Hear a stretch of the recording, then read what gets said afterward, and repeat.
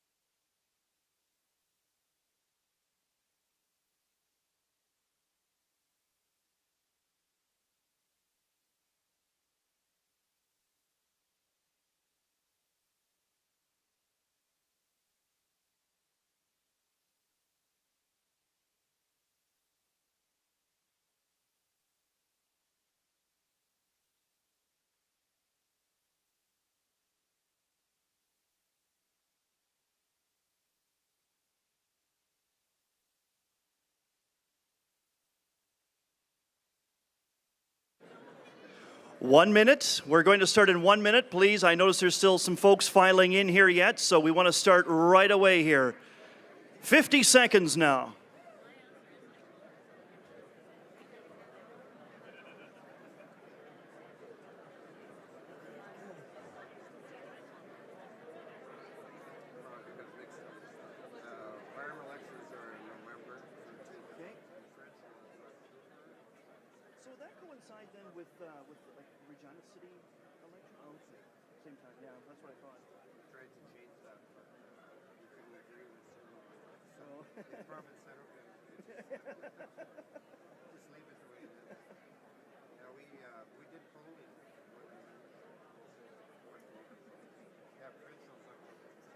Okay.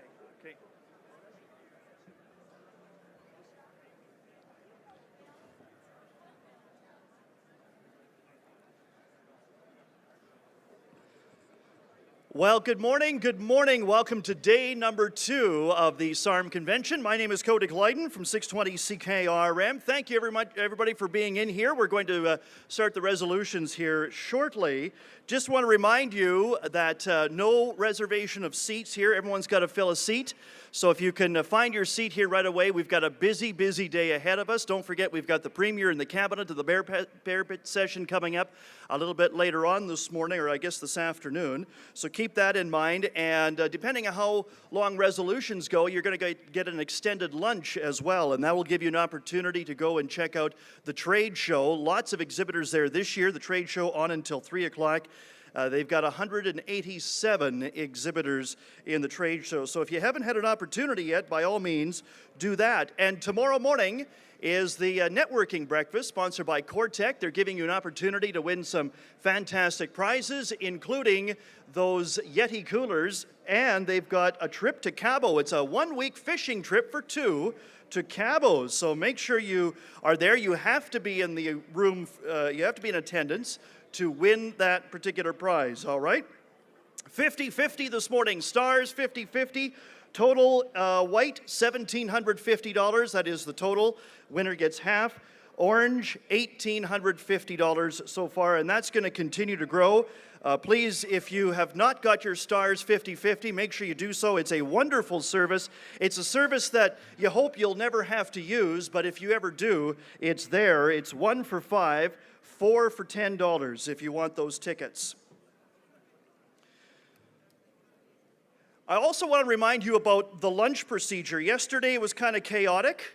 So this time around, today, we do have members of REAL that will coordinate the tables. So when it comes time for lunch, please don't just rush to the tables, to the buffet tables.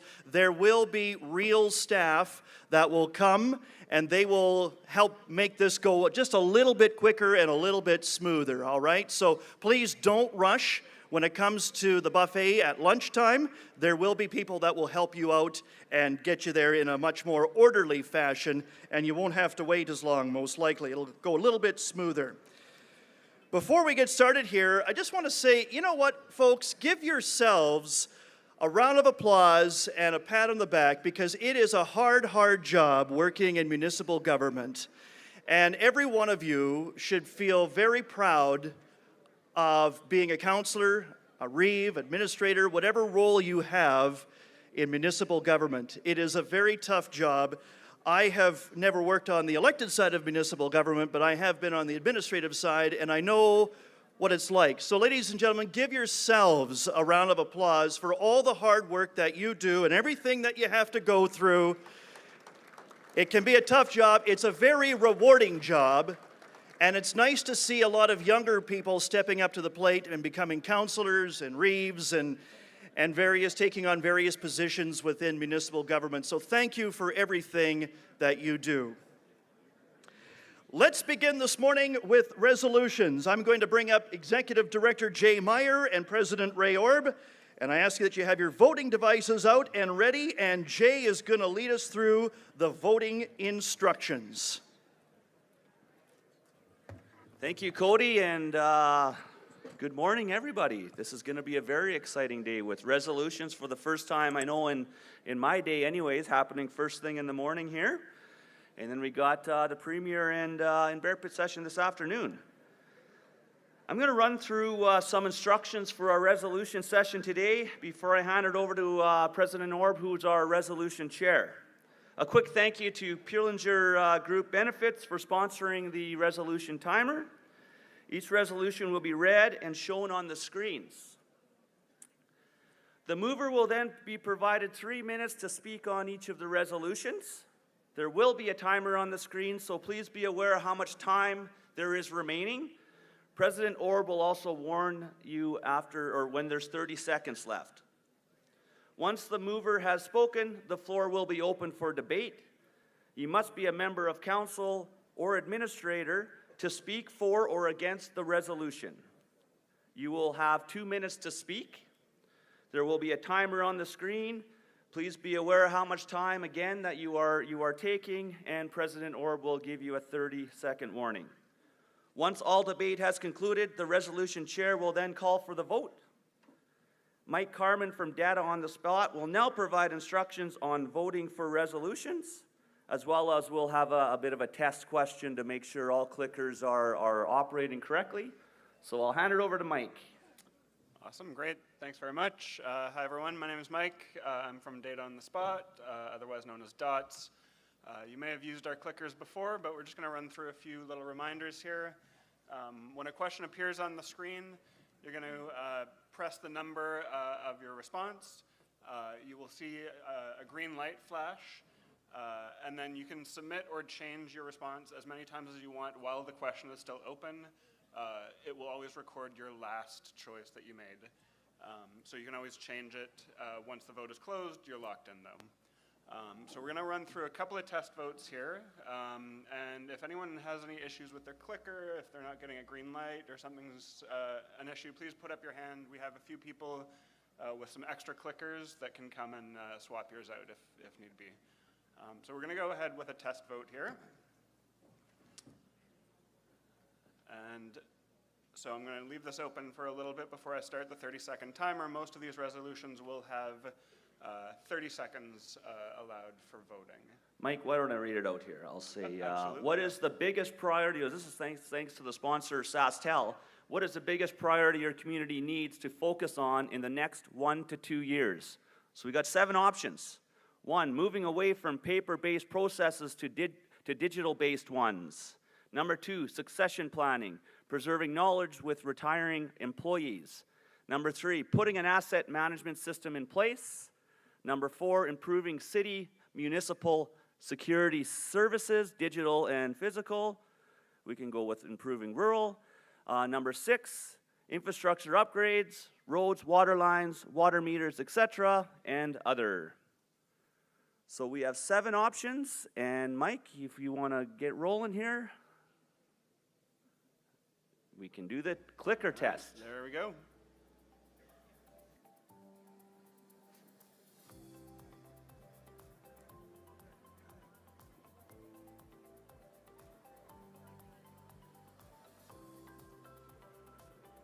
Can you see if there's any hands being raised?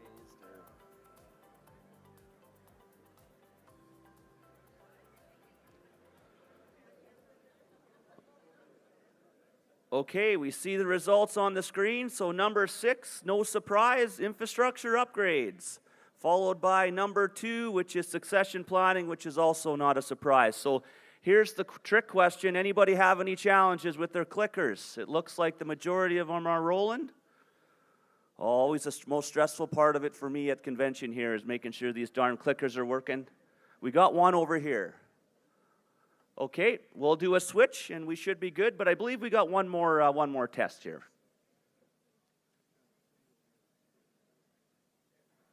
Just bear with us.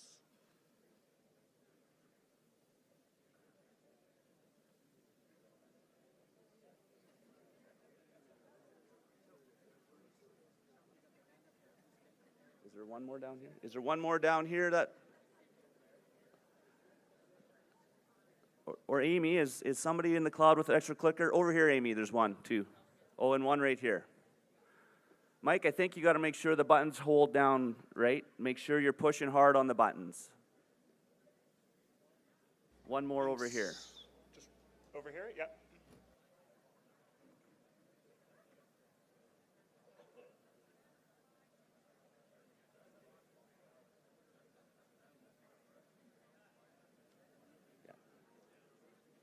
Yeah, you bet. One more over here, and then we'll get into the question.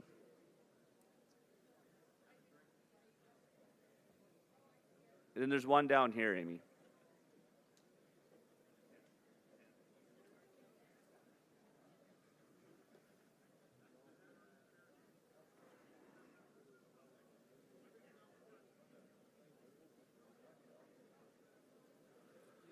Okay, and about pretty quick here, Mike. We should be able to, I believe we have one more question, then we'll get into the regular session.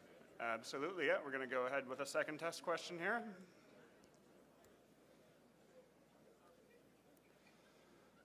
Number 2, thanks to SaskTel, what precautions have you taken to protect your rural municipality's information from cyber criminals?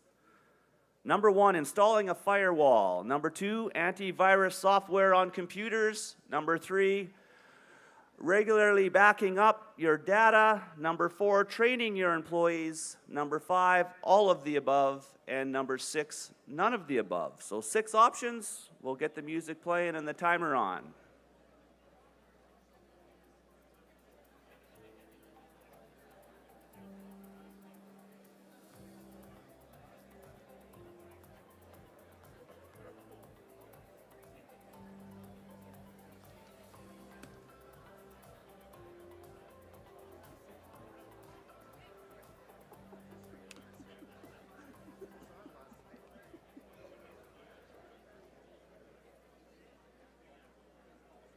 Okay, big win was number 5, all of the above. Okay, that's also good. We're very knowledgeable on it. Alrighty then, we will go into the regular resolution session. I'll call up our President Ray Orb, who will chair the session today. Thank you, everybody. Okay, thank you, Jay. Good morning, everyone. Pleased again to serve as the chair of the resolution session. I just want to mention that there is a resolutions committee, and if you are here today, you're on the committee, please stand. Resolutions committee with representation from each of the 6 SARM divisions. Its chair is Bill Huber, Arm of Lipton, number 217. It's also SARM VP. Do you want to stand, Bill? Division 1, Aaron Kiesik, Arm of Telemet, number 216. Division 2, Giselle Robertstad, Arm of Chaplain, number 164. Division 3, Darren Steinley, Arm of Excelsior, number 166. Division 4, Harvey Milanowicz, Arm of Sliding Hills, number 273. Division 5, Wendy Trask, Arm of Corman Park, number 344. And Division 6, Leslie Clark, Arm of Parkdale, number 498. Thank you very much for being on that committee. Okay. Thank you. Okay, our first order of business will be motion to appoint parliamentarians for this resolution session. I am pleased to introduce to my right Adrian Toth and Mike Morris from the SARM Legal Department. And I would ask that someone move that we appoint Adrian and Mike as parliamentarians. And I welcome a mover for this resolution. Anyone like to move that? 35? Okay, do you want to speak to it? Are you okay? Okay, you waive the right to speak. Okay, I'll call for the question. Do you support this motion? All in favor, you can use your clickers now. Vote 1 if you're in favor, or 2 if you're opposed.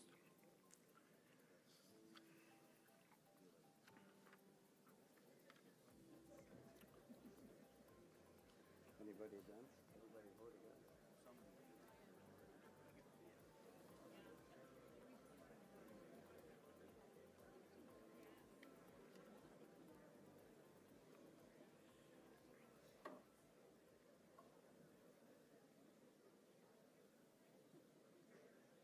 Okay, 95% in favor. That's carried.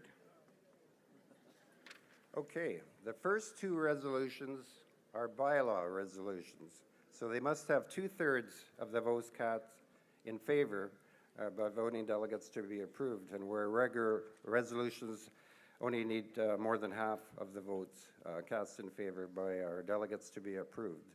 So I'll ask the readers to my left to please read resolution number 1.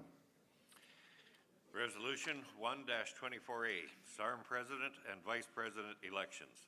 RM of Val Marie, number 17, is the submitting RM, and RM of Mancota, number 45.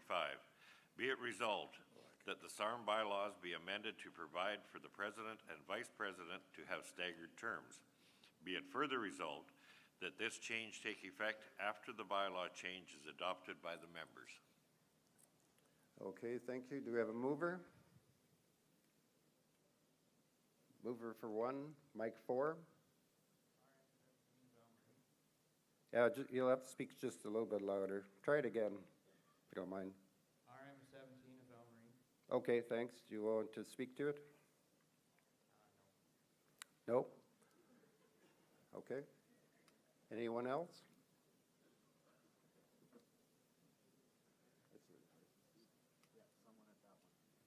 Which number? Okay, number 4. Is there someone else there? There's somebody standing there, but we're not sure if they want to speak to it or not. I'll just ask one more time, is there anyone else? Okay, I'll call for the question. All right, you can vote now. 1 if you're in favor, or 2 if you're opposed.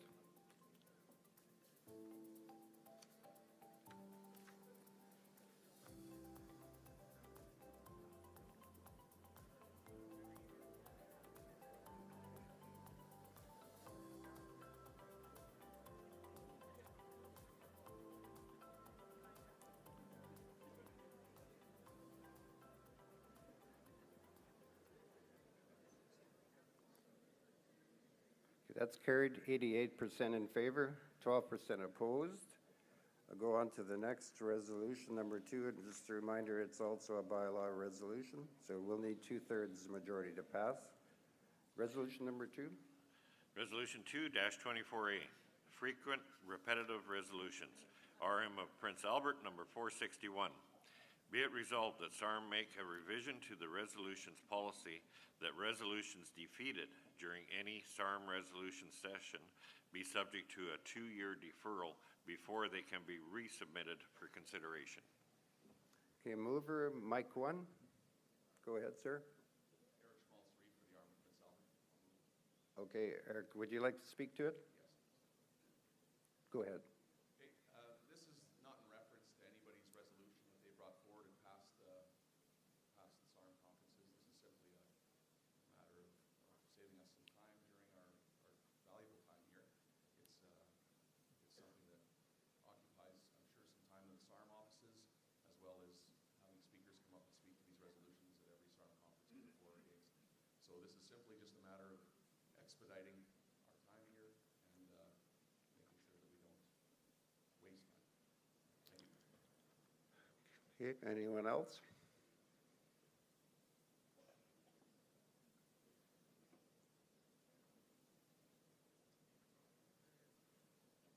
Okay, number 2. Yep, go ahead. Mike 2, go ahead.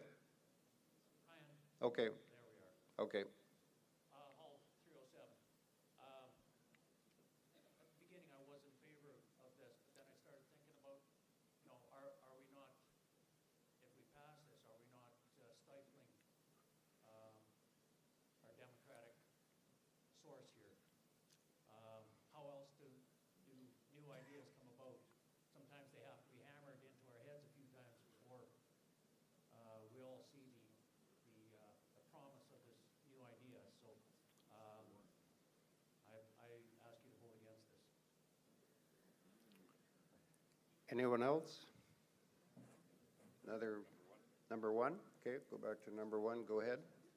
Taylor with the RM of 213 Salto. I think we'd like to speak against this motion. We've always valued resolutions as the guiding principle for SARM for years, and I think it's a very transparent way of membership knowing what directions are giving to the SARM board. So I think we should defeat this. Some other organizations take the resolutions and group them status quo, and it doesn't take that much time to go through resolution. I can remember in the past, as some of you do, that we had up to 60 resolutions, and we used to read all the whereases as well. So I think what we're doing now should remain the same. Thank you. Okay, I'll go to Mike 4. Ivan Costley, oh, you can hear me, okay, thank you. Ivan Costley, RM 102, and I concur with it that this resolution should be defeated. Your resolutions are your democratic right to get a problem fixed. And if you can't get the problem fixed quickly by reintroducing a resolution, sometimes it doesn't sound that good the first time you hear it, but after you think about it, the second time you hear it, you think, yeah, I better get on side. So that's my comment. Thank you.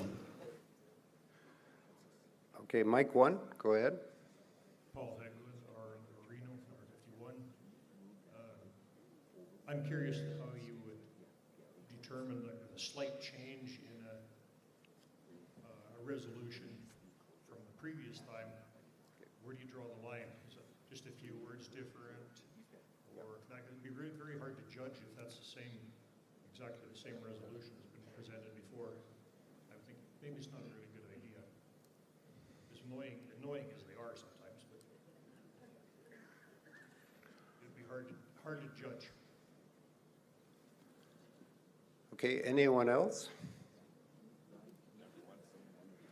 Okay, we're gonna go back to 1. Okay, go ahead. Ryan Scragg, RM Guard River 490. It looks like we're going to defeat this, but I would urge you to pass it. Otherwise, we will probably see it at the midterm convention again in the fall. Okay, anyone else?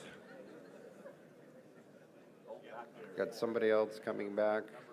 That's Mike number 4.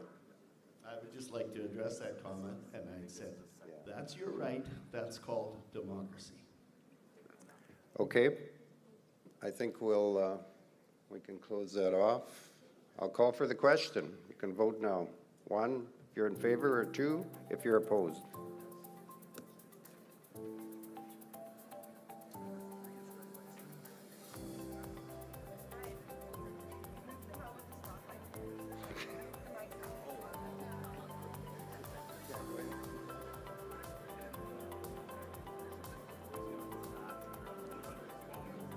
That's fine. That's fine. That one.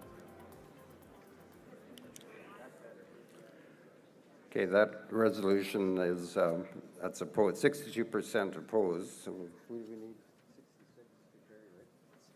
It was opposed, though. Yeah, it's lost. Okay. We'll go on to number 3. Okay. Resolution 3-24A, mandatory convention lunch. RM of Arlington, number 79, RM of Cooley, number 136, RM of Clintworth, number 230, RM of Happy Land, number 231, submitting RM, RM of Deer Forks, number 232, and RM of Orkney, number 244.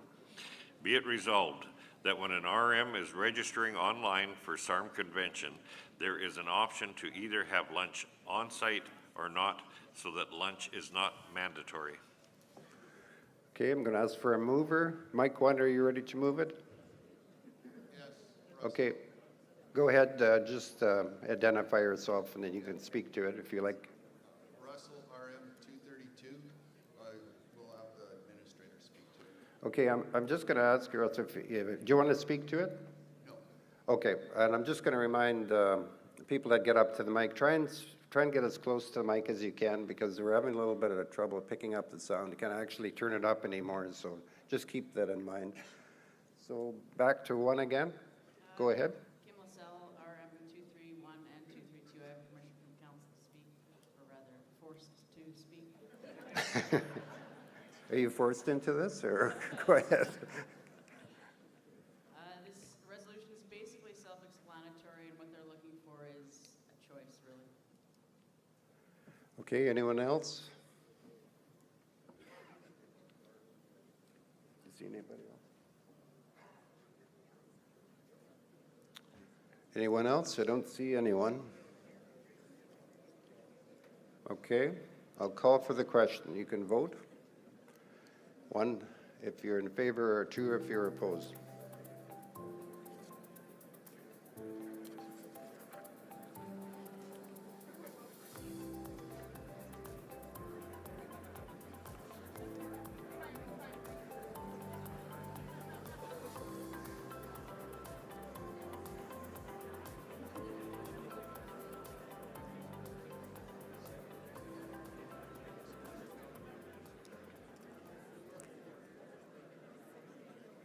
Okay, that resolution is carried. 70% in favor and 30% opposed. Okay, resolution number 4. Resolution number 4-24A, SARM to and extend an invitation to APAS to present in the main hall at all SARM conventions. RM of Golden West number 95, RM of Fillmore number 96, submitting RM of Wellington number 95. Be it resolved that Agricultural Producers Association of Saskatchewan be invited to present an update at every SARM convention. Okay, mover, someone at mic 3, you're ready to move it? Yep, RM Fillmore, number 96. Okay, do you like to speak to it? Go ahead. Yes, please. Today we address a resolution highlighting the vital role of agriculture in our region and the need for closer collaboration with the Agricultural Producers Association of Saskatchewan. Our resolution stems from recognizing agriculture as a cornerstone of our economy and social fabric, contributing significantly to our municipal tax base. If passed, this resolution will enhance collaboration between our municipalities and APAS, ensuring better informed decision-making for all members. It empowers us to advocate more effectively for our farmers, ranchers, and rural stakeholders. Our municipality has actively supported this resolution, engaging with APAS and seeking input from local farmers to ensure their voices are represented, and we encourage other municipalities to do the same. Through this resolution, we aim to establish a consistent platform for APAS updates at every SARM convention, fostering inclusive decision-making and enhancing the prosperity of rural Saskatchewan. I humbly urge you to support this resolution, emphasizing the importance of collaboration with APAS in securing the future of our agricultural sector in rural communities. Thank you. Anyone else?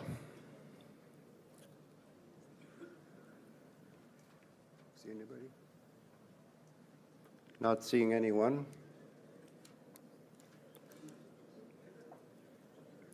Okay, I'll call for the question. You can vote. 1 if you're in favor, or 2 if you're opposed.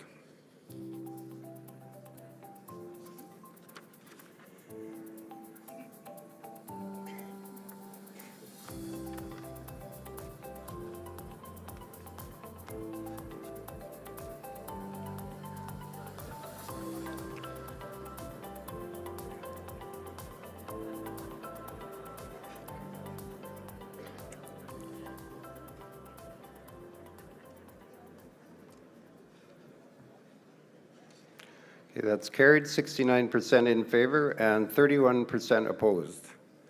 Resolution number 5. Resolution number 5-24A, carbon dioxide, CO2.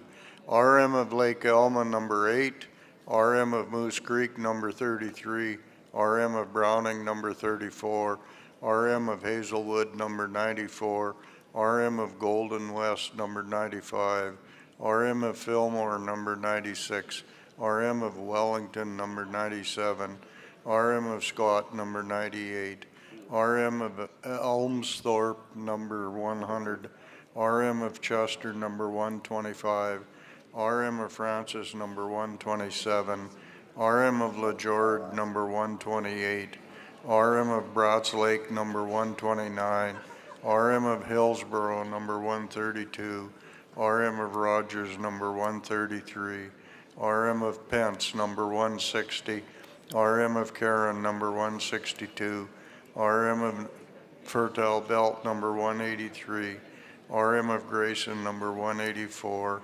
RM of McLeod number 185, RM of Abernathy, number 186, RM of Tulimet, number 216, submitting RM, RM of Lipton, number 217, RM of Cupar, number 218, RM of Long Laketon, number 219, RM of Sarnia, number 221, RM of Ituna Bonacord, number 246, RM of Touchwood, number 248, RM of Lost Mountain Valley, number 250, RM of Mount Hope, number 279.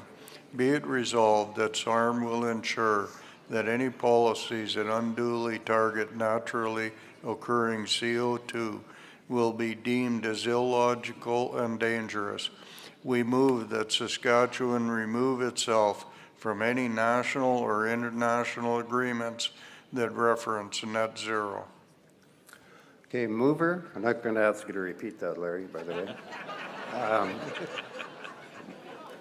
Mover, Mike 3, are you going to move it? Yes, I am. Okay, if you like to, you can identify yourself, please, and then you can speak. Jay Dixon, RM 216, Tellymet. Okay, go ahead. Carbon dioxide is a critical component of photosynthesis and subsequently for the existence of animal and human life. For the creation of net zero emissions, CO2 is being attacked. The policies that need to be implemented to achieve net zero have proven to be both ineffective and financially destructive to our industry. Council wants to raise awareness of the unfair potential downfalls passed onto all ag producers. Okay, anyone else like to speak to it? Is there one on 4? Number 4? Okay, go ahead, number 4. RM 250, Almago.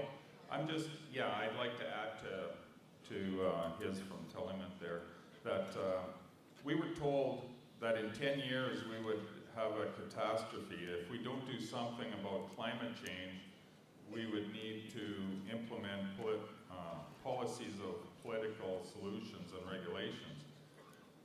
Before climate change, we had things like global warming. In 10 years, our polar ice caps would melt. The sea levels would rise. Al Gore's movie, The Inconvenient Truth, should have been renamed The Inconvenient Lie. Before that, it was net zero. Before that, it was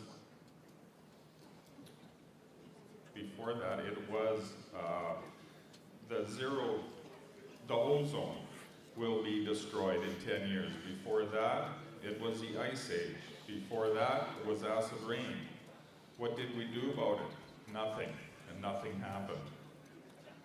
Predicting climate change is one of the most complex systems on Earth with thousands of inputs, many of which we don't fully understand.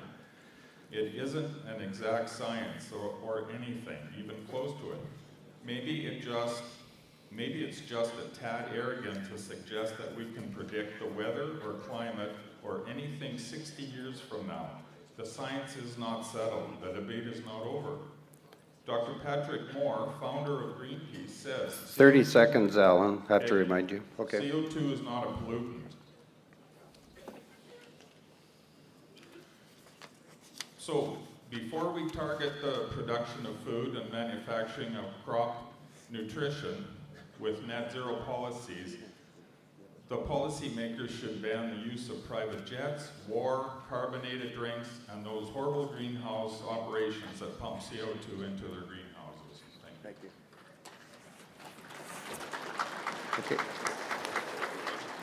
Okay, Mike 1, go ahead. John Wagner, the RM of Piapot.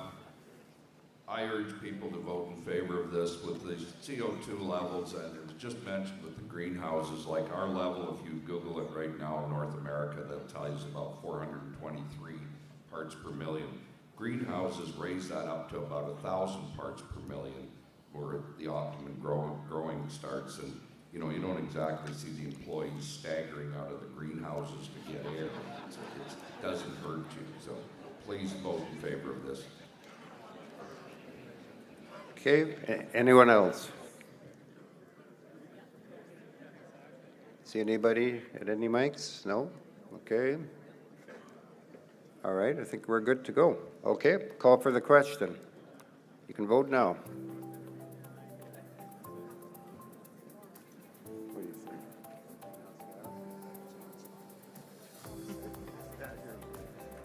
like.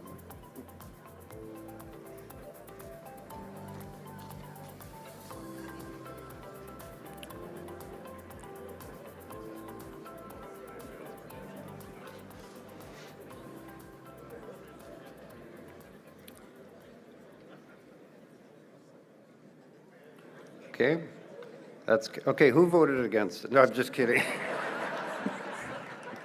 95% in favor, 20, yeah, sorry, the 5% was opposed. So, okay, thank you, and we'll go to number 6.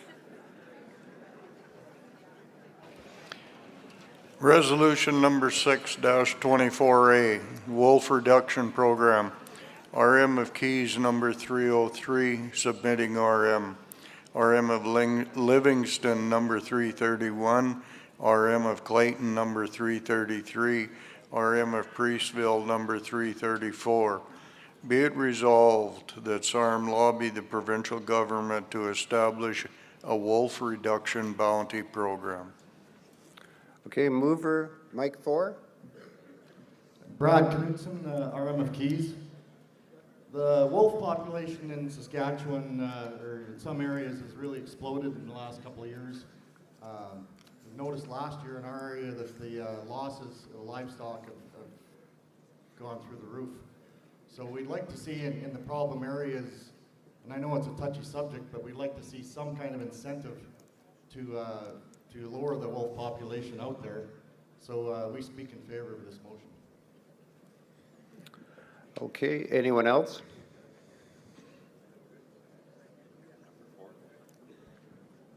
Okay.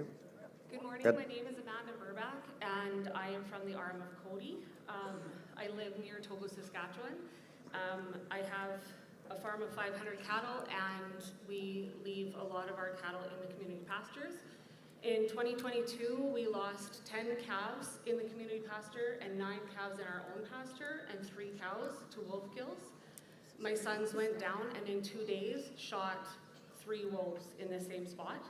And last year in 2023, the Calder Togo Grazing Inc. lost 31 calves to wolf kills.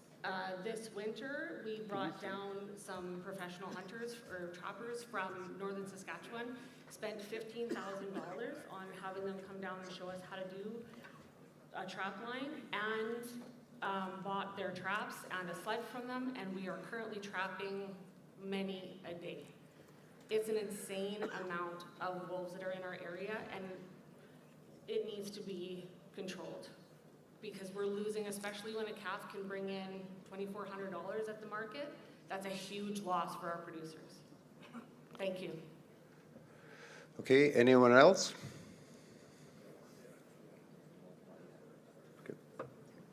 Okay, I think we're good to go. Anybody else? Yeah, I'm here. Number 4 again? Yeah. Go ahead. Go ahead. Ivan Costley, RM 102. I'm not being funny here, and I do mean this. We've got a wolf problem. We've got a deer problem. We've got a coyote problem. Hell, we're going to have a pig problem pretty soon. What else? We got basically, there's no hunters left because of regulation. Regulation is definitely the problem. It's what's got us here. Abbott's got a very good idea down there where he, the illegal immigrants, he took and bused them to other communities so that they could get an idea that there was a problem. I watch a lot of shows on these wild pigs, and they make these ingenious traps for trapping wild pigs that could very easily trap wolves, coyotes, whatever. And honestly, I think the only way you're going to solve this is to start trapping these animals, put them in a trailer, drop them off on the doorstep of Montreal or Ottawa, and let them fucking deal with them. Yep.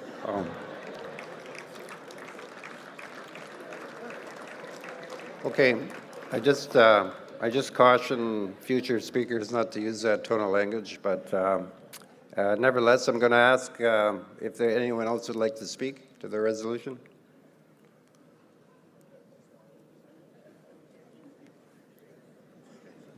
Okay, we're good to go. All right. I'll ask you to vote. You can vote now.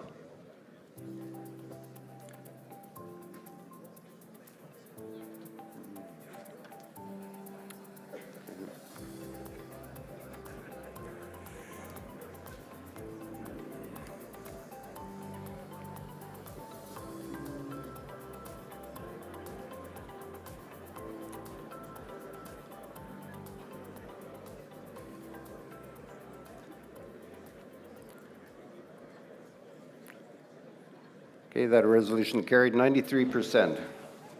Okay, we'll go on to number 7. Resolution 7-24A, livestock loss due to wolves compensation.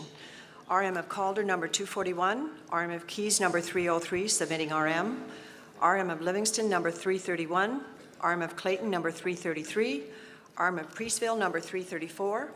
Be it resolved that SARM lobbies Saskatchewan Crop Insurance to review the criteria of the claim on how farmers are paid out for livestock losses through predation compensation claims, can better compensate claimants for missing livestock due to predation.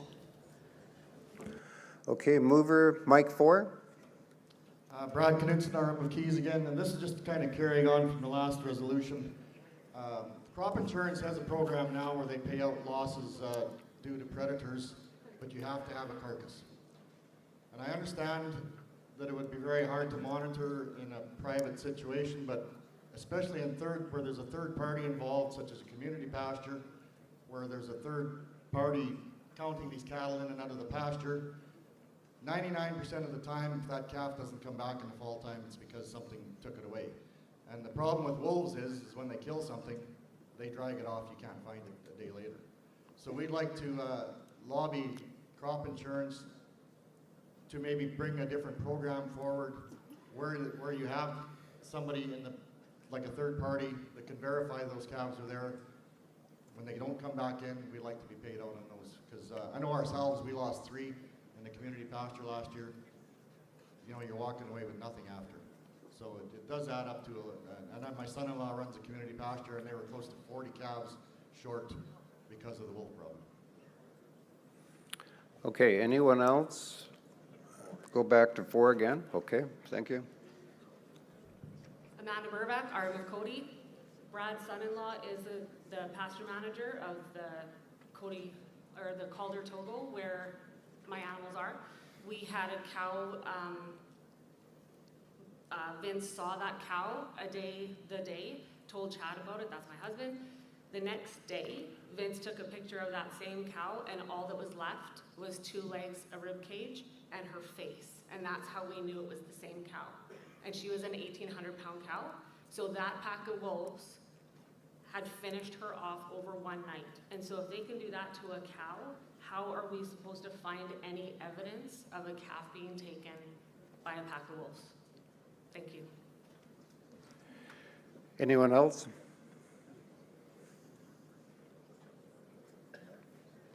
No, not seeing any? Okay. All right, then I'll call for the question. You can vote. 1 if you're in favor, or 2 if you're opposed.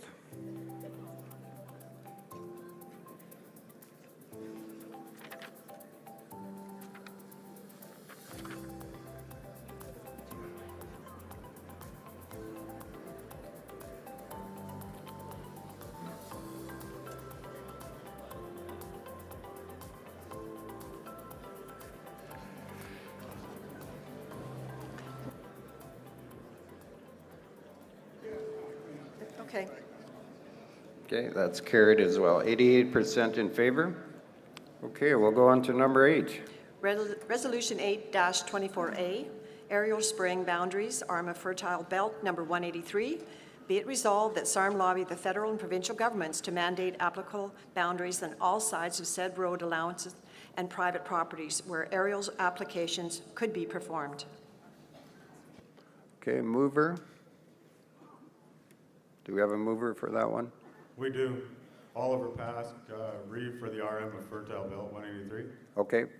Yep, if you'd like to speak, go ahead. I will. The purpose of this resolution is to begin to put some process in place around aerial spraying. It's a result of a situation that occurred in our RM late in the fall of 2022. A farmer hired an aerial applicator to spray Roundup to desiccate some canola, and spray drift damaged several yard sites and tree borders around the yards, but also damaged several miles of roadway on the RM. We actually had an agricultural agronomist come out and sort of assess the situation, but the problem was that, first of all, you don't know anything that this has happened until the following summer. And when you start to look at the regulations, there's very little that specifies sort of rules around what's supposed to be done in situations like this. I mean, the farmer obviously, you know, regrets it, apologizes, but says that he basically hired the applicator, and that they made the decision about when to spray and all these kinds of things. So of course, you know, we're in a situation where we have you know, multiple property owners that are pretty unhappy, and when, you know, the more we look into this, there's nothing really that they can do about it other than take the applicator to court, which you can imagine how that goes and costs a lot of money. And if you've read the aerial spraying guidelines, there's very little for them to work with. So in most situations, farmers in our area will run around with a ground sprayer, a couple rounds for borders. And in this situation, for various reasons, it wasn't done that way. So this is the purpose of this resolution is to start looking at putting some guidelines around that. Okay, going to number 2. Is someone at 2? Okay. Go ahead. We'll have to start the timer. We missed it last time, I think. Okay, go ahead, Norm. Hull 307. It's not just aerial that we have to deal with. In Saskatchewan, we as farmers, we're the only ones in Canada that don't need a sprayer application license. And I'm not sure about how many other RMs, but I know there's a few around Elfrost where it's the land sprayers too, and it's the farmers that are spraying ditches and damaging yard sites as well. So I know it's not pertaining directly to this resolution, but we need to be thinking about that too as we move forward. But I encourage you to support this resolution. Okay, Mike 1. Go ahead. Olin Carls, RM at 39. I have a question. Is it not illegal for planes to spray Roundup already? I'll maybe refer that question back to the mover. Do you want to speak to that? Mike 4. Sure, I can. It's not illegal to use Roundup with aerial applications at all. And I guess that's probably the only answer to the question. I could start to give you maybe a little bit more, but if you look at look on the aerial spraying application website in Saskatchewan, there's very little regulation there at all. About the only rules that are an actual regulation is what's written on the chemical container. And the chemical container for Roundup does not say that there must be a boundary. Okay, I'll go to Mike 3. Can you hear me? Yeah. Yeah, go ahead. David Greenwood, Armour Park, number 344. I would like to speak against this. I encourage the fellow people here in the room that do you really want the federal and provincial governments mandating applicable boundaries on spraying for anything? Are they going to leave it just an aerial, or are they going to look at other types of spraying and cause problems, which they typically do? So I think this will open a door that you don't want to open. Thank you.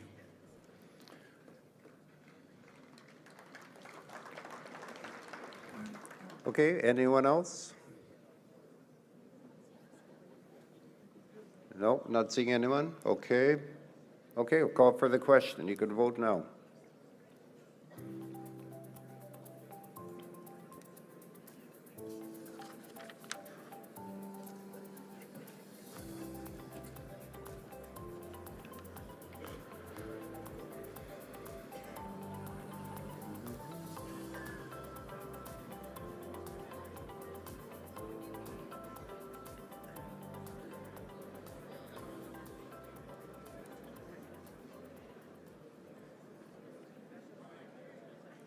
Okay, that resolution is lost. 71% opposed.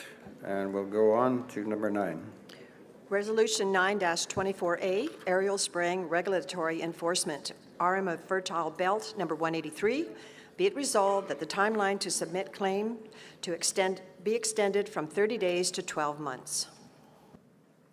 Mover number 4.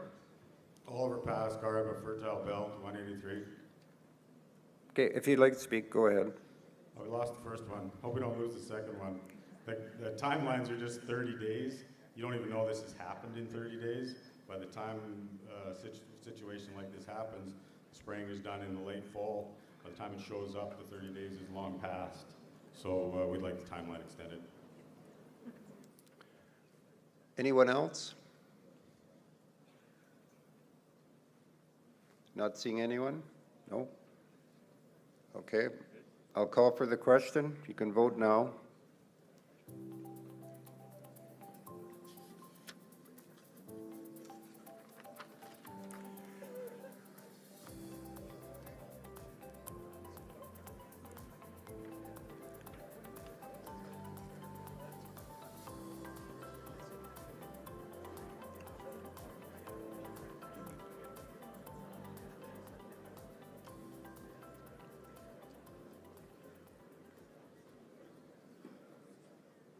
That resolution is carried, 72%. Resolution number 10, please. Resolution 10-24A, Regulations and Policies Regarding Chemical Spray Drift, RM of Shellbrook, number 493. Be it resolved that SARM lobby the Ministry of Agriculture to review and update regulations and policies regarding agriculture or other chemical spray drift and publicize the act/regulations adequately to inform the public and businesses of regulations related to organic farming and bee operations involving aerial spray, spraying at night, both ground and air, and to strengthen penalties for violations, including suspension of licenses. Okay, mover Mike 2. Derwin Jolson, RM of Shellbrook, 493. Okay, would you like to speak to it? No, that's fine. It's fairly self-explanatory. Okay, anyone else?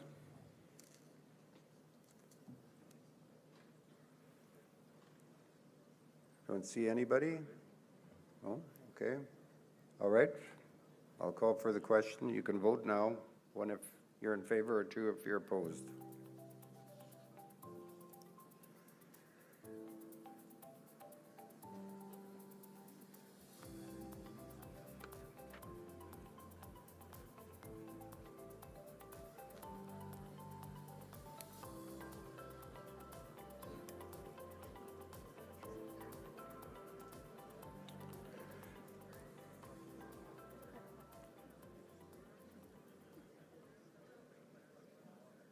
That resolution is carried, 56% in favor. Okay, resolution number 11. Okay, Resolution 11-24A, Local Emergency Declaration Removal of 7-Day Renewal Process, RM of Lorburn, number 254. Be it resolved that SARM lobby the provincial government to amend the renewal term of a local emergency declaration so it doesn't need to be renewed at the end of 7 days, as the local authority determines if an emergency no longer exists. Be it further resolved that SARM lobby the provincial government to amend the local emergencies declaration so that it is in effect until the local authority determines that the emergency no longer exists. Okay, Mike 3, you're going to move it? Yes. Okay, you could go ahead and speak to it, sir. Okay. Brad Norsch, RM of Lorburn. Last year it was fairly evident early on that the drought was going to continue, and so the council felt that we needed to submit this application. But because it is expiring every 7 days, we wanted to continue to resubmit it until the drought was either over or the programming was communicated from the government. So it was on the onus of the office to keep doing it every 7 days, and we just felt that was took too much time for them. So we just would like it so that once we feel that it was over, we could remove it ourselves. Okay, anyone else?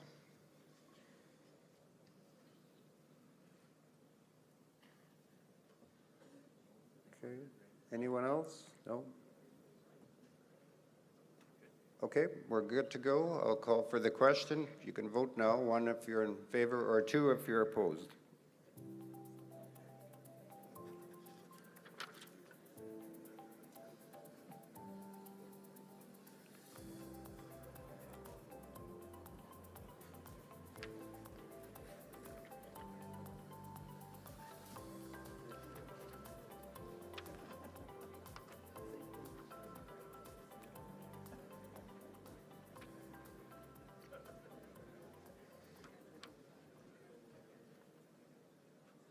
That resolution carried. 89% in favor.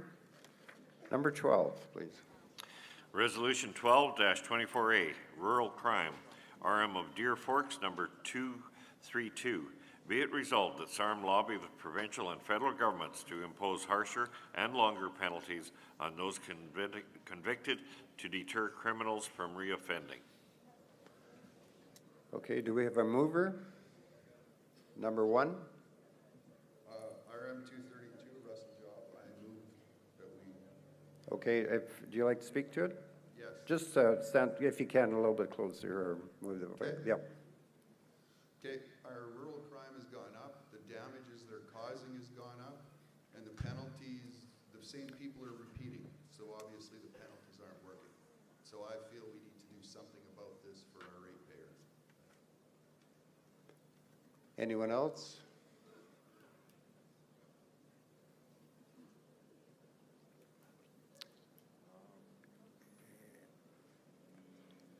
Anyone else? We're back. Roland Carls, Back to 1. Okay, go ahead. RM 39. We have to push the whole justice system. It needs a major overhaul. This catch and release thing is just ridiculous. We even got catch and release mouse traps in the hardware now. Everything's catch and release.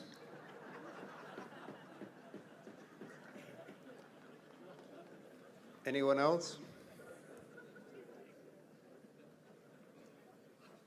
No? Good to go? Are we good to go? Okay, no one else, so I'll call for the question. You can vote now.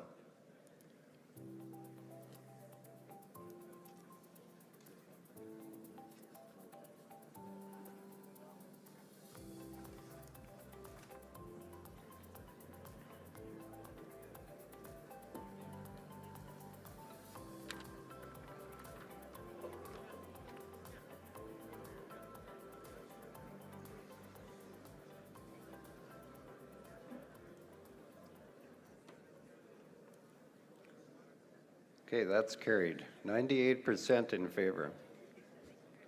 Okay, we'll go to number 13. Resolution 13-24A, rail crossing apportionment of costs, RM of Key West, number 70.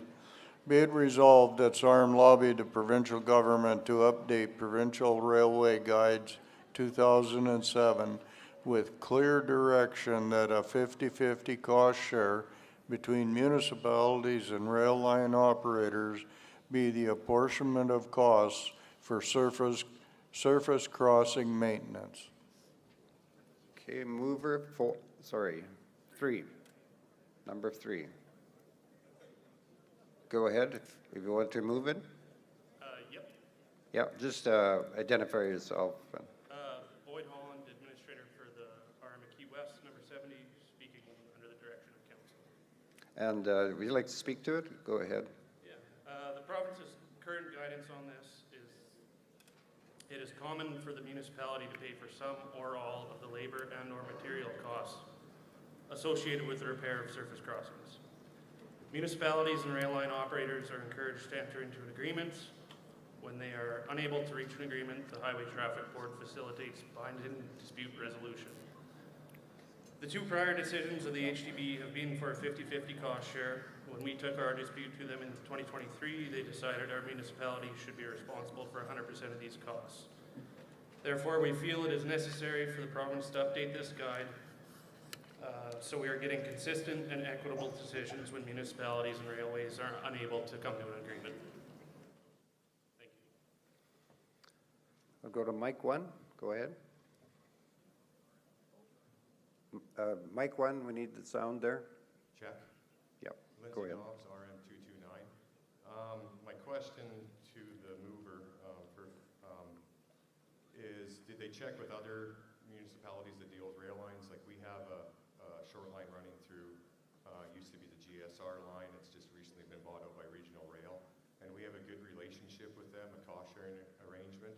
And if what they request is something mandatory, we may, I don't know, other RMs may end up paying more because of their problem. So I oppose this and hope everyone else does as well.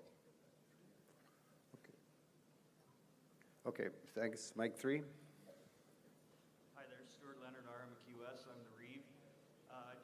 track history, we have about 14 crossings within our RM. So I think we get a little concerned if they come and the highway traffic's deem them unsafe, and they say we need to do 10 crossings at $8,000 a crack. It really affects our budget, and a little bit, we had an agreement. It was a shoreline. We wanted to make it successful. Now they're becoming a business and gaining profit, and I don't think we need to incur all these 100% costs within our RM. So. Okay, I'm going to ask if anyone else would like to speak to it.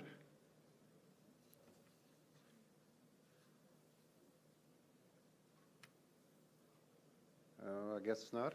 So, we're good to go. Okay, we'll call for the question. You can vote now.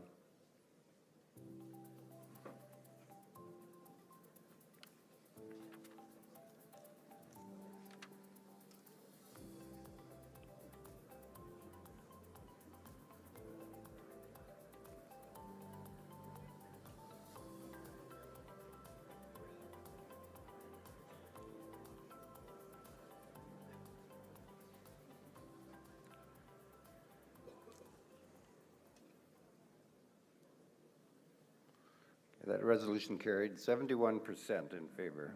Okay, number 14. Resolution number 14-24A, Rural Integrated Roads for Growth Program, RM of Corman Park, number 344.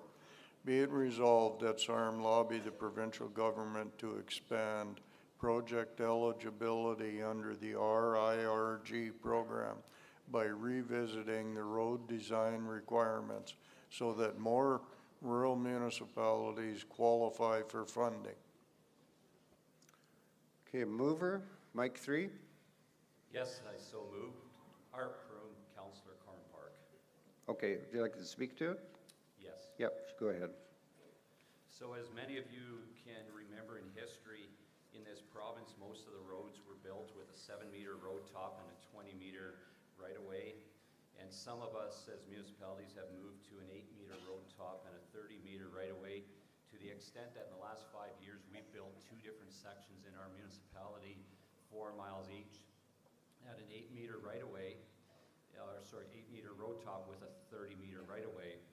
Yes, these roads suit us extremely well, and the specifications as you find today under the policy to go to an 8.6-meter road top and a 42-meter right-of-way has made it that, frankly, the financial impact to the tenders that we're receiving on these RFPs overrides the benefit of receiving the maximum $500,000 grant money that we can receive. So there's absolutely no benefit to us. And we also feel compelled to state that if the road tops have to start getting to that width or greater, the whole issue should become a Ministry of Highways issue. So for these reasons today, we seek your support that the policy needs to be slightly changed there on points B and C so that more of us as municipalities can qualify for funding. Thank you. Anyone else? Anyone else like to speak? Oh, I had, okay, we'll go to 4 and then we'll go to 1. Number 4? Yes, Larry Parrott, Reeve, 154. I guess I rise to speak against this motion. Not that I disagree with some of the comments, but right now under the RIG program, we've got a little over 30,000 miles of roads that do meet that class 2, 3, and 4. By adding class 6 and 7s into this, that's about another 130,000 miles. The problem with the program is that right now with the funding that we have, only about 65% of the applications that are submitted right now have enough funding to be approved, and under the bridges we're about 45%. So I think the bigger issue here is we need to look at the whole funding structure for the RIG program and lobby to have adequate funding for it, because my concern with this motion is we're going to add a tremendous amount of, totally about 80% of the road structure we have in the province into the funding of this program, totally diluting it when it's not sufficient right now as it is for the roads that do follow the criteria. So I think we've got a bigger issue here, and I totally agree with the last comment from the mover that this needs to be more of a looking at it from a highways and the whole infrastructure system, that we need to go back and revisit this whole program. It's been in place for almost 20 years, and when you look at this province and where 30 we're looking at seconds. going, 30 seconds. I think there's an opportunity here to revisit and try to come up with a bigger, longer-term plan that really meets the needs of the province and the infrastructure that we're wrestling with. Mike 1, go ahead. Black from the RMF Area Valley. This resolution pretty much mirrors one that we had passed last fall at the interim convention. We've got a lot of problems that we don't have a road in our municipality would fit within the criteria that it's presently in place. I don't disagree with what Larry said, but at the same time, if we can't have roads that qualify, what's the point of having the program? But our main contention with it is the road top. I think we suggested 8 meters, but the big killer for us is to go to the 42-foot right away. We're gonna have to go and buy extra property, move fences. Now we've got power blinds, power poles, and cables within the existing right of way. So our contention was, let's do this, but let's leave the existing right of way as it is, so we don't have to go and buy land that, why do we need a wider right of way, taking property away off fields from the farmer? It just doesn't make any sense. We're not going to use that wide right of way anyway. So I think the whole policy has to be revisited. I certainly agree with that. Thank you. Anyone else? Number 3, okay, we'll go to 3. Yes, we made this motion before, and it's all based on the 42 meter right of way. That makes it just about impossible to do in places where you are in heavy residential development. We applied, we got the grant, but the amount we got wasn't even going to cover the cost of what it was going to cost us to buy the additional land to meet that right of way. It made absolutely no sense. I'm going to just have to ask you to identify yourself. I'm 345 Leonard June of the Reeve. Okay, thanks. Okay. Anyone else? Back to 3. Back to 3 again. Okay. Go ahead on number 3 there.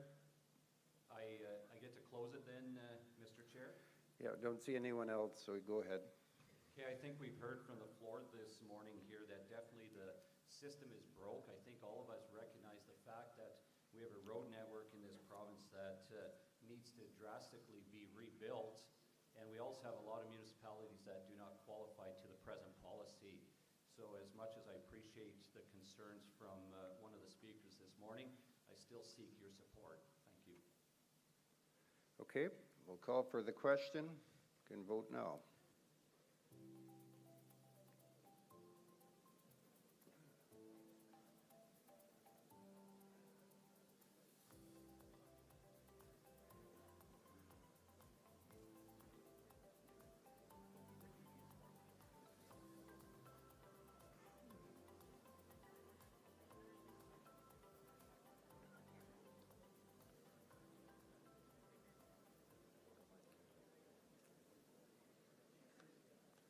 That resolution carried 65%. We'll go to number 15. Resolution 15-24A, commercial and farming 5-axle vehicle requirement, RM of Lake Lenore, number 399. Be it resolved that SARM lobby the provincial government and Saskatchewan government insurance to require any commercial or farming vehicles, 5 axles and over, to have a company name, address, and phone number provided in clear view on the doors of the vehicle in the event that they need to be contacted by an official of the municipality. Okay, mover, Mike 4, you ready to move it? Mark Schemenauer, 399 Lake Lenore. Okay, would you like to speak to it? Go ahead. RRM has manufacturing and gravel within, which brings trucks from long distances. We have a road maintenance agreement by law, but compliance has been low.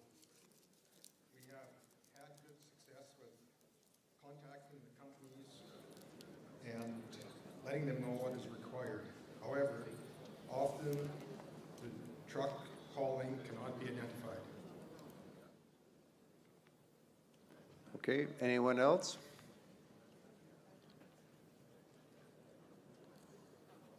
Don't see anyone else? Okay. I'll call for the question and then you can vote. 1 in favor or 2 opposed.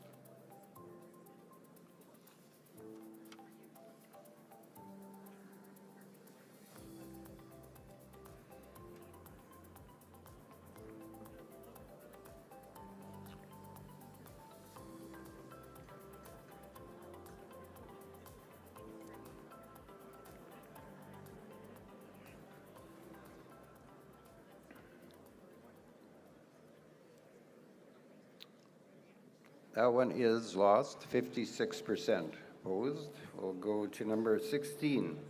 Resolution 16-24A, fair and reasonable taxation of SaskPower property, RM of Estevan, number 5. Be it resolved that SARM lobby SaskPower to have the Power Corporation Act and the policy amended or repealed to the extent necessary to allow the RM the ability to tax and or receive GIL for the real property owned by SaskPower within the RM, particularly as it relates to current real property not utilized for the mining of coal. Okay, mover, Mike 3. Yes, good morning. James Trobert, Councillor, RM of Estevan, number 5. Okay, would you like to speak? Go ahead. Yes, it would. Sir. Thank you. So, as a resolution states, a large portion of RRM is covered and owned by SaskPower. And sometimes we refer to ourselves as the RM of SaskPower. And of course, the current legislation as it stands prohibits SaskPower from paying taxes as it is a Crown Corporation. And Crown Investment Corporation policy as well extends that to say that anything used for the intent or power producing also will not be paid the grant in lieu. And the grant in lieu in any event is usually a very, very small portion of what taxes otherwise would be. So what has brought this home to us, of course, as you probably all know, is the edict that by 2030 they want to close down our 2 coal-fired power plants. We're going to be left with a bunch of land.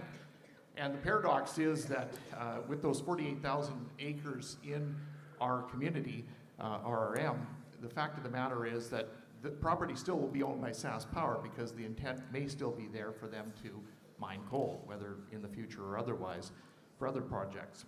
The other thing we're finding, of course, is the 100 megawatt solar project that has recently been announced is not being put on SaskPower land. Rather, SaskPower went and acquired land at 2.5 times the value and used good fertile land to put their 100 megawatt solar project on. And again, it's very likely that we will not get taxation for that project either. Moreover, there's also a switching station that they bought additional property, so despite having 48,000 acres of land in RRM, we're going to see very, very little return to that. So when looking at that, when you look at the assessment for the land that SaskPower has in RRM, it could equate to about $1.4 million of lost taxation revenue. If we lose the 2 coal-fired power plants, our revenue is going to be reduced by 1/3, which will be well over $1 million. So SaskPower has always maintained that we don't pay taxes because we provide so much other benefits to our area, such as the employment and donations and all the other stuff that they laud. But unfortunately, again, we're caught in the middle of having this land and having SaskPower in our backyard. And by 2030, if everything goes according to plan, we won't even have the benefit of the power generation. And for those of you who say that, well, if we have SaskPower pay taxes, our power is going to go up. Well, it's going up anyway. To replace the generation of the 2 coal-fired power plants, there's going to be SMRs, there's going to be importation of power from the United States and other provinces. And so the likelihood is it is going up.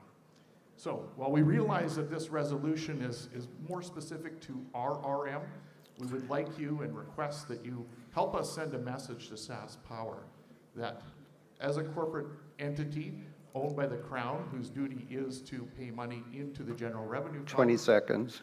we should be able to tax it just like any other corporation for profit because those benefits go to the general revenue, and we're left with all the stuff to deal with in terms of the road. So thank you very much.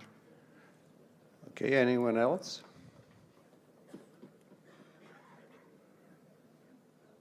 Not seeing anyone? Okay.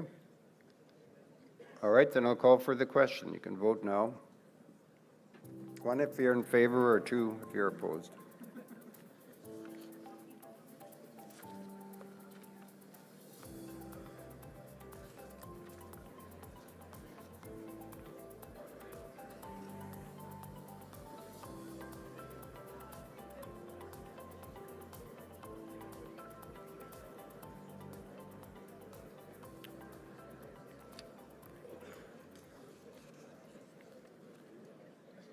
That resolution carried, 86% in favor. Resolution number 17. Resolution 17-24A, deterrent for breaches of bylaws. RM of Golden West number 95, RM of Orkney number 244, RM of Emerald number 277, submitting RM. Be it resolved that the Municipalities Act be amended to allow RMs by official motion to levy fines/liability notices against individuals and landowners who have breached bylaws which prevent alteration to road allowances without a permit. Be it further resolved that if such a fine is not paid, that it be added legally to taxes of the landowner without securing a court order. Okay, mover, Mike 1. Morris Karkachuk, RM 277. Okay, Morris, would you like to speak to it? Absolutely. Sure. The present Municipalities Act does not permit RMs to fine individuals for breaches of bylaws, in this case, road bylaws, where they're not permitted to alter road surfaces without permission. Also, there are damages done to roads like removal of trees without permission, spraying, which damages the grasslands, and or cultivation of road allowance that cannot be determined as a cost. Without going to court at extensive expenditures, we did that on one of our bylaws for $8,000 for a bunch of chickens. But that was the reality of the situation. In this case, if we don't act or the ministry does not come up with changes in the policies for RMs to fine individuals, it will become anarchy, and we have lost control. If your RM has all these wonderful people and they're not damaging your roads, send them our way, please. We have issues where people have gone and taken trees out, and they don't care what's going to happen to them. So I would urge the ministry, in the next year, the minister did indicate that there'll be changes to the act, that this is the time to allow RMs some more authority, because right now, without going to court, we're in grave difficulty. So I would urge everyone to please consider, we need more authority to get this thing done. Okay, anyone else? Gentleman going there, Mike 1. Oh, you're just going to sit down, eh? Okay. Anyone else like to speak to this? I don't see anyone. Okay, call for the question. You can vote now.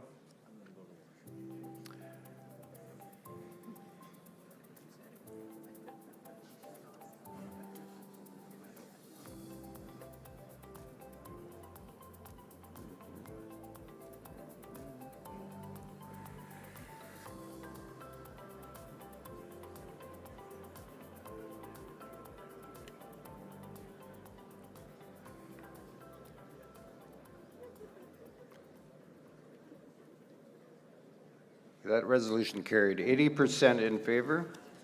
Number 18, please. Resolution 18-24A, Canada Community Building Fund Program, RM of Vanscoy number 345. Be it resolved that due to the critical importance of water resources and the potential benefits to the community, SARM lobby the federal and provincial governments to include raw water projects under the eligible project categories for the Canada Community Building Fund Program. Okay, mover number 3. Yes, Leonard Juniper, RM of Mansquay 345. This is about water, which there's a drastic shortage of it here the last couple of days for some reason, but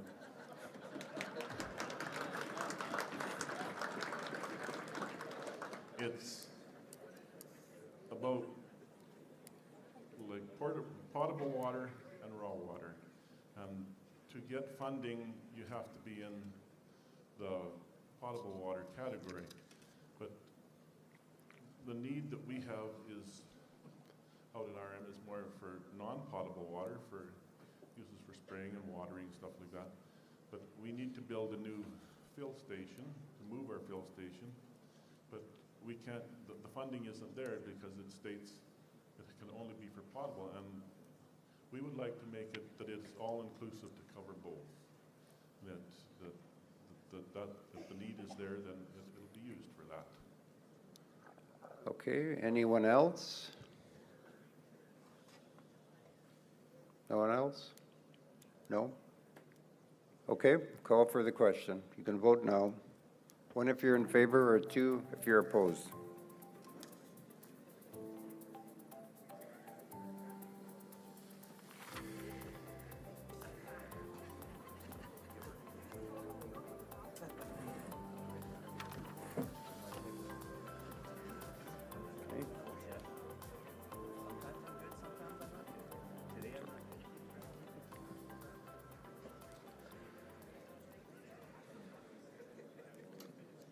Okay, that's carried, 89%.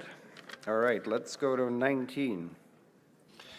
Resolution 19-24A, abandoned buildings and yard sites. RM of Newcomb, number 260. Be it resolved that SARM lobby the provincial government to provide funding and/or relax environmental regulations specifically to help alleviate the costs to municipalities and ratepayers in cleaning up abandoned or derelict buildings and yard sites. Okay, mover, Mike 3. Lorna Richardson, Division 5, RM 260. Okay, if you'd like to speak to it, go ahead. I'm just, ma'am, trying to get close you can. I know it's maybe an issue, but go ahead. You're fairly short, but why am I saying that? I have to be careful of that one. Go ahead. Yeah. Recently, the RM received a letter from executors of an estate stating they were not going to pay any more property taxes and they were releasing the property back to the municipality, rather than it being subjected to tax enforcement proceedings. This resolution is intended to assist all municipal governments, as many are faced with similar challenges. The intended outcome is increased funding or relaxed regulations to allow the cleanup of these hazardous yard sites and buildings.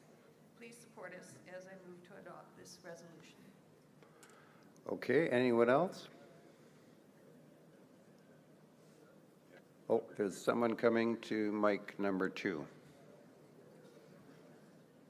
Hildebrand, RM 181. Just as a refresher, this exact motion was passed and carried in both SARM and SUMA 2 years ago. Okay, anyone else?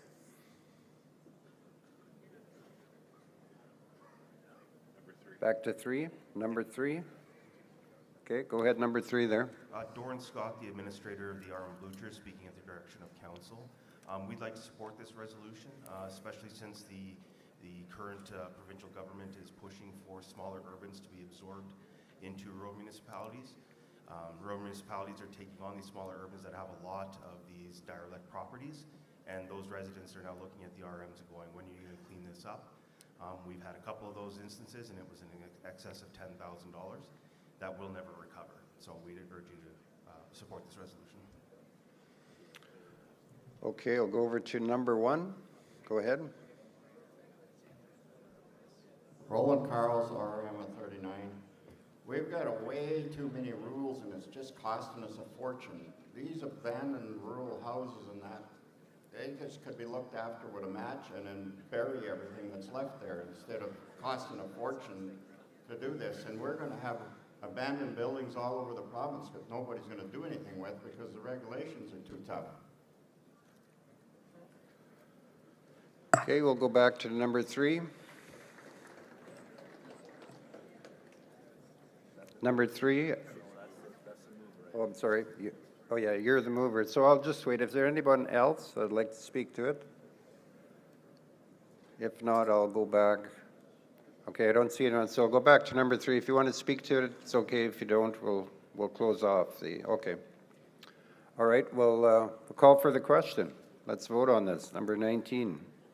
1 if you're in favor, or 2 if you're opposed.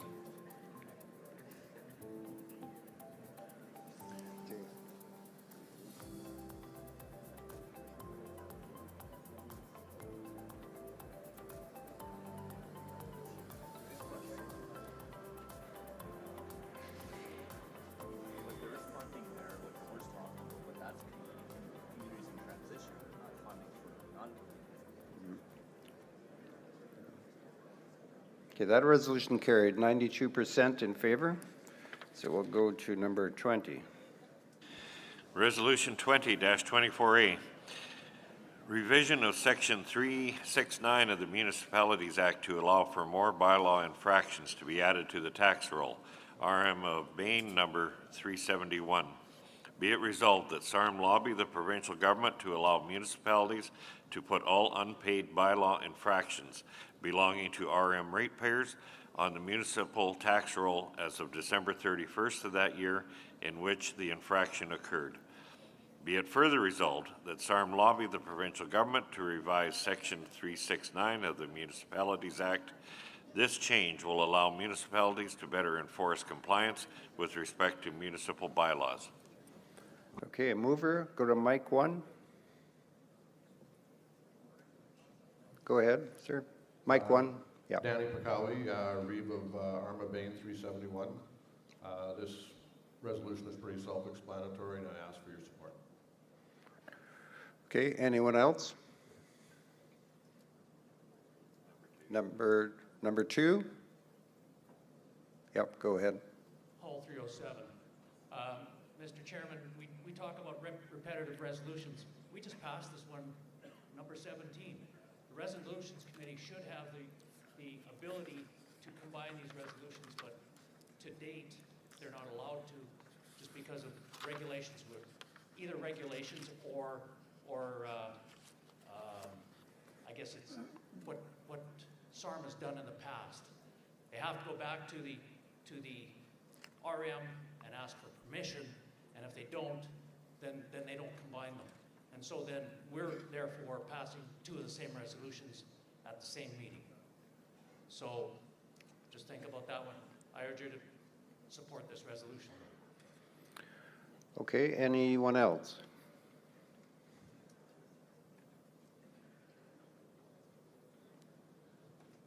No? Okay. No one else wants to speak to it? Okay, we can call for the question. But you can vote now.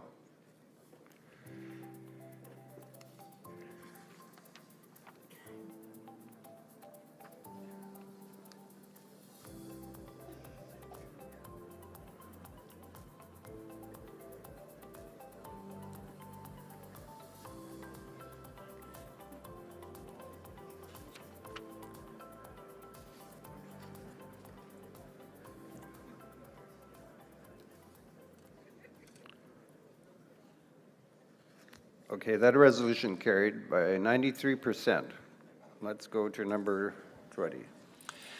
Resolution 21-24A, Bridge Infrastructure Funding, RM of Val Marie, number 17. Be it resolved that SARM lobby the provincial and federal governments for funding of bridge infrastructure to have similar funding ratios, 1/3 provincial, 1/3 federal, 1/3 municipal, that is consistent with other types of municipal infrastructure funding. Okay, a mover for resolution 21, number 4. Go ahead. Tim Christensen, RM number 17. If you'd like to speak to it, go ahead. A few quick points of why we're after more funding. The starting one for me is to be eligible for the ICIP funding. Engineering and whatnot dictates what kind of a bridge is required, and we found this in our case. We've got 1 more bridge to do this year. We did 2 last year. To be eligible, you build these bridges for, in our case, overbuilt, over-engineered. The cost is going through the roof on these bridges. So we're forced, if we choose to use the funding, to go with a much more expensive bridge than we normally would have. And in doing that, other sewer and other programs get the one-third split with the province and the feds and the RM. We're just looking for that equality, not to be discriminated against on these bridges. And I hope that's self-explanatory, that we're headed for support on this. Thank you. Anyone else?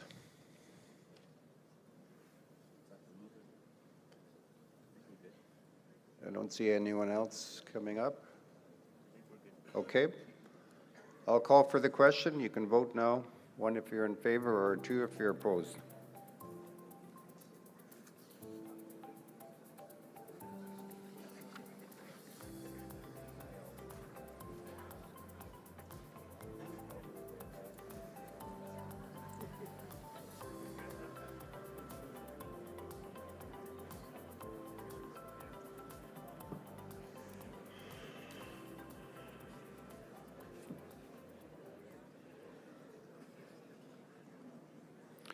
That resolution carried by 98%. Resolution number 22, please.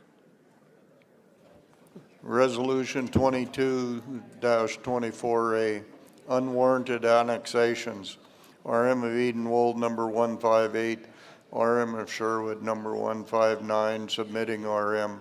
RM of Moose Jaw number 161.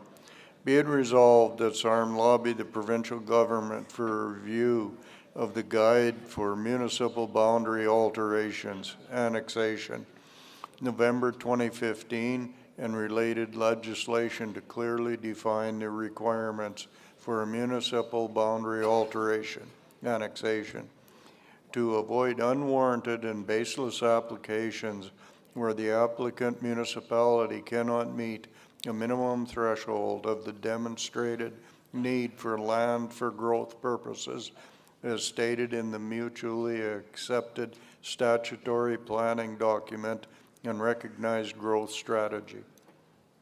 Okay, a mover, Mike 1. Susan Oakman, Paul Reeve of RM Sherwood, number 159. Okay, would you like to speak to it? Sure. So just to be clear, I'm not against boundary alterations or annexation of land. What we're hoping for in this resolution is to refine the details within the guidelines of government relations. We just experienced what we're calling an unwarranted annexation. The RM of Sherwood completely surrounds the city of Regina. Since 2016, we've had numerous signed joint agreements with the city, including an official community plan, regional growth policies, complementary development agreements, all of which should enable collaborative relationships, but these did not stand up during our negotiations. The city felt they needed to annex the land for revenue stream, which would facilitate their shortfalls due to selling the land at a discounted rate. We reached out to government relations during these negotiations and after. Their recommendation to us was to have solid joint agreements in place. What we need now is your support to change the current boundary alteration policy and related legislation. Our intent is to put defined steps in the guidelines and improve the application process for a boundary change. This will help to avert the costly legal battles in an unwarranted annexation challenge. Thank you. Anyone else? Anyone else like to speak to this?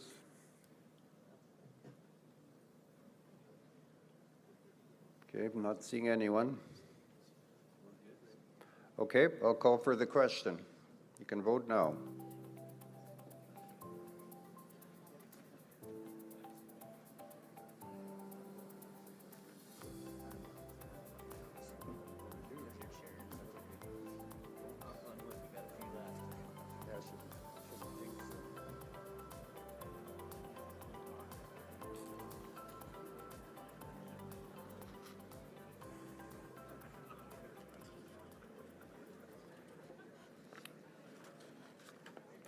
Okay, that resolution carried 92%. Okay, let's do the next one. Number 22. Resolution 23-24A, annexation application timelines. RM of Edenwold number 158, submitting RM. RM of Sherwood number 159. Be it resolved that SARM lobby the provincial government to expand the cooling off period on when similar applications can be heard from 1 year to 3 years, thus preventing a cycle of continuous applications going to the SMB on issues that already have a decision rendered and preventing additional administrative, financial burdens and legal fees incurred by the municipality and the SMB. Okay, mover number 2. Al Trainer, RM People number 158. I'd like to speak to this motion. Okay, go ahead. This motion probably doesn't affect a lot of the RMs here. We are currently having a hostile takeover attempt, basically, of a large amount of developed land, both urban, commercial, and industrial, by a neighboring municipality. This has taken a lot of time and money and resources to go against this attempt annexation, where they're trying to annex developed land that's not for growth. It went to SMB. We won the award from SMB, and it has since been appealed to the Court of King's Bench, and it moved to the appeal court. This whole process has taken over a year, and with the timelines that are currently there, this urban could start the process over even before we have an answer. So we would ask for your support on this for extending the timelines from 1 year to 3 years before a similar annexation can occur. Okay, anyone else? I don't see anyone else. Okay. All right, I'll call for the question. You can vote now.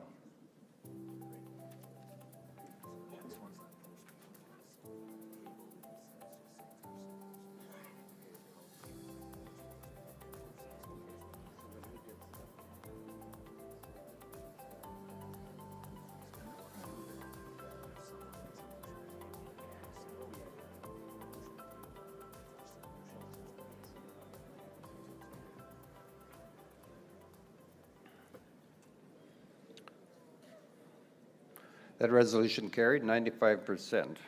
Okay, we'll go on to the next one. 24. Resolution 24-24A, Administrative Best Practices Manual, RM of Mount Hope number 279, RM of Montrose number 315, RM of Viscount number 341, RM of Vanscoy number 345, RM of St. Peter number 369, RM of Lake Lenore number 399, RM of Hoodoo number 401, RM of Rosthern number 403, RM of Invergordon number 430, submitting RM, RM of St. Louis number 431, RM of Birch Hills number 460, RM of Leask number 464, District of Lakeland number 521, RM of Big River number 555. Be it resolved that SARM C to the creation of an administrative best practices manual for utilization by both rural and urban municipal administrators, prepared in conjunction with SUMA, UMass, RMAA, and their respective boards of examiners, Ministry of Government Relations and legal departments. Okay, mover, Mike 1. Yes, Kevin Harestrick, RM of Invergordon, 430. Okay, would you like to speak to it? I will not, but for obvious reasons, our administrator would love to speak to it. Okay, anyone else? Yeah, Courtney Bollier, the administrator for the RM of Invergordon, with permission of council. Okay. This manual would take stressful guesswork out of administrators thinking they might be missing a deadline. It's an ever-changing world for administrators. We saw yesterday new and new requirements coming down, like the violence in the workplace policy that we all need to have in a couple of months, so homework for everybody. You know, this manual allows for capacity to work on actual files, right? It would help council help transition a new administrator into the role, ensures there's no cracks in that foundational tasks or jobs. In our office inspections for certification, each administrator, they might get a different experience, a differing advice. This just helps provide some better guidance. We've all likely got our own notes and checklists, so it's time to pool those resources into one resource that would benefit everyone. The cost could be funded through TSS, which is another joint venture, right? And minor costs to all RMs and urbans would be splitting the balance. We ask for your support in passing this resolution, as it will be such a valuable tool for not just your administrator, but for council and your RM overall. Thank you. Okay. Number 3. Let's go to 3. Hi, Gerald Muller, Councillor RM 494.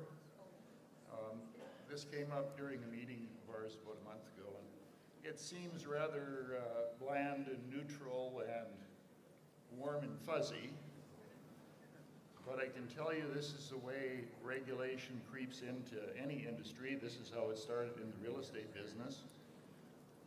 It's to the point now that we're killing way too many trees because what happens is you start off with the best practices manual, and the next thing is the best practices regulation. I can tell you from experience, it's the thin edge of the wedge, and we shouldn't be passing this. Okay, I'll go back to 1 again. Don Taylor with the RM of Salcos number 213. Okay. We're not going to speak to this as for or against, but we suggest that this is a proper resolution that deals with administration, and it should go first through the RMMA convention and have the people involved to vote on that first. So as such, we are moving a motion to postpone. Okay, you're making a motion to postpone, so we'll need some clarification on that. I'm going to ask Mike to speak to that. No? Okay. So just briefly, if a motion to postpone a resolution is passed, consideration of that resolution will be deferred till the next convention. And so there's no discussion, comment, or debate permitted with respect to a motion to postpone a resolution. So the chairperson will now call for a vote on the motion to postpone the resolution. Of course, if it's lost, then the process continues as usual. If it's carried, then the resolution, of course, is postponed. Okay, thank you. That clarifies that. So we can, I'll call a question on the motion to postpone. We'll just get Michael from DOTS. If you can put up yeah, you're on top of it already. There we go. Thank you. Motion to postpone. Okay, I'll call for the question on that motion to postpone. Go ahead, you can vote.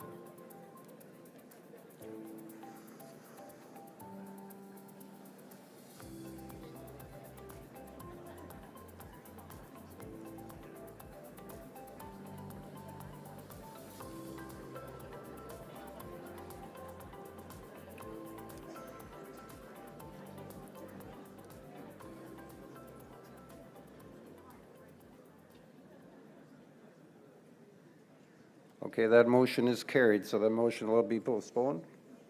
We will carry that resolution on to the midterm convention in the fall. Thank you. Okay, that's passed by 67%, so we'll go on to the next resolution, number 25. Resolution 25-24A, Nurse Practitioners and Saskatchewan International Physician Practice Assessment, CIPA, Trained Physicians in Rural Communities. RM of Oakdale, number 320, RM of Prairiedale, number 321, RM of Grandview, number 349, RM of Turtle River, number 469, RM of Peyton, number 470, RM of Wilton, number 472, RM of Frenchman Butte, number 501, RM of Britannia, number 502, submitting RM. Be it resolved that SARM lobby the provincial government, specifically the Ministry of Health, to expand the utilization of CIPA-trained physicians and nurse practitioners to serve a greater number of rural communities and regions facing critical shortages of family physicians. Be be it further resolved that SARM advocate for these services to be provided in a greater number of regional hospitals away from major urban centers. Okay, we need a mover, so we'll go to Mike 3. Bryson Leganchik, CEO for the RM Britannia, we wish to move. Okay, if you'd like to speak to it, go ahead. The intended outcome of this resolution is to have SARM advocate for underserved rural regions and their regional hospitals that could benefit from increased numbers of CEPA-trained physicians and nurse practitioners.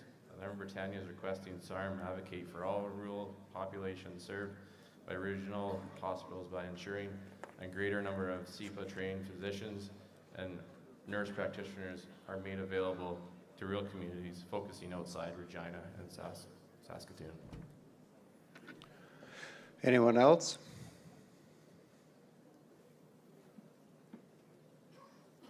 Not seeing anybody? No? Okay, we'll call for the question. You can vote on number 25.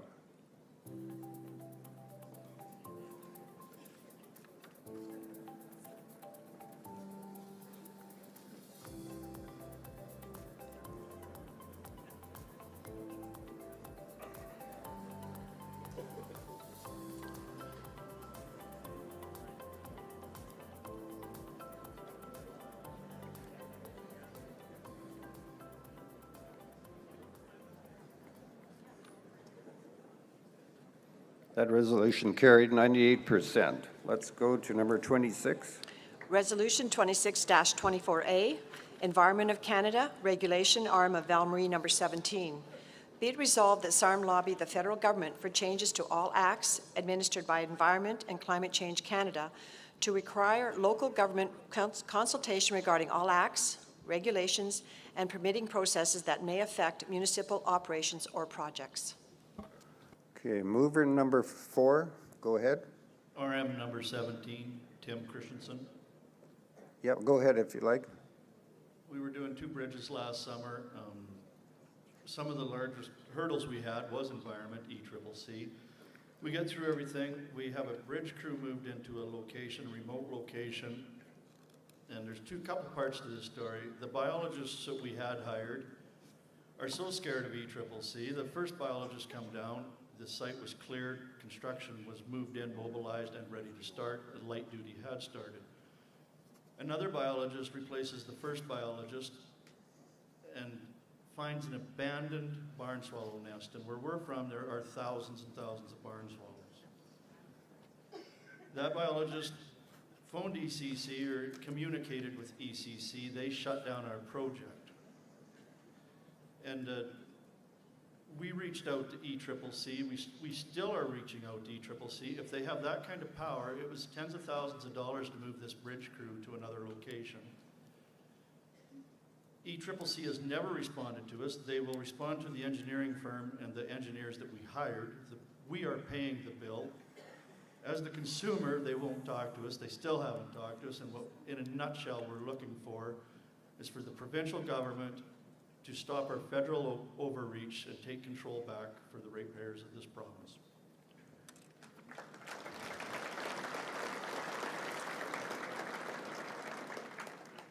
Anyone else?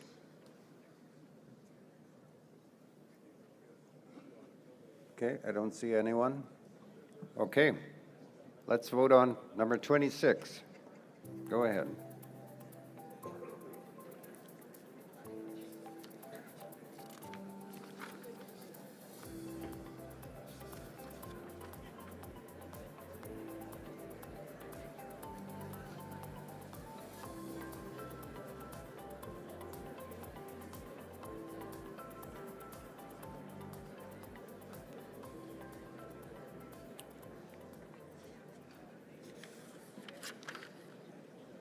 Okay, that resolution carried by 98%.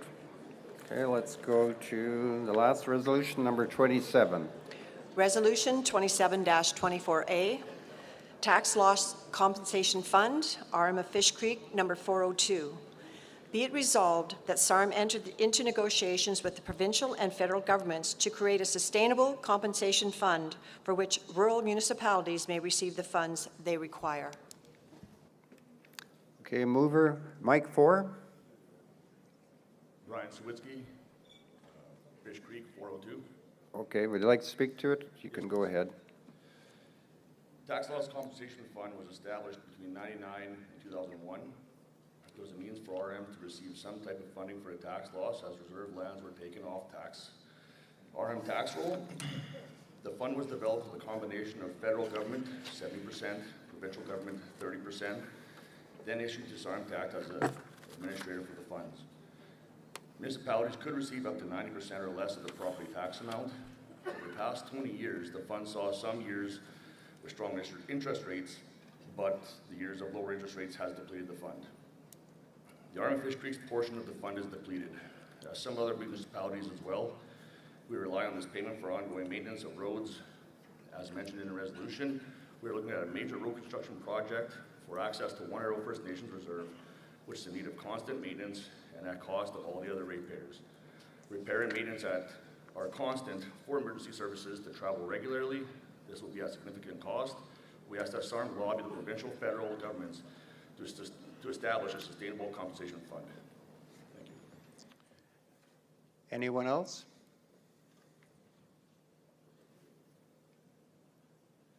Okay, not seeing anyone. Oh, somebody coming to 4, number 4, go ahead. Terrell Hill from RM 497. We have approximately 120 quarter sections that have moved to this status. Some of our quarter sections are not moving from farmland to residential, and our costs are going up, and we have a depleting funds as well. So I would speak for this. Anyone else?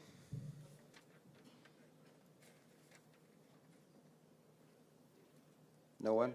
Okay. Not seeing anyone else. Okay, I'll call for the question.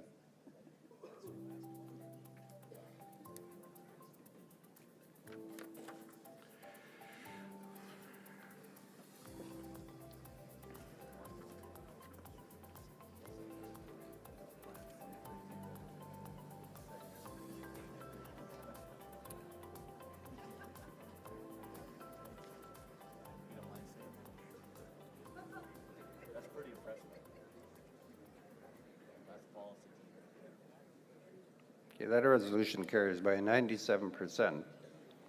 Okay, well, I tell you what, that concludes our resolution session, but I'd just like to mention a thank you for Perlinger Group Benefits for sponsoring the timer clock. And I'd also going to mention that I would like to thank the resolution committee and the SARM staff for all of their hard work on these resolutions and making their clear as possible to our delegates, and I think that speaks to today not having any amendments at all. A very smooth process and good debate, and so they give us more time now to go to the trade show and network. I'm going to call Cody up. I'm not sure if Cody, you still here? There he is. I'll turn it back to you, Cody. Thank you very much, Ray. And boy, that was efficient. Wow. That's, I think, done in record time. If you want to go check out the trade show, you're more than welcome to. Lunch isn't going to be for about another half an hour yet. So if you want to go check out the trade show and see what they've got over there and do a little networking, you're more than welcome to do so. Just a couple of reminders. I do have an update here on the 50-50. For Stars, the orange tickets total up over $2,000, $2,010. And white is $1,900. White tickets, $1,900. So continue to support Stars if you can. 1 for $5, 4 for $10. And I heard somebody say they already wanted to buy the lucky ticket. So, but I think it's still in the pile yet. So you still have an opportunity to win some money. A reminder, you must be here by 1:30 sharp.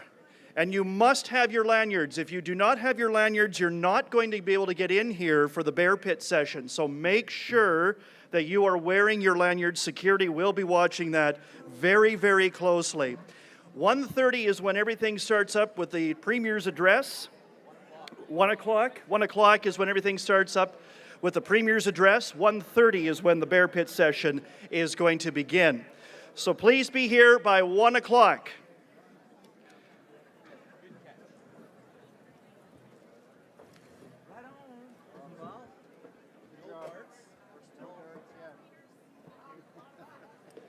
There we go. That's pretty fast, actually. 27.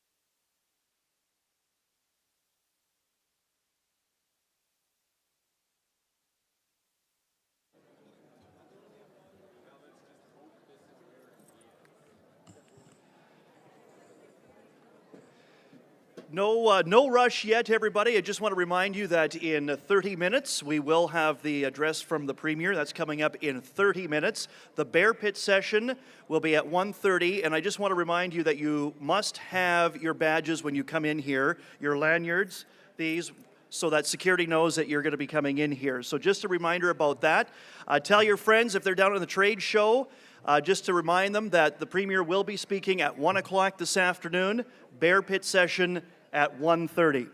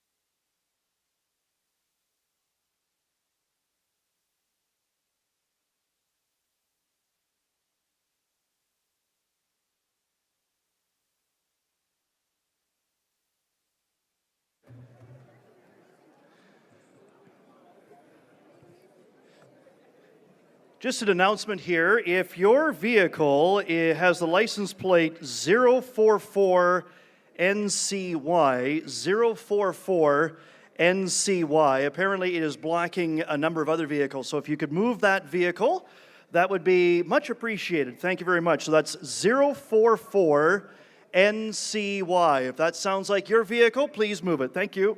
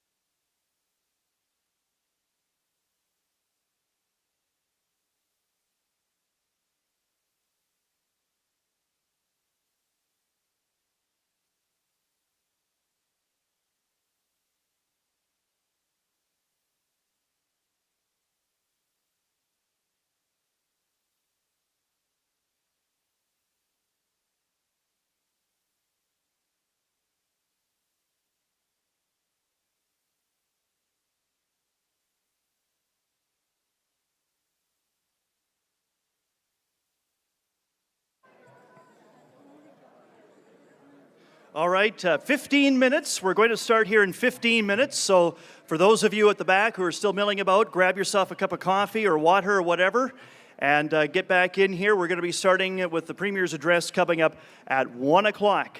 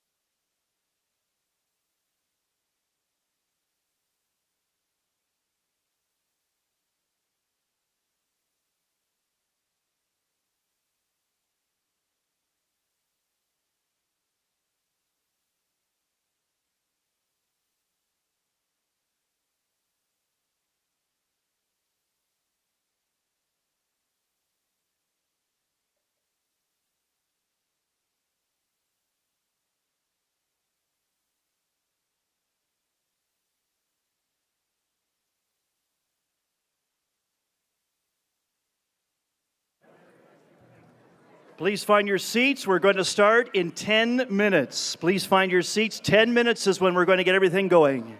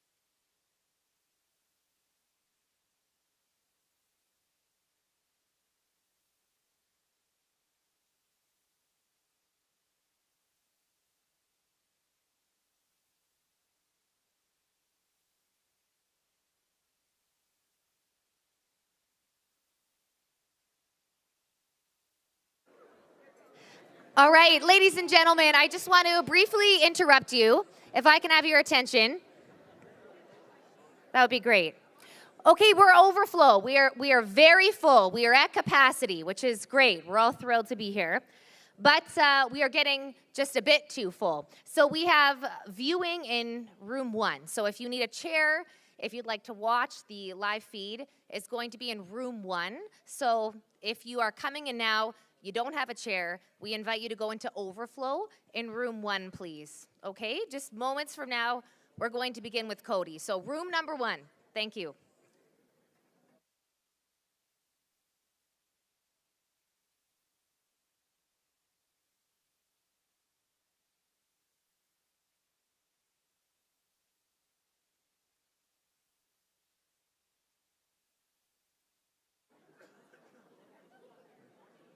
Rusty used her mom voice there. I don't have the mom voice. I'm just going to tell you, though, 5 minutes, coming up in 5 minutes.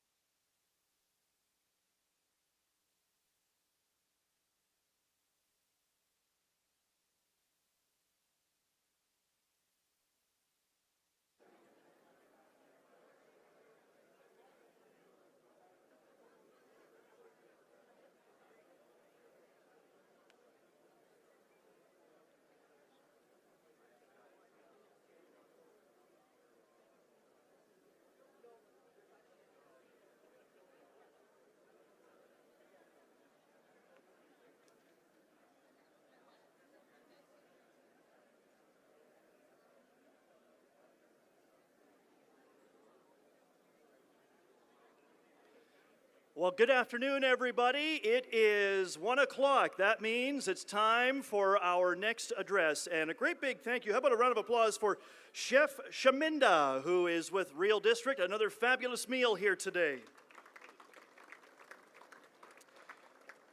A couple of reminders before we get into this this afternoon. The 50-50 is climbing and climbing. At last check, the orange was up over $2,000 total, and white was up over $1,900 total take-home. And again, this is all in support of STARS. It's one of those services that you hope you never have to use, but if you do have to use it, you're glad it's there. It has saved a lot of lives over the last little while, so it's very worthy to support the 50-50 here for STARS. For those of you who are taking pictures and putting them on social media, just a reminder that the social media for Twitter or for SARM here on Twitter is SARM_voice. I don't think anybody calls it X yet. It's still Twitter in my mind. On Facebook, look for SARM, and on LinkedIn, SARM-voice. And of course, there's going to be some live updating as well from the organizers here with SARM. And a great big thank you to our social media sponsor this year, which is the Canadian Association of Petroleum Producers. It is with great honor now I'd like to introduce Ray Orr, President of SARM, to bring greetings and to actually introduce the Premier.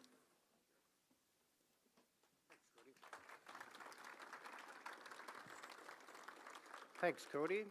So it's a pleasure of mine today to introduce this afternoon's proceedings by introducing the Premier, Premier Scott Moe, and I'm going to give a little bit of a history. I think I've given this introduction a few times, been updated a little bit, but it's actually really interesting. So Scott Moe was first elected to the Saskatchewan legislature in the 2011 provincial election in the constituency of Roster and Shellbrook. And he was re-elected in 2016 and was elected leader of the Saskatchewan Party on January 27th of 2018 and sworn in as Premier of Saskatchewan on February 2nd, 2018. Premier Moe was born and raised on a grain farm between Shellbrook and Parkside, and he and his wife Krista currently reside nearby in Shellbrook. He was educated at the University of Saskatchewan, where he received his Bachelor of Science in Agriculture. And he has previously served as Minister of Environment, Minister of Advanced Education, Minister responsible for the Saskatchewan Water Corporation, and Minister responsible for Saskatchewan Water Security Agency. Premier Moe's priorities include a focus on increasing Saskatchewan exports to create opportunities for people and further grow Saskatchewan's economy. To this end, he created the Ministry of Trade and Export Development with the mandate to sustain and develop relationships with Saskatchewan's current export customers and place an emphasis on diversifying our markets worldwide. He has made it a priority to engage with current and prospective trading partners around the world to advocate for Saskatchewan's export industries. Saskatchewan supplies much-needed goods and commodities such as food, fuel, and fertilizer to over 150 countries around the world. Premier Moe is also committed to advancing the interests of Saskatchewan through strengthening Saskatchewan's high-quality agriculture, mining, manufacturing, and energy industries that meet the needs of growing markets around the globe with world-leading efficiency and sustainability. Please join me in welcoming Premier Scott Moe.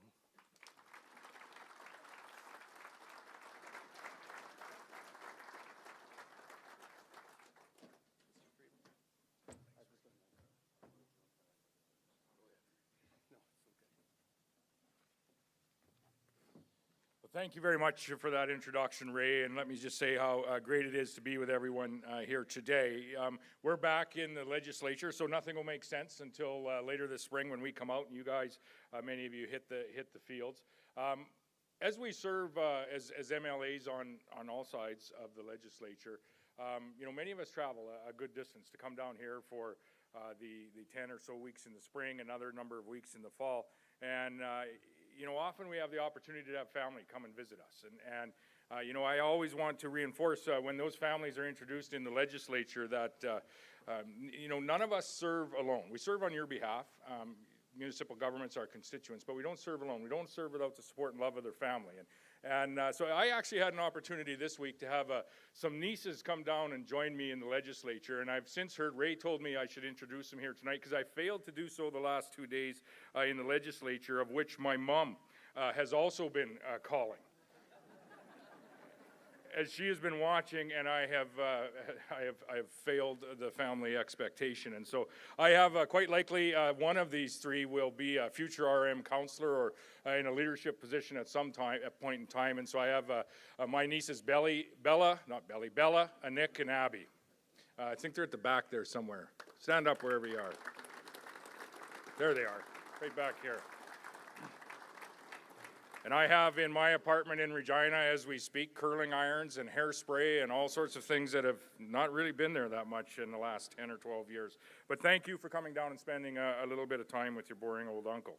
And I hope all of you as SARM delegates have had a productive week at what looks like a tremendously successful SARM convention again. And thank you to all of the organizers, thank you to the SARM board, but most importantly, I think thank you to all of the delegates that are attending from across the province, and thank you for the leadership that you provide in your community as a municipal governor each and every day over the course of the last 3.5 years, and hopefully will provide into the future.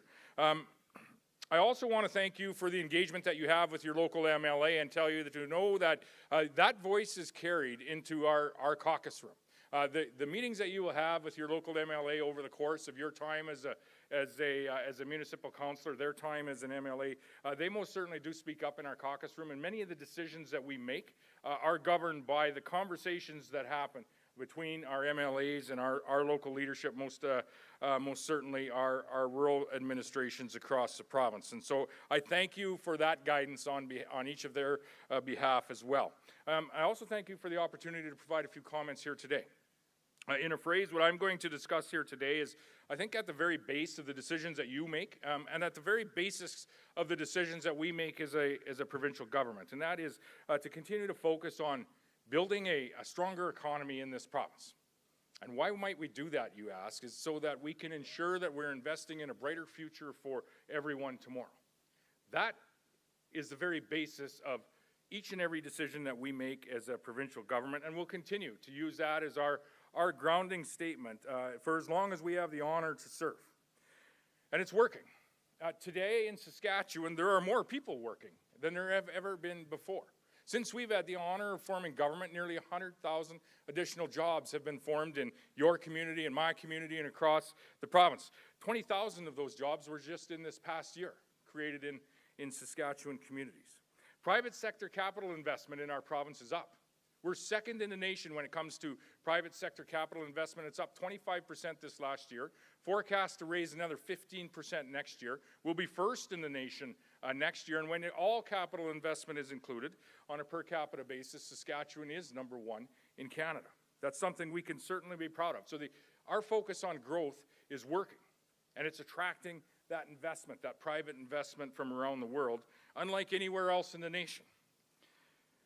The value of our exports has increased. We often have thought in decades gone by the way to a wealthier future or to more wealth in our communities is simply to produce more oil, to produce more agri-food products, to produce more potash. But we are quickly learning that we can actually increase the value of the products that we have, and we're seeing that investment come to our province as well. Our ag exports, total exports are up to about $50 billion. That's up 70% since 2018.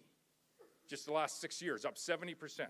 $50 billion. $20 billion of those dollars are agricultural exports. We were just in India on the ground there to ensure that we can continue to have access to that market. 3% of Canadian population comes from this province. 26% of our Indian exports come from this province, our Canadian Indian exports. We most certainly play an outsized role when it comes to exporting the products that we do. Crop production is also up. Value-added meat processing, up in this province. Oil production is up, and I would ask you to pay particular attention to oil production as we see inevitably a change at the federal government level over the next number of years, because I think you're going to see oil production really start to climb, some of the most sustainable and cleanest oil production that you can find on earth. It's right here. The mining industry is incredibly strong today, and we're seeing additional investment, large investments in the tens of billions of dollars landing in the mining industry in this province.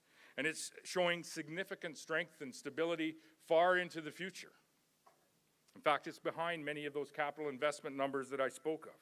The list goes on and on and on. And for the past 16 years, I think we have been up here, my predecessor, Premier Wall, myself, and we've been committed to talking about what we are doing to facilitate this growth in those industries that are creating wealth in your community and my community, and I would say by extension, not only across our province, but across the nation and around the world.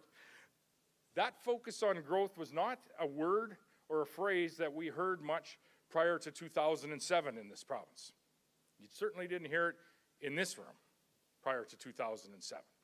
You don't hear it today at the federal levels of government, and I think that's quite a travesty.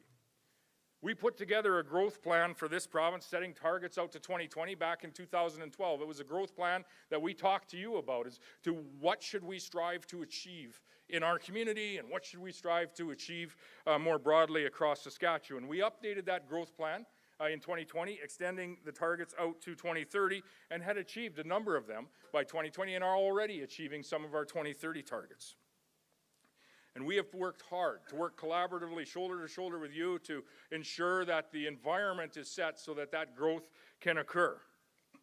But we also realize this, with that growth, unprecedented growth that we're seeing in Saskatchewan, some of the nation's fastest growth by every metric, there are challenges that come with that, and we're seeing those. You're seeing those in your municipal governance. But my question to you here today is, would you rather face the challenges that we're facing today of growth, or would you rather go back to facing the challenges that we did many years ago, the challenges of decline? Our focus has been to build this province, and with the help of all of you, I think we are doing that, literally. Building roads, building schools, building hospitals, building bridges. But we've also been focused on creating a climate that attracts that investment and creates opportunity for people, either to move here or for our children to stay here, more importantly. And while we continue to build, I think we also need to turn an eye to protecting what we have already accomplished, what we have built in our communities over the course of the last decade and a half and even prior to that. It isn't that many years ago, for example, we saw in this province our population was decreasing. We forget about that at times. But we were living in a province where our population was stagnant or decreasing. We saw businesses that were leaving our communities and they were going elsewhere. Our kids were leaving our communities. Our kids were leaving our province. In fact, the fastest growing Saskatchewan city was Calgary. We were closing hospitals in our communities. We were closing schools in our communities. And this isn't that long ago. We were told to go out and fix our own highways. We had a gas tax that was being collected that wasn't even fully being invested back into our highways. Today we have a gas tax that is being collected and then it's being added to, and that number is going back into the investment of our highways. All of this left a hole in our highways, literally, but it left a hole in our provincial revenues, in your municipal revenues, your community revenues. It left a hole in the skilled workforce that we need to build a broader, stronger province. It left a hole in the opportunities that were available for ourselves and our children and that next generation. So we took a different path. We started to focus on what it would take to grow our communities and welcome the challenges that we may have to face due to that growth. Today we have businesses and companies that are not leaving Saskatchewan, but investing in Saskatchewan. We have more people living in this province than we have ever before in the history of the province. Currently, there's 1,220,000 people that are living in Saskatchewan. In just the third quarter of last year, we grew by more than 10,000 people. We have more opportunities for young people, more opportunities for young professionals, more opportunities for entrepreneurs than we have ever had before. And your government doesn't for 1 minute take lightly the responsibility of ensuring that that growth can continue into the future. Because if there's one thing that any level of government can do, municipal, community, provincial, federal, to ensure that we continue to thrive in the future like we have in the past, it's to provide certainty. To provide certainty for investors that are looking to invest in Saskatchewan.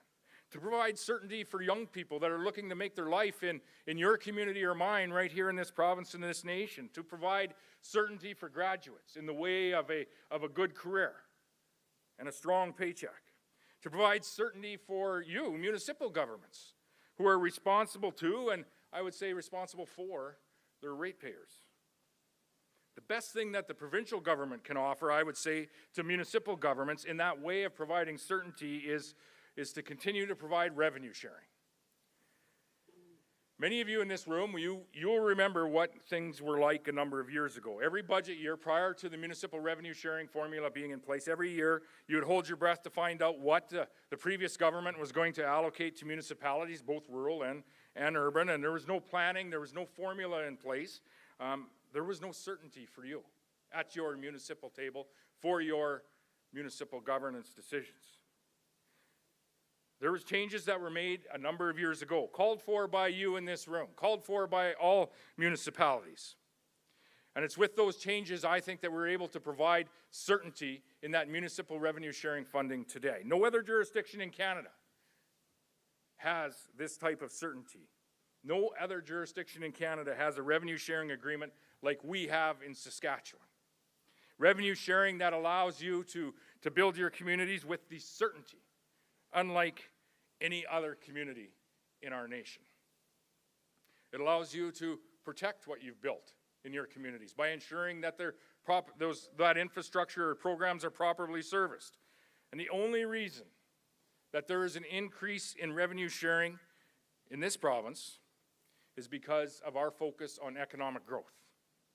In fact, the annual increase of municipal revenue sharing, I would say, is a very measure of the growth of our economy in Saskatchewan.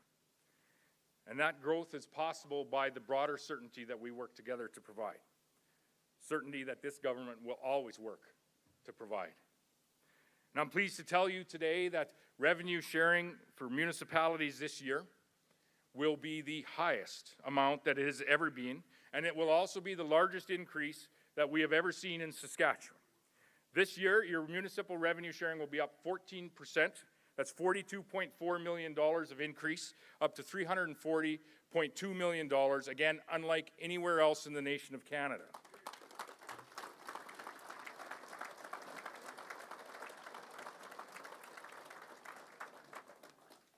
I want to take a moment just to talk about municipal revenue sharing for a minute, because it's something we should never take for granted. And, you know, the formula has been in place now for a number of years, and sometimes we do just that. We do take it for granted. But that record increase is only possible due to two reasons. One, because our government listened to you, and we put in place that formula that provided that reliable, predictable formula, that reliable, predictable funding that means it increases as our economy grows. Your funding grows, the economy grows. That's what the formula does. Second reason, because the economy's growing. We have a strong and growing economy. You get more municipal revenue sharing year in, year out. And those of you that have been around for a few years, you'll remember the days when that formula was simply not in place. The economy wasn't growing. You never quite knew what to expect. You knew it wasn't going to be very much. And I would say that those dark days of uncertainty are in the past, and that's precisely where we need to keep them, so that you can continue to rely on the certainty of, one, a strong economy, two, a municipal revenue sharing formula that will ensure that we have a brighter future in community after community across this province. With that growth, I know, as I said earlier, that you are facing pressures and challenges that are present across this province, across this nation, and in some cases around the world. The provincial government faces those very same pressures, whether it's increase in the needs for supports in our classrooms, the need for more healthcare professionals in our communities, or the increase in the cost to build new schools and build new hospitals, and they're substantial, and you're feeling them with your infrastructure budgets as well. Well, the provincial budget is going to be released next week, and you're going to see a focus in that budget on classrooms, on care, and on communities.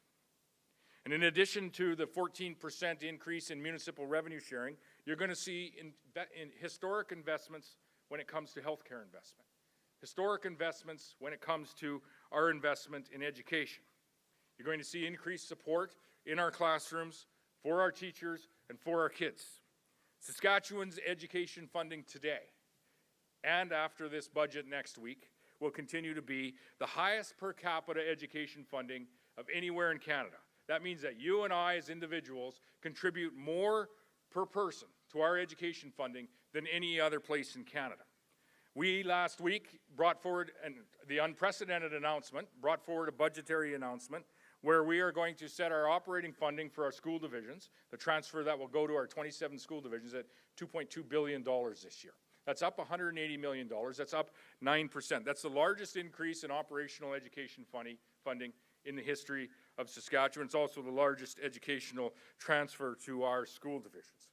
We've created a number of programs to support our divisions as well within that funding, and we will see more funding on budget day in the education space. But as for example, the Specialized Classroom Pilot Project, which was established a few months ago. The provincial government believes that this is one of the programs that is going to help support our teachers and our students in our classrooms in communities right across Saskatchewan.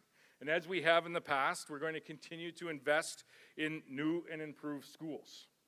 You've seen these investments in your community or nearby. There's 60 new schools that have been built, 30 significant renovations that have occurred since 2007.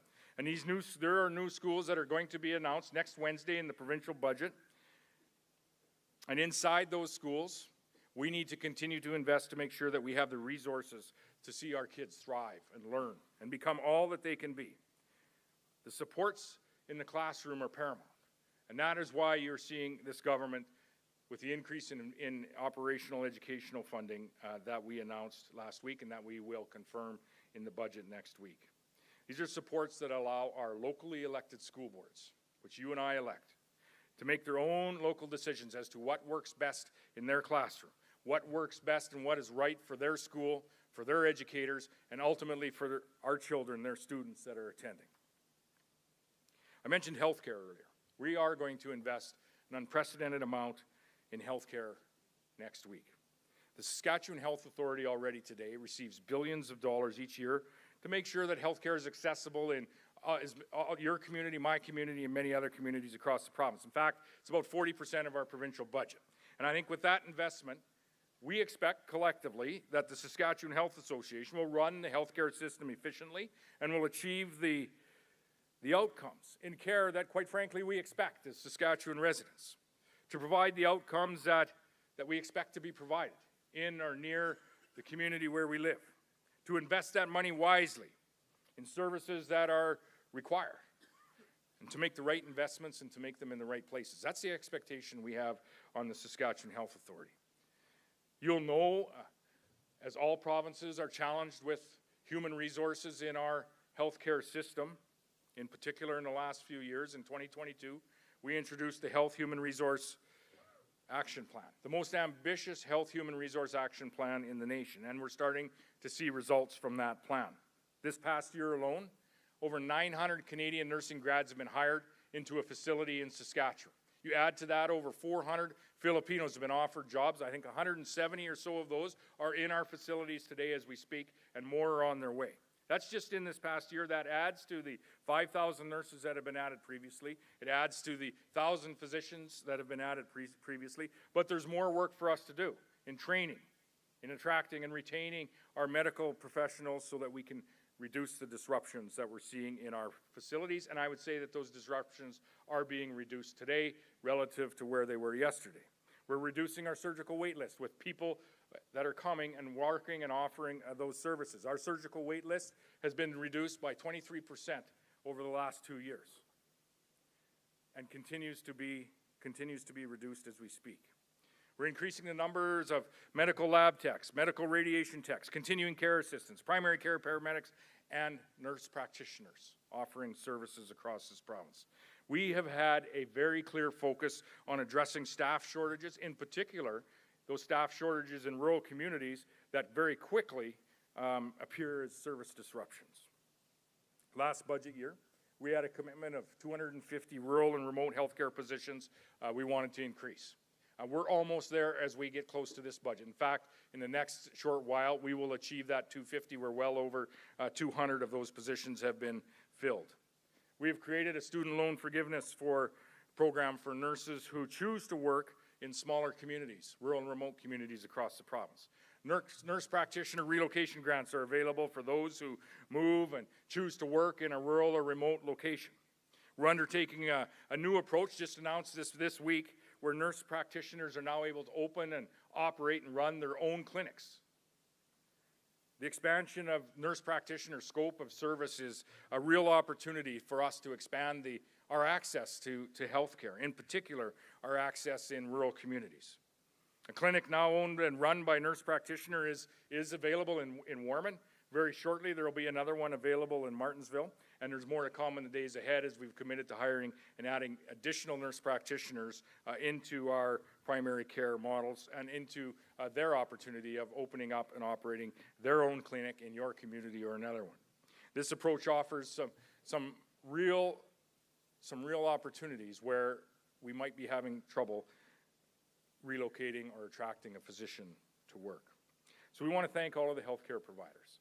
In particular, thank all of the nurse practitioners across the province for their dedication to service and providing the services that we require, but in particular in their dedication to our communities as they live and work there like we do. In this budget, you are also going to see a continued effort to recruit and train and retain our healthcare workers across this province. That HHR plan, Health Human Resource Plan in action. Having the right people in place allows us to offer a better service and to offer better access to the services that we expect. We've made, as I said, surgical wait times a priority.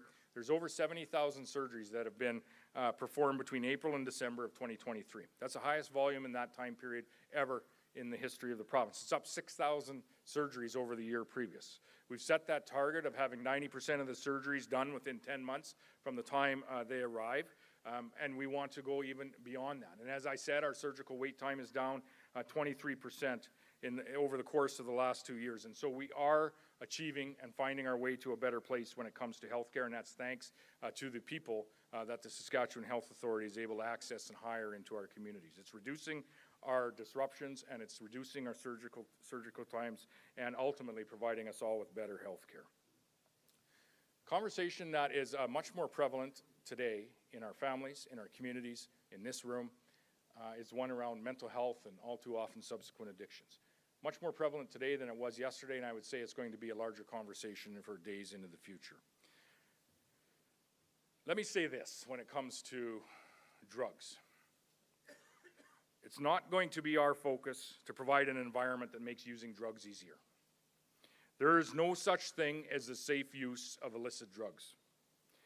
We need to instead focus all of our resources and all of our opportunities on providing recovery. A recovery-oriented system of care, or ROSC, is what you are going to hear about from this government. First plank in a ROSC system, or a recovery-oriented system of care, is to have capacity. And you are seeing a government that is committed first to 150 recovery beds across the province. We achieved that. Very quickly, we have moved that bar to 500 beds. We are going to achieve that in the next not too distant future, and we're likely going to have to go beyond that. We need to provide the capacity for addictions recovery, intensive addictions recovery, intensive treatment beds in this province, and we are on our way to do that. Second, we need to provide access. We need to meet people where they are. But remember this, is we can't leave them there. We need to bring them in and get them in front of either the recovery bed that they need and the services that come with that, or the mental health supports that they may need. And you're seeing some of that access coming in the urgent care center that's going to be up and running here in Regina. It's on North Albert Street. I encourage you to drive by it before you leave town. Another one coming in Saskatoon, where there is going to be a dedicated access point for those that may be having a mental health crisis, and we're going to take them by the hand and ensure that they have the services and the support that they need, or those that may unfortunately have entered a life of addictions and are choosing to make a change. We are building the capacity so that when they want to make that change, we have a recovery bed that is available for them. And we need to have and remain focused on that recovery. And so that means that the Saskatchewan Health Authority will no longer be providing crack pipes. The Saskatchewan Health Authority will no longer be providing bagfuls of needles. We are providing recovery opportunities to our family and friends.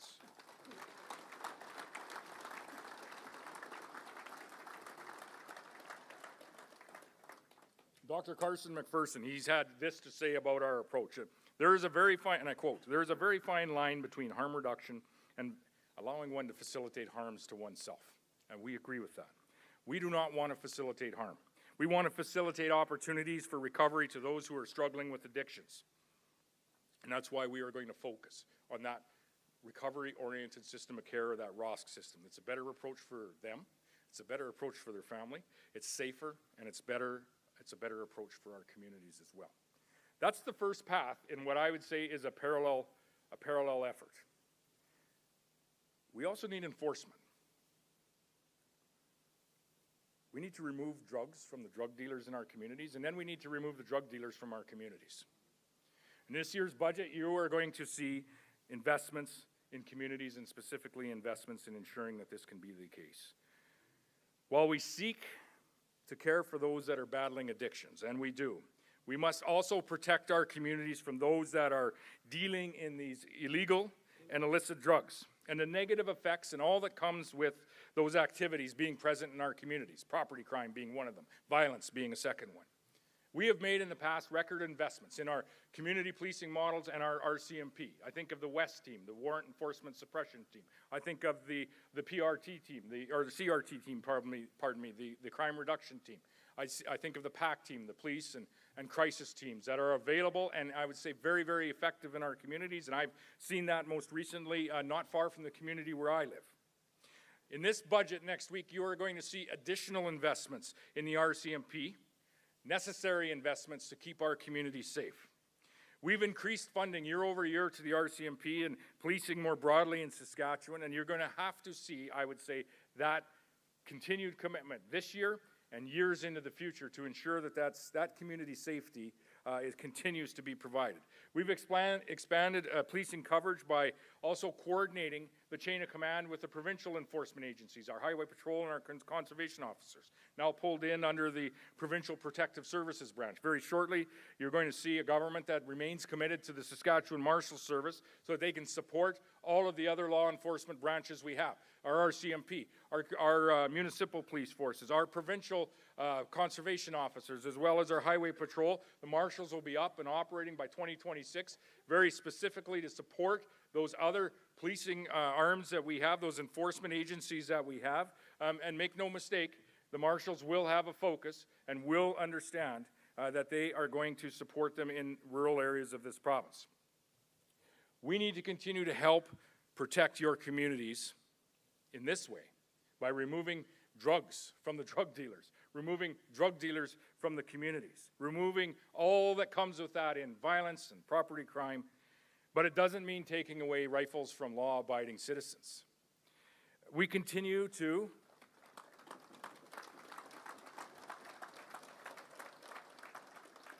we were one of the first governments, and we continue to be one of a number of governments that opposes the federal government's efforts to restrict the legal possession and use of firearms. They are very much a way of life in many areas of this province. We had the very first appointment of a Saskatchewan Chief Firearms Officer, and I would say that he is very innovatively is finding new ways to protect our right to the legal possession of firearms. And I would say that a balance needs to be found when it comes to protecting our communities, protecting our families, protecting the public, without infringing on the rights that we have. When it comes to agriculture, very spinal cord of our Saskatchewan economy. As was witnessed last year, the importance of certainty of a stable, reliable crop insurance program is vital. And this province has a stable, reliable crop insurance program. It's not perfect, but it certainly is stable and it certainly is reliable. These drought years, the last few years, have made it abundantly clear that irrigation is key for us to improve not only our crop production, but to improve the value of the crops that we are producing. So for those of you in this room, with irrigation, It could potentially mean going from maybe a year like this last year of 7 or 8 bushels to the acre to 50 bushels to the acre each and every year. Or it could mean this, going from growing a crop that's about $600 an acre in revenues to growing a crop that might be $1,600 or $2,600 an acre in revenue. That means a lot, not just to you and your farm and your community in the increase in revenue that's available, but it means a lot to our province. It means literally thousands of jobs. It means value-added processing jobs. It means food production jobs. And it buffers us from some of the weather changes in certain areas that we've experienced. Years ago, decades ago, Lake Diefenbaker was built with the specific intention to increase irrigation in this province. And until now, I would say that that dream has not been fully realized. It's been talked about. And we were hoping very much and working towards a partnership with our federal government on a significant outbuild. And so today, I'm proud to announce that we will begin construction of the early works for the first 90,000 acres of the Lake Diefenbaker irrigation project. We cannot wait for the federal government, and we're going to move forward on our own.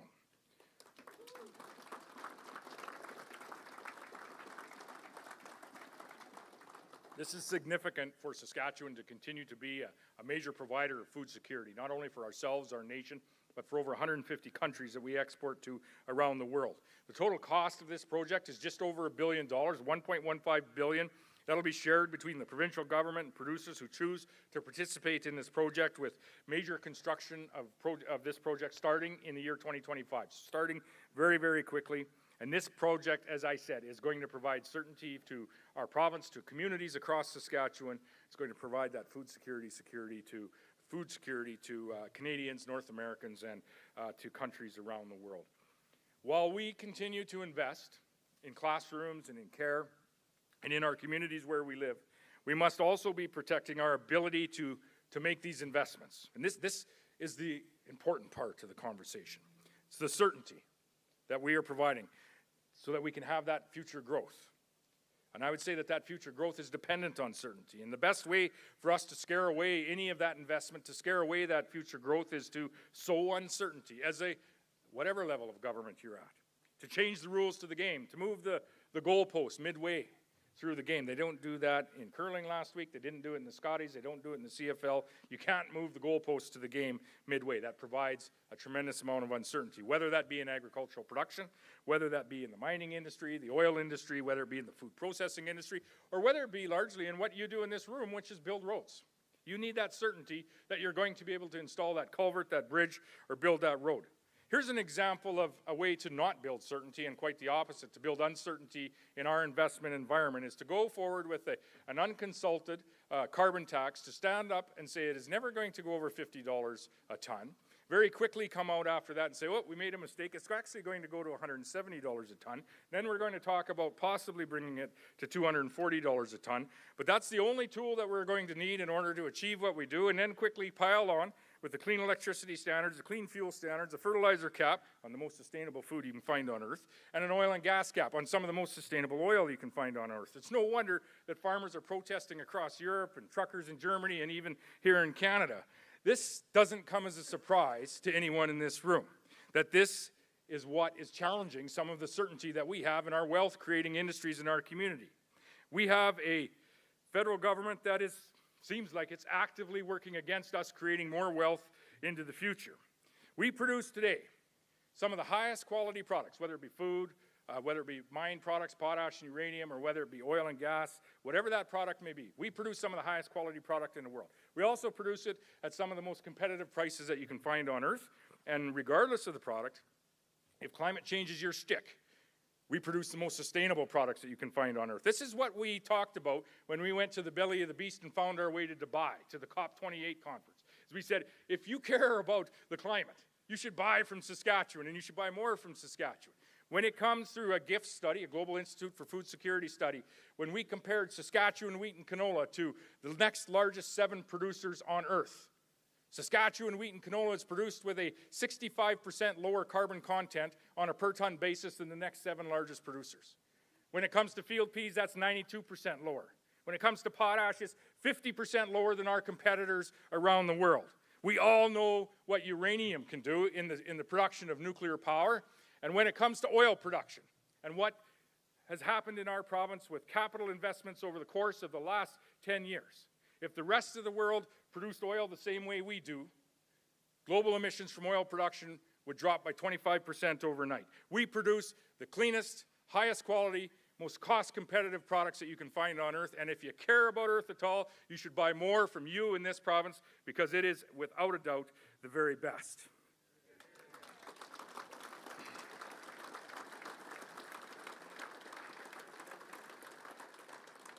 And it doesn't need a carbon tax to say so. That is the story that we took to Dubai, with over 60 businesses and delegates from this province. Doesn't need a carbon tax that's going to rise again on April Fool's Day of this year, which 8 premiers oppose. The other 2 are kind of ambivalent because they were somewhat exempted.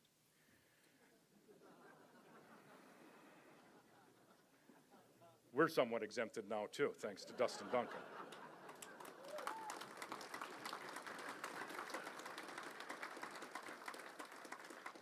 And you'll hear this week a federal government talking about how in some magical way that this carbon tax is economically neutral. The cost it really doesn't affect you. Well, the Consumer Price Index this January was almost a full point below December. It went from 2.7% to 1.9%. And the reason that StatsCan gave for that reduction was in January, Saskatchewan stopped collecting the federal carbon tax on home heating oil in this province, on natural gas and electricity. It actually does matter. You don't grow the economy from the heart out, and the budget doesn't balance itself.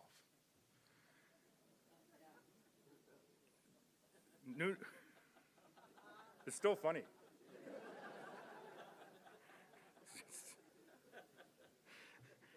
We have proposed new electricity regulations that would literally shut down our electrical system, and we have made the very conscious choice as your government to not do that. We are not going to leave you in the cold and the dark.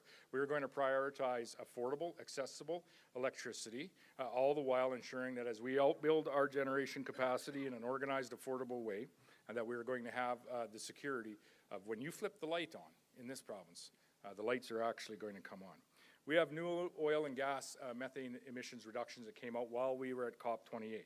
We were selling Saskatchewan and to a larger degree Canada, and our federal environment minister was doing everything he could to restrict it. We have a proposed fertilizer cap, which would cap the production of the most sustainable food available on Earth. Put 20 to 30% of that production at risk. This is a federal government that is taking economic recklessness to a whole new level, and I would say that their days in government are numbered.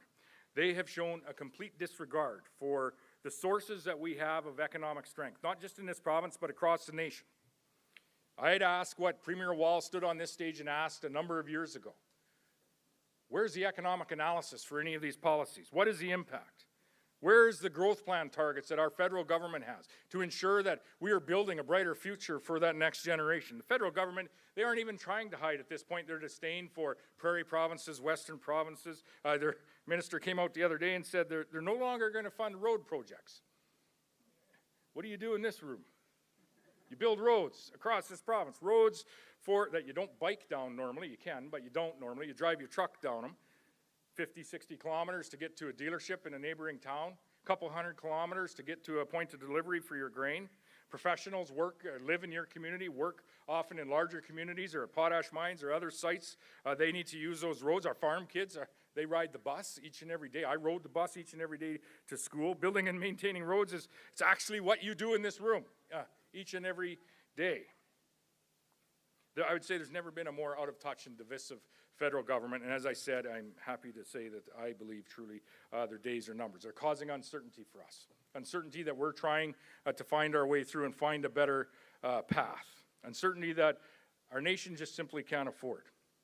And we're going to continue to stand up against that uncertainty because I believe some of the best days and the best opportunity for this province most certainly are ahead of us.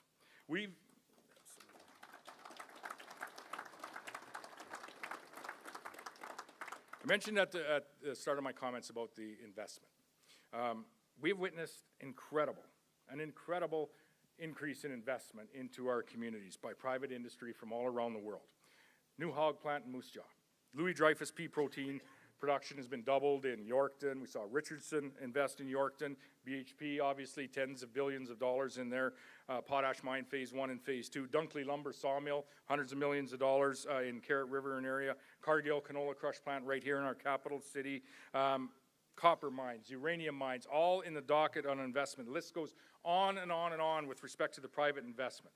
And there are more, these are all more than just numbers.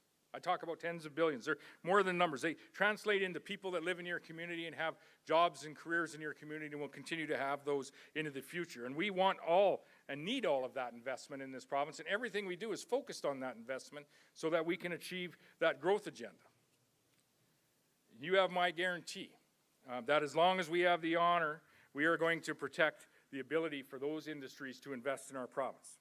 That's certainty of investment enhancement. You can't tinker with it. At the federal level, with your environmental policies, at the provincial level, with steady royalty rates and regulation and taxation rates, and I would say at the municipal level, we are also have that steadiness that industry does desire. And then you need the certainty of your market access. 150 countries we access for our products around the world. We have 9 trade offices set up, and we will do everything we can to ensure that we have that market access in those countries. I said earlier we were in India not long ago, ensuring that despite some of the Canada-India relations, which are tense at the moment, we wanted to ensure that there was not going to be pulse tariffs coming on to the products that come from this province, and more broadly from Canada, and I think we have that assurance.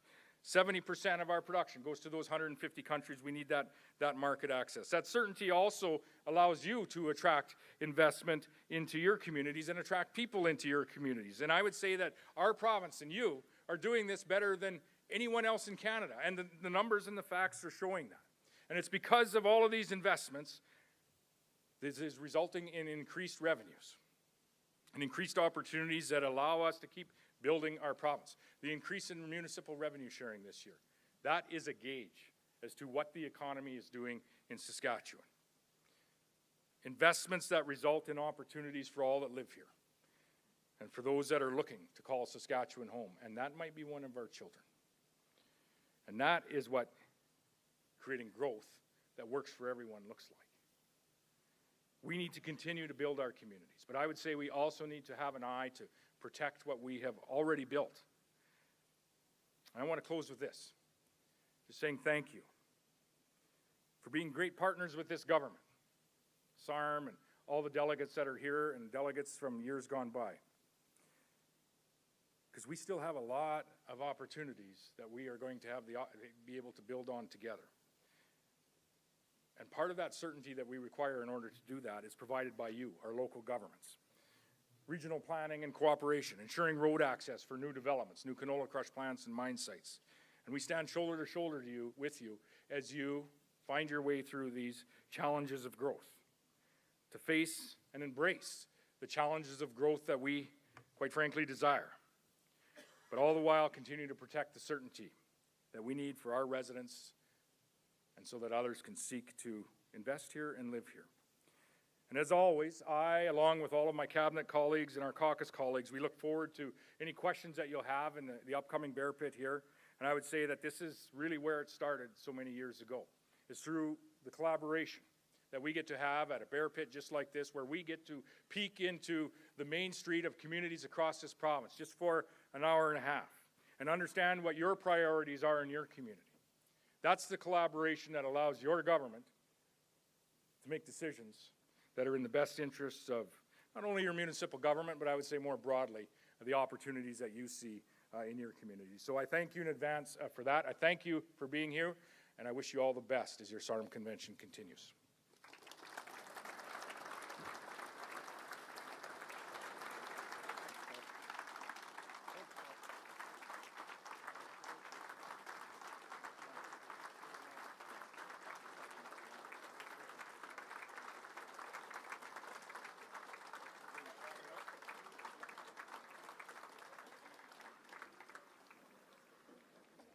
Thanks very much, Mr. Premier. I'm going to ask the cabinet ministers to come up to the front. We'll get them seated.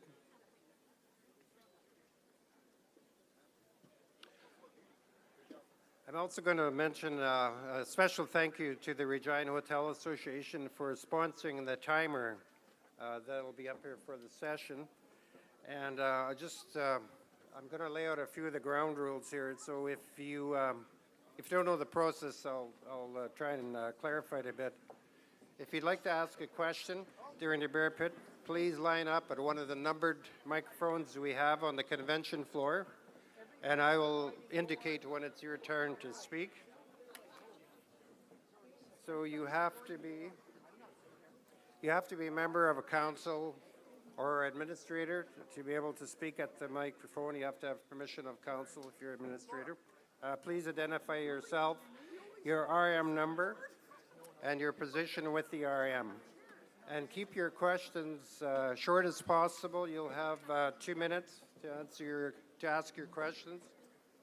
And I'm also going to mention the fact that we need one more chair. Okay, that's okay. You can have my chair. I just want to make sure that everybody realizes that we need to be polite. We've been a pretty polite group here over the years, and we want to try and keep it this way for this bear pit as well. So there will be a timer on the screen, so you just keep aware of that time. We've allocated Mr. Premier 3 minutes. 3 minutes for the cabinet ministers to answer. And I know at sometimes you're going to want to answer questions as well. So I'll turn it over back to the Premier to introduce your cabinet. Sure, very quickly, and I'll just ask Cabinet to, let's try to keep our answers as concise and direct as we can, and we'll get through as many questions as we possibly can. As I said, this, the whole bear pit, or the question and answer that we are going to go through here today, I view that as very much an effort in collaboration. It really does and is helpful to each of us as Cabinet Ministers, as it does really give us a view as to what the priority of your community and your area is. So starting at the back, I have your minister, our Minister of Government Relations, First Nation and Métis Relations is Don McMorris. Next to Don is Hall of Fame in football and politics, Jean Makowski, our Minister of Social Services. At the end, from Moose Jaw, is Tim McLeod. He's our Minister of Mental Health and Addictions, Rural and Remote Health, as well as seniors. We have Everett Hindley, our Minister of Health, next to Tim. Minister of Justice and Attorney General Bronwyn Eyre is next to Everett. Our Minister of Education from North Battleford, Jeremy Cockrell. Dave Merritt needs no introduction in this room, I don't think. Does he? Dustin Duncan, our Minister of Crown Investment Corporation, and the Deputy Premier, our Minister of Finance, who will be delivering our budget next week, is Donna Harpower, who is a new grandma this past week.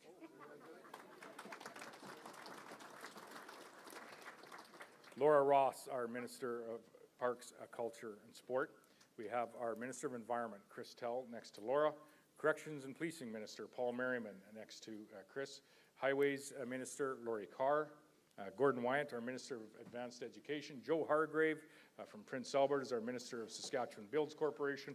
And the Minister of Trade and Export Development is Jeremy Harrison.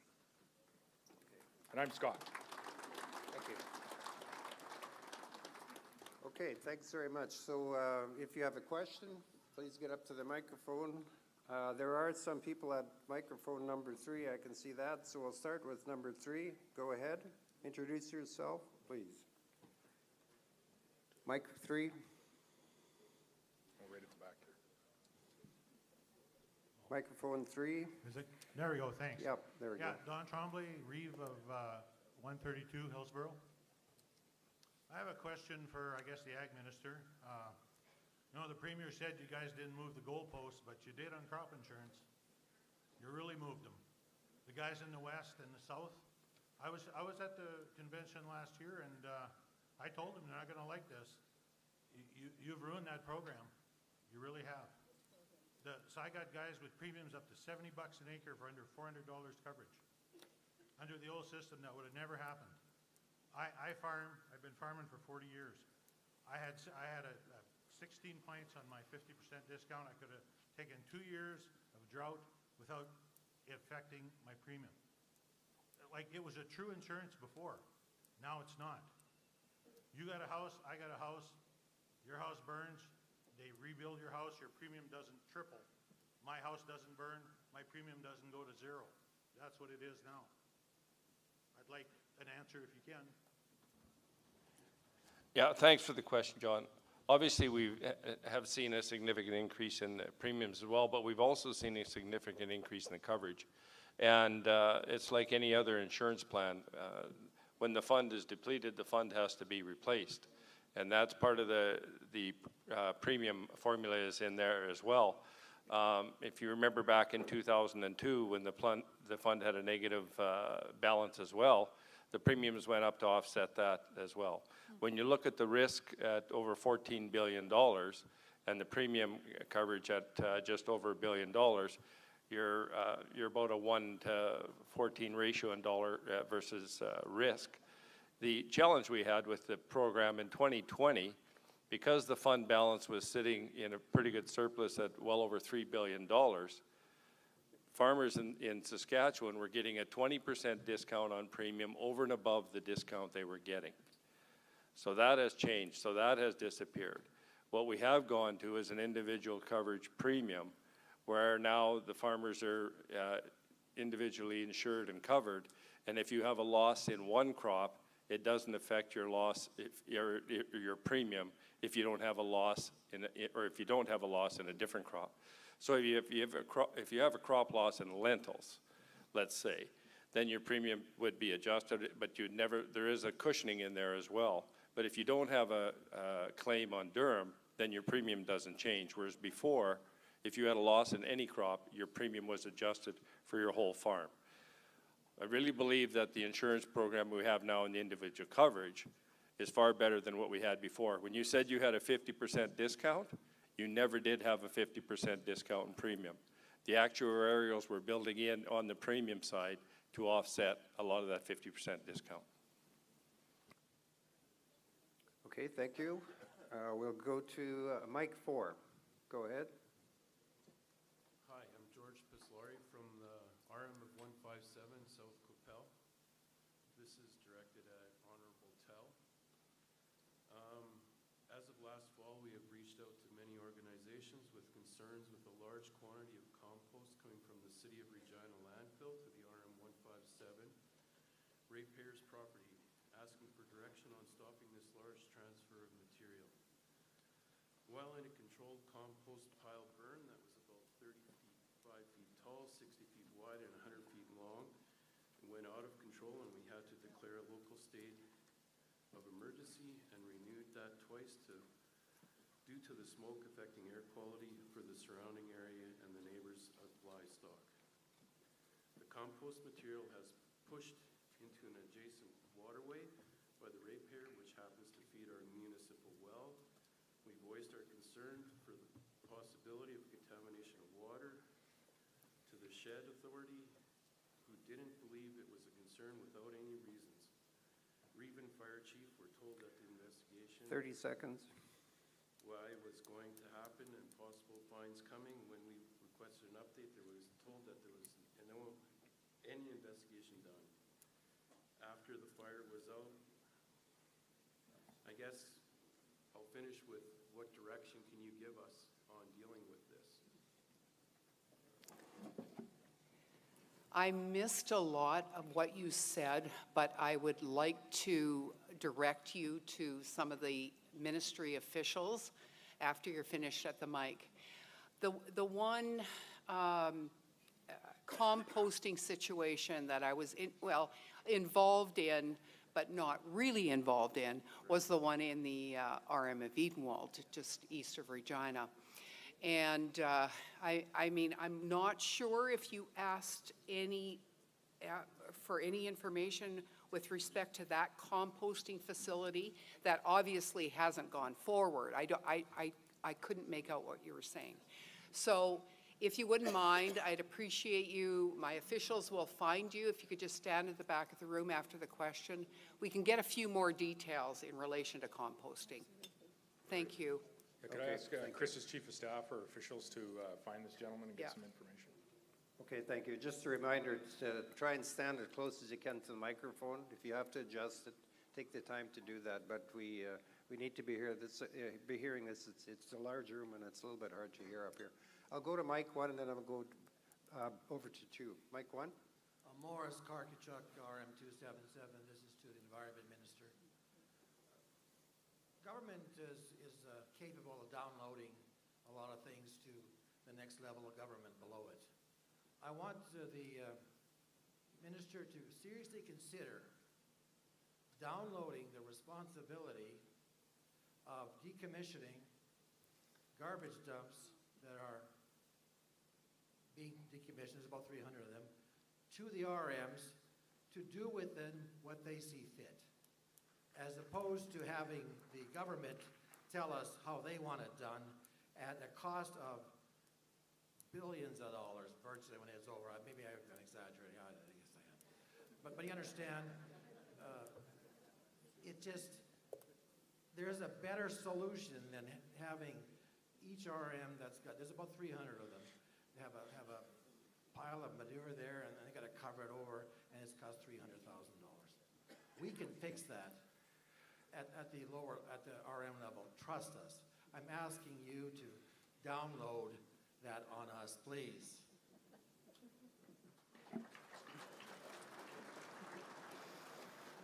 I appreciate that. Government always likes to hear that they can download some of the responsibilities onto the RM, and quite frankly, that's where we would like it to be. And if you can believe this, is that we truly believe that when government is involved, it rarely ends well. But I mean, it's not as though we don't try. But having said that, is that it's much better to be dealt with at the local level each and every time. Now, having said that, is that downloading the responsibility onto the local community doesn't come without regulations and certain standards that need to be met, and I'm sure you understand that. But I do believe we should have, my officials, if you can get a hold of this young, fine gentleman over here and get some more information, I'd appreciate that. But thank you very much, and we would love to download it onto you.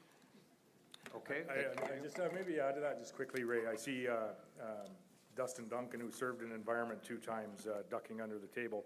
And I think I had the honor of serving in that file a couple times. In fact, at one of these conventions, I think I was compared to a jar of Kraft peanut butter for a while, as far as the shelf life of an environment minister. But, you know, herein lies the challenge, is we want to keep our community safe. And, you know, the decommissioning conversation has been going on for some period of time.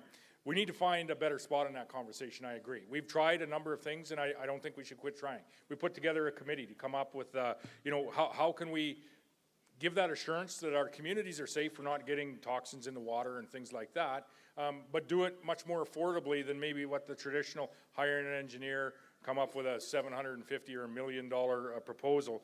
Is there a better way for us to find a path to at least having a safe assurances that the landfill is safe and it's not leaching into our water supply or anything else? We've qualified it for ISIP funding, which is helpful for some communities that are able to access that. But I'd say this is a conversation that needs to continue. We've been trying. We need to keep trying. Okay, thank you. Okay, let's go to mic number 2. Good afternoon, Brock Linnell, RM of Wolseley 155. I'd like to start out and maybe do some positive things, which sometimes doesn't happen. And they're both about our community of Wolseley. Off and on for the last 10 years, our hospital has been open, closed. Nobody really knew whether it was going to be open again. And then the last 4 or 5 years, it hasn't been open at all except for the doctor clinic. Last month, we opened with a temporary restricted hours emergency, and until renovations are complete at the hospital, the HVAC system being installed and new windows, and hope to be open by July with full acute care and emergency fully staffed, which also includes long-term care, home facility into a fully integrated facility around our small lake. So with respect to that, I'd like to thank Minister Hindley and also also our local MLA, Stephen Bonk, who is here also, that became a reality. And part of it was due to the recruiting bonuses, helped tremendously to staff, along with our own SARM policy to push for grow your own health 20 seconds, and please. professionals. And in the other cases for our recreation part, which we had Minister Ross do, that our local town has qualified for Craft Hockeyville, and we'd like to get some support from everyone here if possible. Okay. There's been 8 towns who have Okay, tried sir, and haven't made it through, so we'd like I'm going to have to cut you. I'm going to have to cut you off. But thanks for your comments, Mr. Prima. Do you want to answer? Deborah, from the hospital. Sure, thanks for the comments there. I would say thanks as well to the community of Wolseley. There's been a lot of patience required as a result of that. That's something that, as you pointed out, we've been working on for quite some time. I know when I first got appointed to the role of Minister in Rural and Remote Health, it was one of the first meetings that I had that was brought to my attention by your MLA, Stephen Bonk, and alongside with the community, been working very closely with you to make sure that we do get services restored there, that we get the doors to that hospital open, get the ER open. As you mentioned, there are some investments being made into the HVAC system there. I was there for a tour earlier this past summer to be able to walk through the facility and see what's there and what we're going to be bringing back. And thank you for the comments about the rural and remote recruitment incentive, all the other initiatives that we've put in place. I would say that if you folks haven't had a chance, we've had the new Sask Health Recruitment Agencies had a booth here at the SARM convention. I understand a number of you have been taken the opportunity to visit with the team there, and they're critical as well to making sure that we're finding the staff that we need to hire them into these rural communities so we can get the services restored to the way they should be. And we're going to keep working on Wolseley to make sure we get everything back as it should. Thanks for the question. Just one note Everett said there, and I just want to repeat it, is the Health Human Resource Recruitment Committee. I believe it's their first public event is to have a trade show booth at the SARM convention here. If you didn't bump into them or talk to them, this is the committee that is the expansion off what was originally the PRAS, or Physician Recruitment Agency, came on to be SAS Docs. Now it's focused on all health disciplines that we need to keep our services uninterrupted in our communities. Whoever is involved in recruitment efforts in your community, you're going to want them in touch with this committee so that we can layer on local supports with provincial supports and ensure that we're doing everything that we can collectively, wherever you live, to ensure that we're doing all we can to attract people to live, to stay, and to offer those services in our committee. This is their first event, and I think they're happy to be here, really happy to be here. Okay, thank you. Okay, mic number 3, go to back there. My name is Pamela Bartlett, and I'm the RM of Enniskillen CAO. I have the permission of council to speak. We have seen a significant increase in families pulling their children from our area's public school system. We are wondering if there are statistics that can be released from current 5 and 10 years ago regarding homeschooling versus public school participants. Many of our ratepayers are putting pressure on our RM to have the option to withhold or directly allocate education funds and put them towards homeschooling co-op and programs. We ask that this be considered in the future. We want to ask why our large education remittance, $2 million plus, isn't fully allocated to our local schools and bettering the education and opportunities for our students. Why, when we send this $2 million plus, are our youth not given the same learning and trade opportunities as cities and larger centers? Lastly, can we please revamp our education and return to the ABCs and life skills that should be taught and keep political and social biases separate from our children's education experience?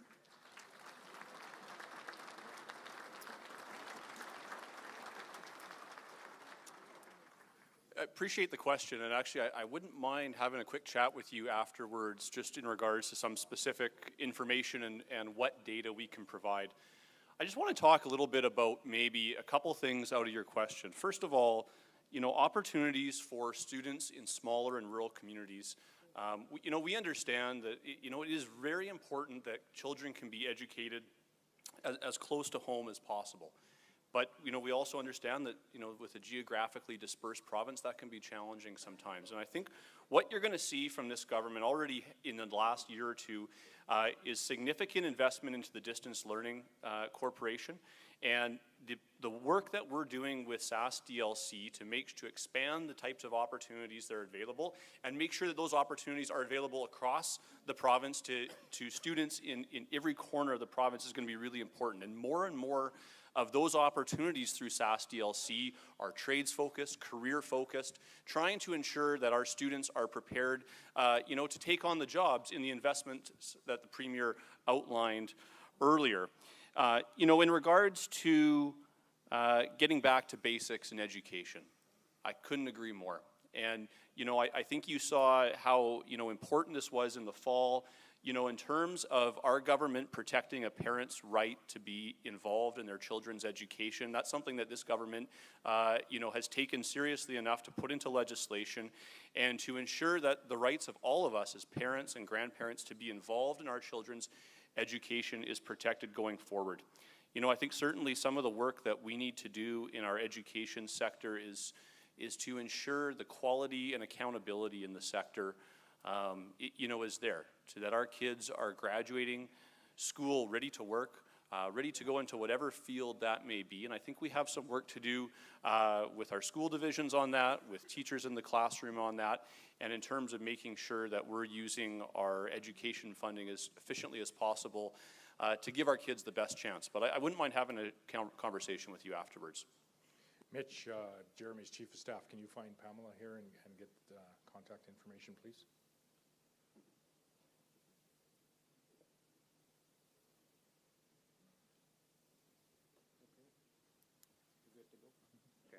Okay, thank you. Okay, we'll go to Mike 4, please.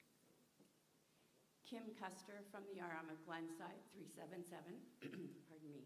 This is for the Health and Addictions Minister. We are opening and providing more facilities for addiction, and I wonder why sometimes we don't look at where some of the problems lie. I've witnessed and seen prescriptions, RX, given to patients, 300 pills of long-lasting morphine, 300 pills of short-acting for 1 month. I don't know of anybody that would require 600 morphine pills. And I think we need to hold people accountable, especially if there are doctors that are giving out prescriptions like that that are causing addiction. You want to talk about regulatory bodies? Thanks very much for the question, Kim, and yeah, absolutely. We have ongoing conversations with our medical partners and the SAS Medical Association about concerns like this, and this is certainly one that we can add to the list of things that we discuss at our next opportunity. With regard to the addictions facilities treatment and the expansion of our addictions treatment model, as the Premier mentioned in his remarks earlier this afternoon, that's something that we're very focused on is making sure that we are removing the drugs that are the problem and focusing on treatment and recovery of individuals so that they can lead healthy lives in recovery. And this is certainly at the front end of that step, and making sure that we get the appropriate drugs when it comes to prescriptions, making sure that those are looked at closely. So thanks very much for raising the issue, and it's certainly something that we can raise with our medical partners. Just on this as well, there's a program called the PIP program, which is a pharmaceutical information program, which is supposed to catch over prescribing just like this.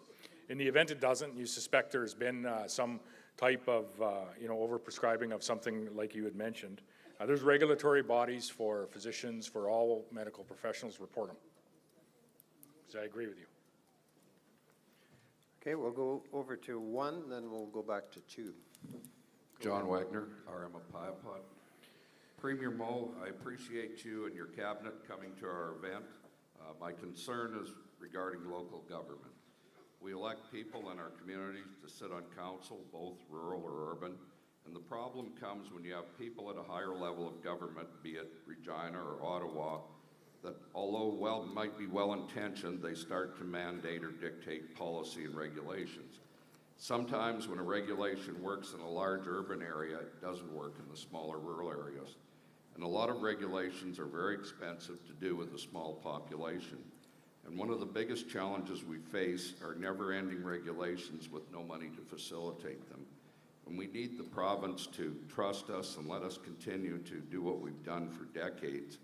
And much the same as we trust you to govern Saskatchewan instead of Ottawa's vision of Saskatchewan.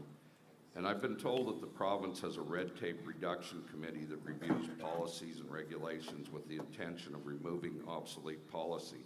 And I hope this continues. And my question to you is, do you have any more ideas on how we can reduce unwanted regulations? Well, one thing we did with that red tape reduction committee a while ago, and I would encourage this for anyone in here that has a certain regulation that you might have a better suggestion on where we should be looking in that space. Is it's online. Jeremy, you can say where that is exactly, but that we put that online on purpose so that information or that suggestion would come right through to a committee that's appointed that is elected members, and then we will look through that regulation there. So it's online. Jeremy, you can provide information on where it is. Yeah, absolutely, Premier. So we have an entire regulatory modernization unit within the Ministry of Trade and Export Development that are really tasked with getting into, and we have a review period. We are looking at every regulation that exists in government every 10 years. We're looking at the economic ones, I think, a little more rapidly than that as well. And what we really encourage, because we don't always hear necessarily directly, what we have set up is a process by which anybody who feels there's a redundant or a unnecessary regulation, it is on our web portal that you can give a submission. Here's the regulation. We will review it, and I guarantee you we will review it at the ministerial level to get rid of redundant regulations that are causing problems for municipal governments and for businesses as well. So we take this very seriously. There's several members up here who are deeply passionate about this. So let us know, and we will get to the bottom of it. I'd like to add to that as chair of the Red Tape Committee. It's an exciting committee, but it's also a committee that really, we roll up our sleeves and we get stuff done. And to date, the province has reported, and this is a really important number, $668 million in cumulative savings for red tape. And that's been over a 10-year period. So we really do take this seriously, and we encourage you to forward your concerns and issues that you would like us to address. John, I just have maybe a thanks and an offer to you as well, because you and I, during my peanut butter days of being environment minister, you and I have had a decade-long conversation around the challenges around landfills, which was a decommissioning of landfills, adding into our landfills, which was a question earlier and is often a question and a concern, I think, for all of us, wherever we live and whatever level we might serve in government. But you've been working actively on a solution to some of that in the incineration project there, and we've been having those discussions for over a decade. And it's something I read up on before I come to the Bear Pit each and every year, and I understand we still have some path to walk there. As long as that discussion has been going on, I think we'll find our way to fruition and to success on it. That's an example of there's not easy answers, but we need to be committed to working together to find solutions. Landfills is one of them. There's others. The solution, if the solutions were easy, we wouldn't be discussing them year after year. And so, if there's opportunities for us to sit down as one level of government with representatives from SARM and maybe even SUMA and try to blue sky some ideas, we're game for that. Thank you. Thanks for those comments. Okay, Mike 2. Go ahead. Hi, I'm Linda Burke, the Reeve of RM of Livingston 331. My question is directed at Mr. Barrett, and my question is, in regards to lease land with the Lands Branch, we have several quarters in our RM and surrounding RMs that are leased to hunters, or they're not actually cattle people, they're subleased. And so last year, because of the grasshoppers and the drought, I did make a call in about some specific land that's right next to ours, and the Lands Branch lady said that there wasn't a lot of teeth in investigating and somebody surrendering that land. My question is, over the period of 20 years, that land has been subleased for 20 years. And so I would like to know the protocol. Is that ever revisited so that, you know, that land becomes available to cattle producers? Thanks, Linda, and I'd like to talk to you after. I know my chief of staff is here, and he will, James will catch up with you. I'd like to know the particulars about this as well. Obviously, I don't know the details of all the leases that are going on, but this obviously does raise some concern for me as well, so I definitely want to find out the details, and we'll find some answers for you. We will. One of you guys get her contact information on one of our wallflowers over there?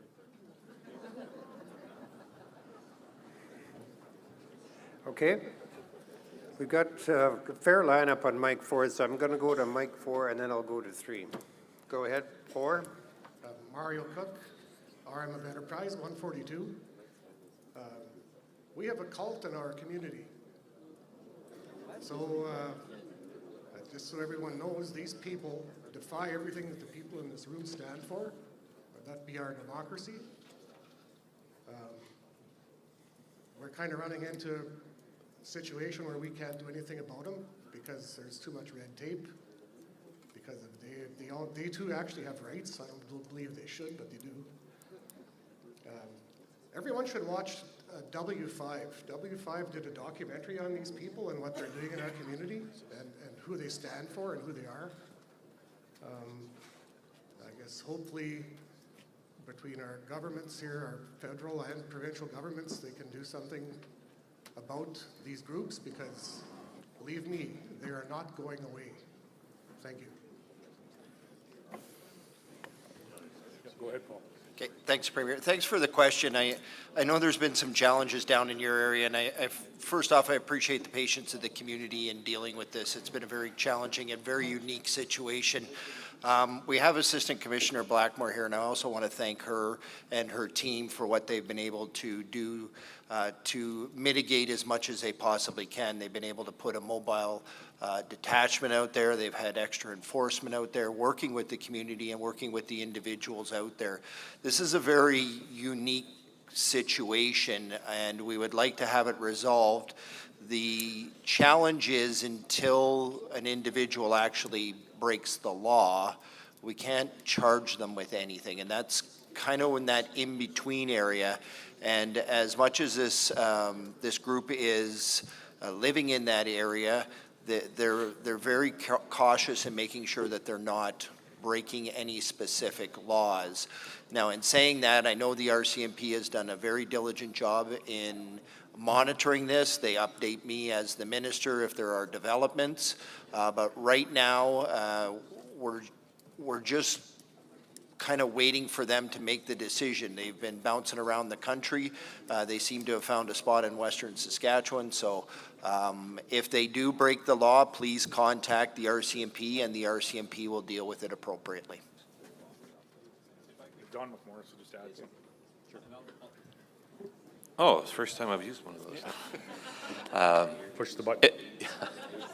If I can just add a little bit. Mario, thank you very much. I just, so the crowd knows, or the delegates know, had a great opportunity to meet with Mario this morning in the Legislative Building, and we had officials from the Ministry of Government Relations kind of going over like who can vote in a small urban civic election, and, you know, property owners, and just for, and it's maybe, it's for RMs too, but for small communities that have never experienced anything like this. We haven't really experienced it in Saskatchewan. And just making sure you've got the zoning bylaws up to date. They are in a school that really, you know, in many jurisdictions wouldn't be zoned for residential, but they didn't, you know, Richmond is a smaller community at 120 people. They hadn't thought about having those zoning bylaws in place. So, you know, it's a very difficult one for the community of Richmond because they add nothing to the community and they're causing all sorts of grief. And the community is now working and obviously realizing, and I think it would probably be really good as we work through this for the community of Richmond, especially through SUMA, talking about how important those zoning bylaws are before we get into a situation like this, and now we're reactive as opposed to being proactive. Hopefully this doesn't happen in any other community, but some of that has to be put in place prior to, which then makes it easier to have them removed if, for example, they're squatting in a school. Thank you. All right. Okay, I'll go to Mike 3. Go ahead. Thank you. David Greenwood, RM Corman Park, number 344. Thank you for allowing me to speak. I just have a comment and then a question. My comment is... You'll have to, sorry, just try and stand a little closer to Mike. I know it's a little bit hard to hear. The comment is that thank you for increasing the scope of practice for our nurse practitioners and for our pharmacists. Hope you'll consider doing it more for the pharmacists as the doctors rely on them, and there's a lot of backlog there. Hopefully that'll work.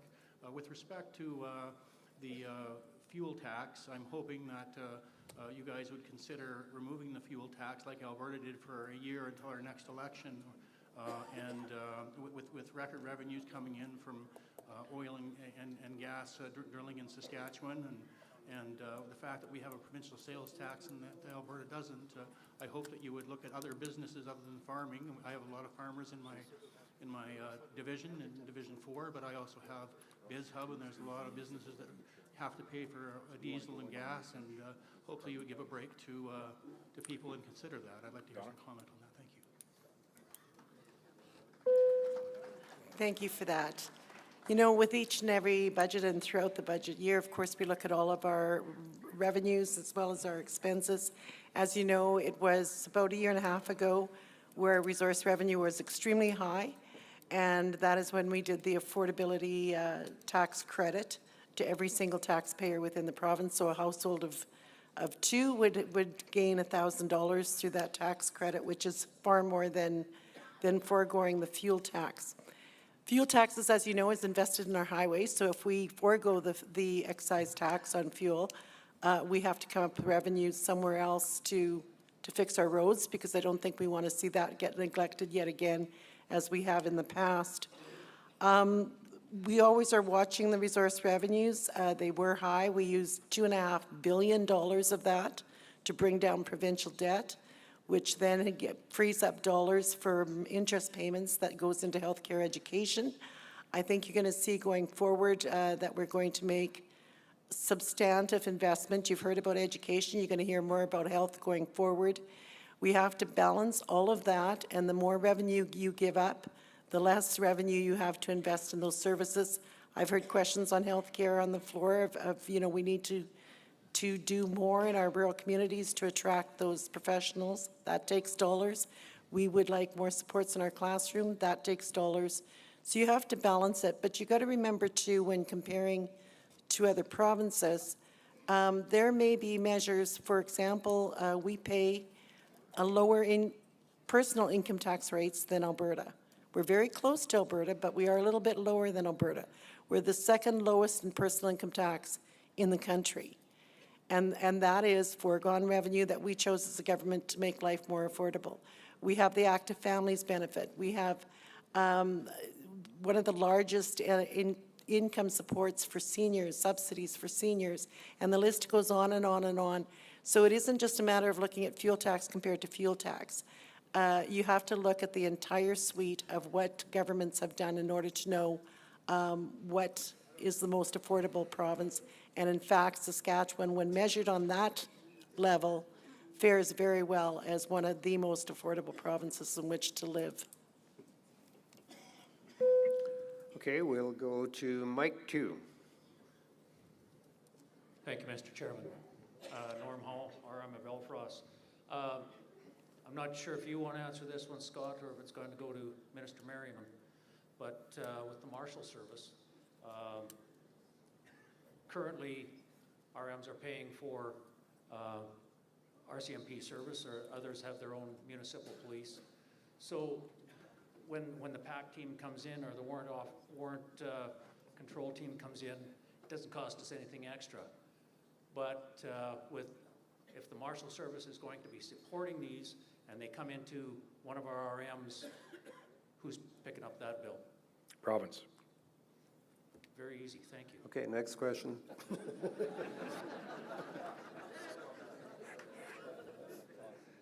And then, you know, just a comment on that.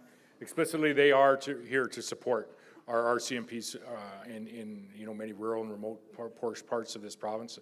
Credit Assistant Commissioner Blackmore is here, has been working very hard at ensuring that our staffing rates are up, and they are climbing, and I salute you for the efforts and the focus that you're putting on that. But we want to support our municipal officers, and we want to support our RCMP officers in our communities to make safer communities. We truly do. And you know what? We may find ourselves in a place here in the next number of years where we may have a different federal government that's willing to take a look at the criminal code. And when that may happen, if it does, we want to ensure that we have the enforcement arms ready to go in this province, and all of the supporting mechanisms so that we can enact whatever that might look like. Okay, we're good to go. Let's go back to, let's see, number 4. Thanks, Ray. It's Wade Keeler, Marcos RM 191. And I wish I didn't have to come up to this microphone after 6 years. I mean, I had the privilege to draft a resolution, an evidence-based resolution several years ago, 6 years ago now, Resolution 9-18A, titled How the Quality, I even forget it now, it's been so long, how the type and quality of education can affect our social and economic outcomes. I wish it could have been finished then, but it's not. It was an evidence-based resolution. I have yet to have one cabinet minister come to me and say, by the way, what was the evidence? I know COVID hit shortly after, and that was unfortunate. And more unfortunately, we're still suffering as a society, as a collective society. We're failing socially, emotionally, academically, and as a result, economically, unfortunately. But I know I still, since those issues are still here, let's not... Wait a minute, sorry, if you have a question, do you have a question? You should probably get to the question. Oh, sure, yeah, sure. Yep. Okay. I want to... Okay, sorry. Need to see... I'd like to ask Mo and 5 cabinet ministers for some of their time, maybe a couple of hours, whatever, some morning, to get together with myself and my fellow councillors. I owe something to my fellow councillors, too, from all across this province. Okay. A great deal of thanks for voting and supporting Resolution 9-18A. I believe they voted not just with their minds, but with their hearts, and that's what Saskatchewan people do. Okay, that's thanks. probably why it's called the Heartland. Thanks, Wade. Okay. What's that? Yeah, sure. Okay. Okay. Okay, thanks very much for that question. Okay, let's go to over to number 3. Good afternoon. Doran Scott, the Administrator of the Arm of Lucha number 343, the disembodied voice coming from the back of this post here. Okay, okay, I see you.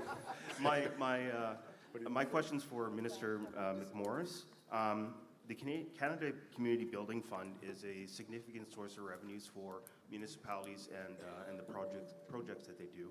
And it is expiring March 31st, 2024.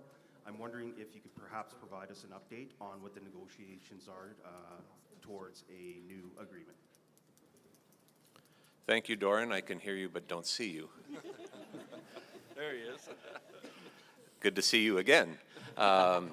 So it's a funny thing that the Canada Community Building Fund is better known as the gas tax, but for some reason the federal government don't like to say gas tax, so they've called it a different name, but it is the gas tax that is collected across Canada, then comes back through us to municipalities. And I can say in the past that the agreement was in pretty good shape. I mean, there were not a lot of strings attached. It went to communities, and communities could use it as they saw fit. The federal government right now is tending to want to put strings on any money that goes out, and they're wanting to put strings on the gas tax or the community building fund. One of those strings would be it has to go towards housing. So tell me, in your municipality, is housing an issue? not generally. You know, and there are definitely some issues in larger urban centers, but not for the most part in the vast majority of Saskatchewan. So we're in negotiations right now. One of the stipulations that we're putting in, if it has to go towards housing, it has to be in a community over 30,000.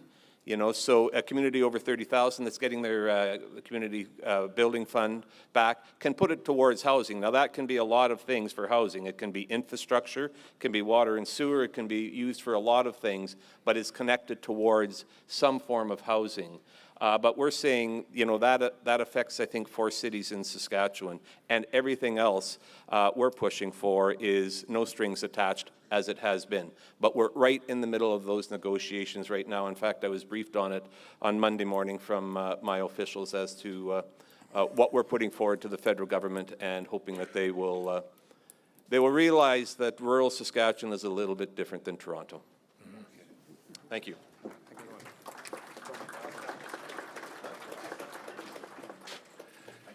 Okay, just on that one, I've been given special permission from the Premier, which doesn't happen a whole lot much, to answer this question too, because later on today we're going to be having the president of FCM speak, and he's going to be talking about the CCBF Fund too.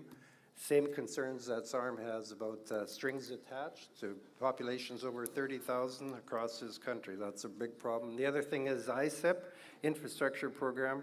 We're being told by the federal government that there's may not be any more new infrastructure funding, and that's a huge problem to a province like ours that has so many roads and bridges. So I thought I'd mention that. Yeah, the ISIP funding is one that's a little perplexing for me, because Minister LeBlanc federally had came out last fall and said they were going to announce reloading that program, as it's out of funds in Saskatchewan and across the nation.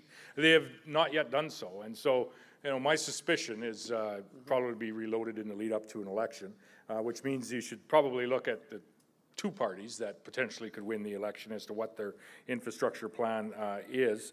But the Dominic LeBlanc and the Prime Minister has also indicated that there's going to be a focus on housing, which is going to be difficult for rural municipalities. Again, the difference between rural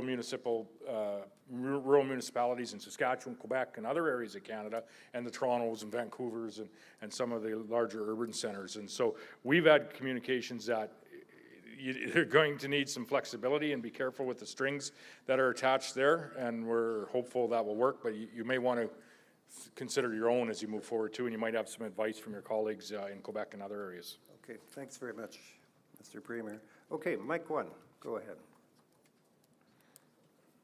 Is that coming through? Mike Alan 1. Tillensvik. Okay, go ahead. RM Laurier, number 38, and mine is to the Rural Health Minister. It's concerning our ambulance service in Radville.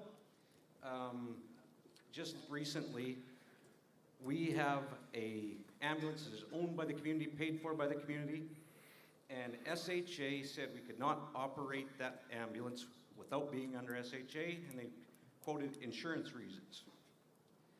We did all the diligent work, got all the insurance we needed. SHA came back and said, nope, not doing it. You have to sign this ambulance over to SHA. So now it's signed over to SHA, and my question is, they can move that bus anytime they want. They can take it away from our community that was totally funded by our community. How is that right?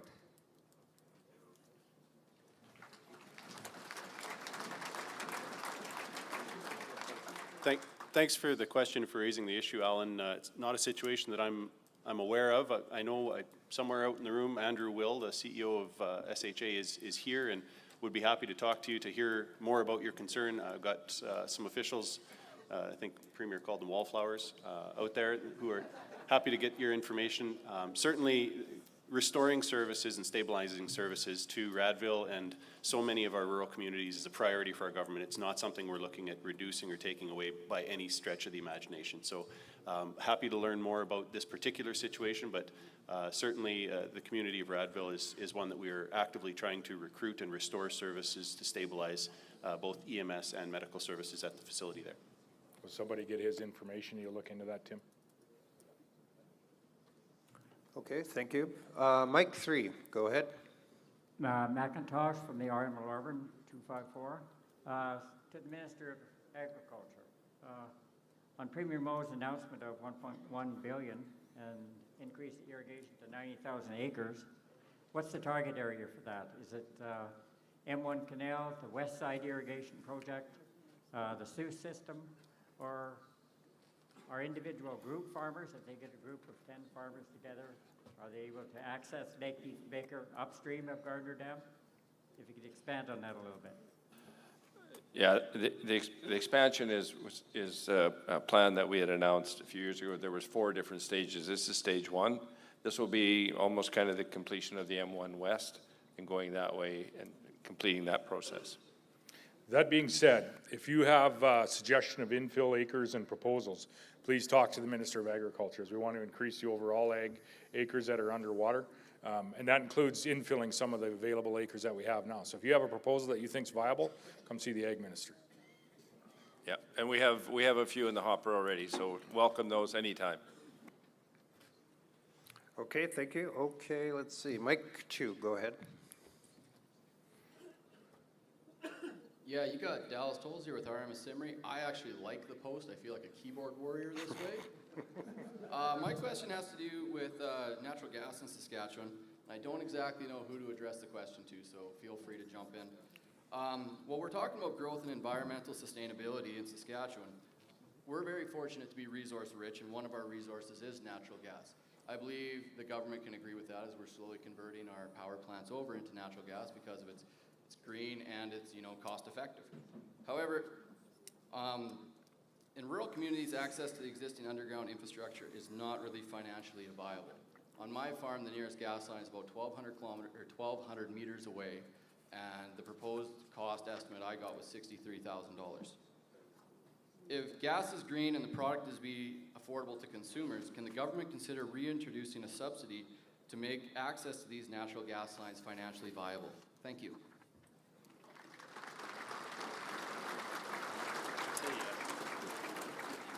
Yeah, thanks for the question. Certainly that's something that we'd be, very much willing to discuss with you.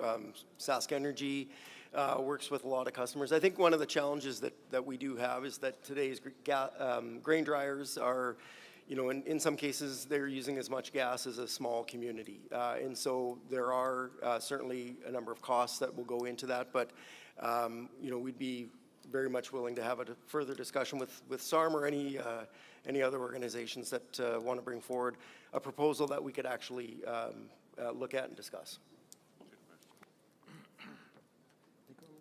Okay. All right, we'll go back to 1. Micah 1. Darrell Wordall from the RM of Crate 222. I have a question.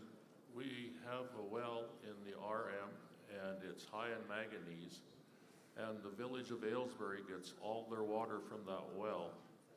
And we've been told by the environment that we have to, by 2027, spend tens of thousands of dollars to put in special filters because it's better for health. Yet we have all kinds of residences in their mid to late 90s and into their 100s. I don't see where it's hurting health. Probably, Chris, I don't know, is it you or would that be Dave with Water Security Agency? Probably Dave, eh? Yeah, thanks, Darrell. Sean Jakes is here, the CEO of Water Security Agency. He's going to get your name and stuff, and we're going to have a chat and just see what we can do to solve your problem that you have there. I can honestly tell you we're going to look at a lot of different things for communities and the delivery of water. Still make sure it's safe, but make sure we work with the communities to get it right. Okay, let's go to Mike 3. Yeah, it's Terry Anthony, RM 131. It's a question for the minister, or just a statement, I guess. I recently heard that in BC they are providing home tests for, I believe it's ovarian cancer, the test is for. The government there is providing it, and I can see a lot of benefits in the fact that it would open up some spaces in the waiting rooms, and the gals that want to do these tests, if they're in an urban center, it's maybe 10 or 15 minutes to get to their doctor, but if they're in some of the rural areas, they might be 2 or 3 hours to get to that same appointment. I'm just wondering if that's something that your government might consider. Thank you. Sorry, did you say home test for ovarian cancer? Yes, it's, I guess it's similar to the test for colon cancer, but it's a test that gals can do at home. You're familiar with that, Everett? Yeah, thanks, Terry, for the question. Yeah, so our officials are aware of what British Columbia is doing. We're watching it pretty closely, taking a preliminary look at it, just seeing what they're doing. I would just say that we've, as government, we made some investments into the area of ovarian cancer treatment and diagnosis and care in this province, and are always looking at how do we expand that? How do we better expand the programs and services we have to make sure that people are able to access early diagnosis and screening. So again, would just say that we're aware of what's happening in BC, watching it pretty closely and seeing if that might be something we might want to implement here in Saskatchewan for people of our province. But thanks for the question. No. Okay, thank you. So Let's go. On ovarian cancer, there's been some significant investment there the last few years in some of the research that's happening at the University of Saskatchewan and the College of Medicine, Everett, and I think we're getting to the end of that funding, but I think if you're interested in research in ovarian cancer identification and prevention, I would urge you to pay attention next week at budget time. Okay, thank you. Let's go to number 1. Mike 1, go ahead. Hello, my name is Don Firk. I'm the Reeve of RM 491 Buckland. I have a question, but I don't know who to present it to. So I'll just make a statement, and if one of you guys want to jump in, just go right ahead. The City of Prince Albert has built a new community complex, running into the millions and millions and millions of dollars. Now, all of a sudden, they want us, the RMs, to start chipping in our fair share, they call it. Well, how is that our fair share? We didn't invest in this business. They did it all themselves, no consultation with anybody from any RM. And where does it stop? Does it stop with the RM of Buckland, the RM of PA, the RM of Gordon River? Does it stop with the Indian Reserves? Do teams coming in from out of town have to pay a service charge? It's just totally ridiculous, and I don't know if the government's going to get involved in this or not. I don't know, but I'm just venting, but they told me to keep a filter on it, so. Okay. I don't know. 20 seconds, or you're done? Yep. Okay, thanks. Okay. Good self-discipline. This came up in the breakout sessions that we went through yesterday. This issue was raised, and what could be done, and what do we do as a provincial government in something like this? And we tend not to. We wouldn't weigh in on something like that. And all my answer yesterday, and it's really the only thing I can offer, is cooperation. Sitting down with whether it's a city council in Prince Albert, or it don't need to just be in that situation. It's across the province. When recreation facilities are used for an example, an urban center, and rural people are going to use that as well, how is it best financed? Now, that one was an ISIP project that received a federal, provincial, and municipal grant, and there's some 477 ISIP projects that have gone on that have been introduced in the province. Pretty much every one of them, because when it was first budgeted and now built, there is quite a cost increase, inflation, and so communities, especially with recreation facilities that are building them, are looking at how best to finance them into the future. Hopefully those discussions happen before, and it's not reactionary, but it really is a discussion between whether it's RMs and urbans to come to a agreement. And there are so many great examples, and I'm sitting beside Minister Merritt and what went on down in Assiniboia and that facility there. There are great examples in the province, but it usually always centers around cooperation and conversation prior to. So I don't have an answer for you, which may make you want to even swear more. But it is something, again, that we certainly aren't going to come out and say, each rural municipality has to allot so much for the recreation, because that's just not the role of the provincial government. That needs to be negotiated between urbans and rurals. Thank you. Okay, thanks very much. Okay, let's go to Mike 4. Go ahead. Crane Delmage, RM of Spy Hill 152. The Premier talked about the highest per capita student funding, and we're a small province population-wise and spread out rurally. Buses, fuel, running rural schools is a significant cost. Why don't you talk about per student funding? Saskatchewan used to be the first in the country for per student funding, and now we're 8th in Canada. Saying the budget is bigger than it has ever been doesn't cut it when everything costs so much more. How is the government going to ensure school boards can fund our rural schools and keep families in our communities, because our schools have less teachers and supports than ever? Jeremy? Yeah, I appreciate the question. So I would say a couple things. Number one, you know, I've had the opportunity to now travel across the province and visit nearly every school division in the province. Tomorrow I'll visit the last school division that I haven't sat down with in the province. And so certainly I think, you know, what I've seen, and I knew this before, but I've seen it loud and clear as I've been out and around, is that each school division is very unique in terms of the communities they serve and the, you know, what their communities need at the end of the day. The reason that we really focus on the per capita funding is that the per student funding numbers that are published don't include capital investment. And, you know, we have made, as a government, made some significant investment in education capital around the province, and especially in rural Saskatchewan. I think about... see some more Wednesday. Yeah, where there's going to be more investment, in significant investment into education capital coming on budget day next Wednesday. But again, I think about the school projects that we have underway right now, whether that's Lanigan, whether that's Carrot River. We've got renovations going on in North Battleford, finishing up in Lloydminster. So, you know, again, we use the per capita funding because it does account for the almost $2.5 billion that we've spent in the last 15 years on education capital around the province. And as the Premier said, we're not done there yet.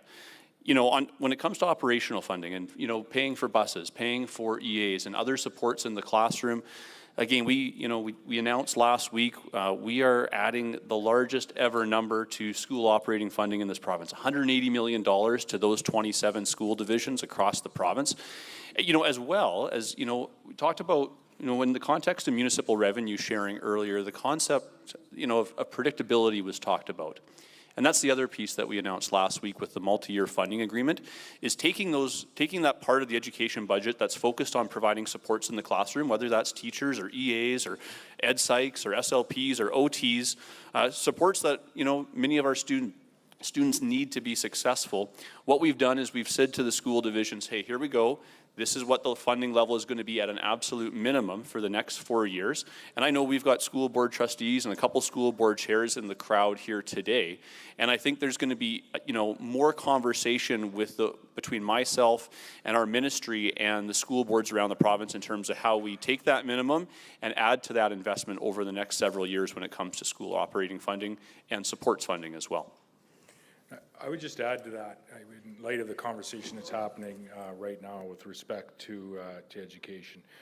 The decision, the quantum of the decision that we pulled forward in an unprecedented fashion, the budget announcement last week. The quantum has been discussed for some time, the 9% increase, $180 million increase up to $2.2 billion in operational funding, capital funding to come next week. The quantum is important, and I think everybody agrees with that investment, at least that investment this year, and likely very much additional investment needs to continue to come in years to come. Where the disagreement is how that investment is going to flow, or who's going to be accountable for that investment. We have always flowed that investment, educational operational funding of all kinds, through the school divisions, which are locally elected in your community. That investment will continue to flow through those school divisions so that those locally elected trustees can make decisions on how best to invest that in their classrooms, in their schools, and ultimately in their communities. And we're not going to remove that and give it to a centralized teachers federation. We agree with the quantum. We agree the funding needs to be provided. We feel very strongly that it needs to be provided to the locally elected school divisions. If we're going to remove that and give it to the Teachers Federation, what is the reason for locally elected school divisions? Okay, thank you. Okay, Mike 2, go ahead. Terry Hildebrand, RM 181. Just want to make a comment without being too political. Want to commend you, Premier, and your colleagues. I take great relief in understanding that there's still a level of government that makes decisions and bylaws on behalf of the majority of the people. And I feel your stand on the pronoun bylaw does that in spades. I have 3 grandchildren currently going to graduate from high school this spring and can't wait to get out of school because of some of the stuff that's going on there. And I have to believe they are also amongst the majority of the kids in that school. So call me old-fashioned. I think I'm not opposed to changing pronouns or whatever, but when you're younger, let's get that done at home. I want my monies, my school tax monies going to schools so teachers can teach and not spend time and effort on others than the curriculum that is there for them to teach.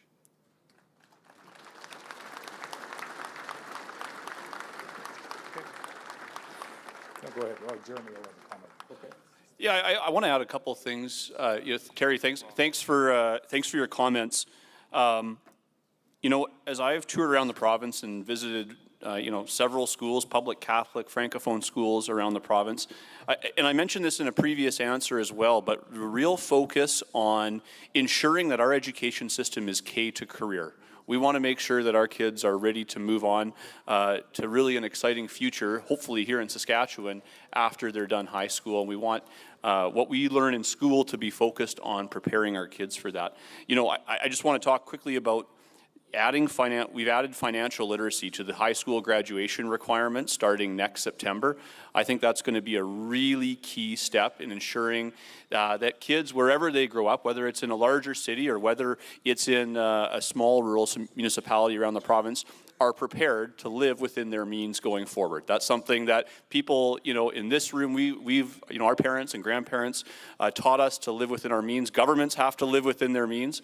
And so I think the financial literacy education piece is a big part of that. I'll just comment as well on some work that we're doing in really at the high school level to try and expand trade offerings, within the high school years. I know that MLA Warren Kading and several others in our caucus have been, vocal proponents of making sure that we can expand practical arts opportunities within our high schools around the province, and that's certainly something we're going to be looking at, how to increase that both in the high schools and through the Distance Learning Corporation going forward. But thank you very much, Terry. Okay, thank you. All right, let's go to Mike 3.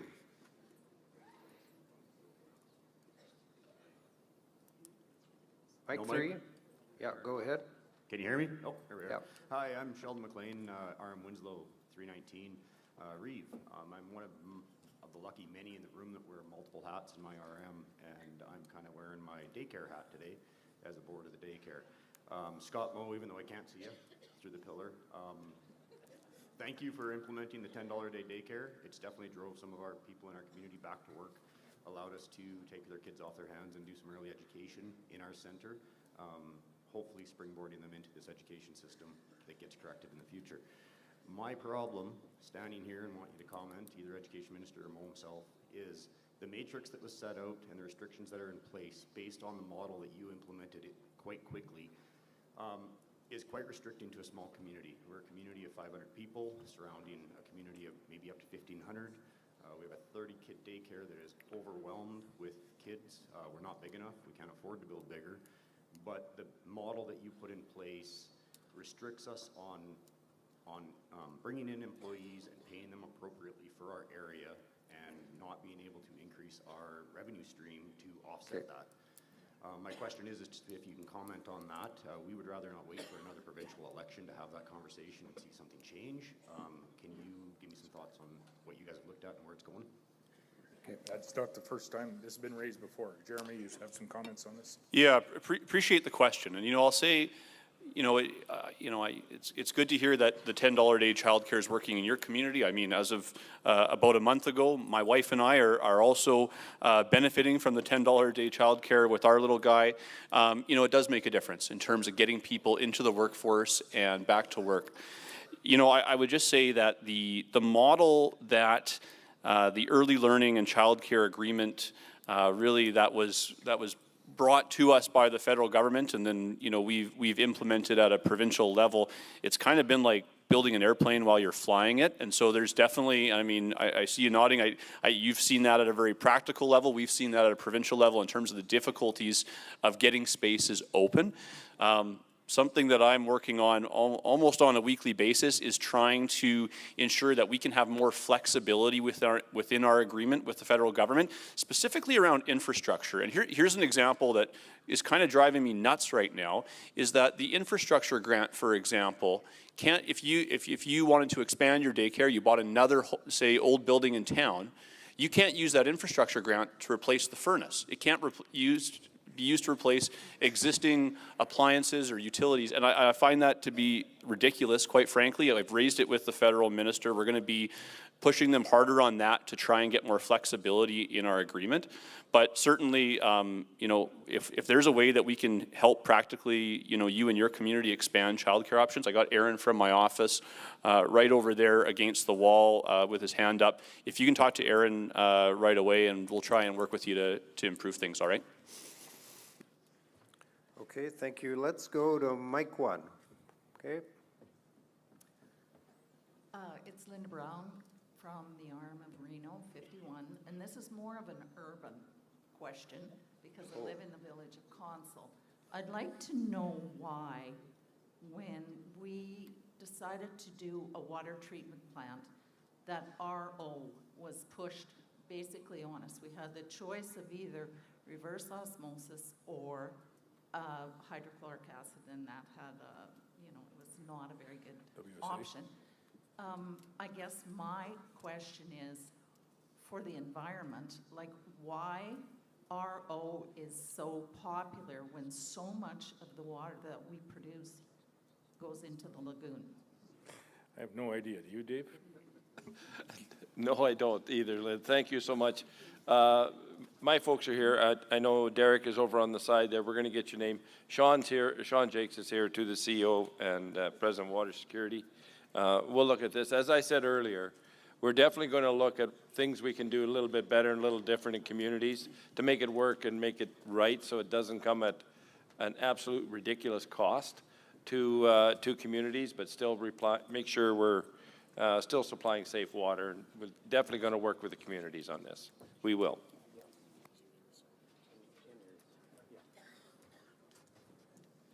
Okay, thanks. Let's go. Let's see. We got number 1, number 4. Just checking the lineups here. Let's go back over here to number 2.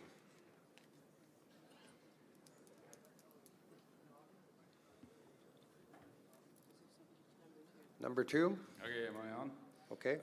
Craig Onerheim, counselor from Frontier, number 19. Lots of good discussion about schools. I hate to pick on you anymore. You've done a pretty good job answering questions, but I got words on my paper here, so I'm just going to read off. So let me ask you a question. Did your administrator put you up to that? No. Okay, go ahead. Probably worried about what I'm going to say. Okay. Our schools are the future. Yeah. The ideology that has infiltrated our schools in the past few years is destroying the next generation. Bodie Bauckham said, "We cannot continue to send our children to Caesar for their education and be surprised when they come back as Romans." Our public schools, despite having some very good teachers, are teaching Marxist ideologies and are confusing the next generation and possibly creating little socialists. As important as it is to have a strong economy to build the future,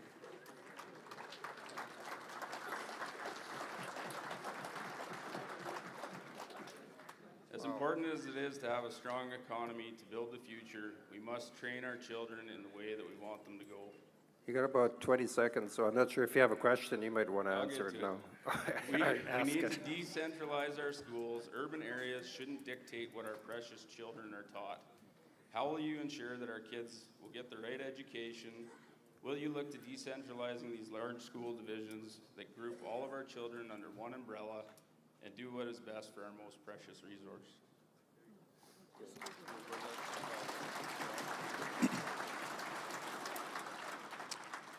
Thanks for the question, Craig. And, I would say, it's been talked about before, but the discussion that we're having in education right now, a lot of it comes down to local governance and the importance of local governance. And I know I don't need to tell this room the importance of local voice.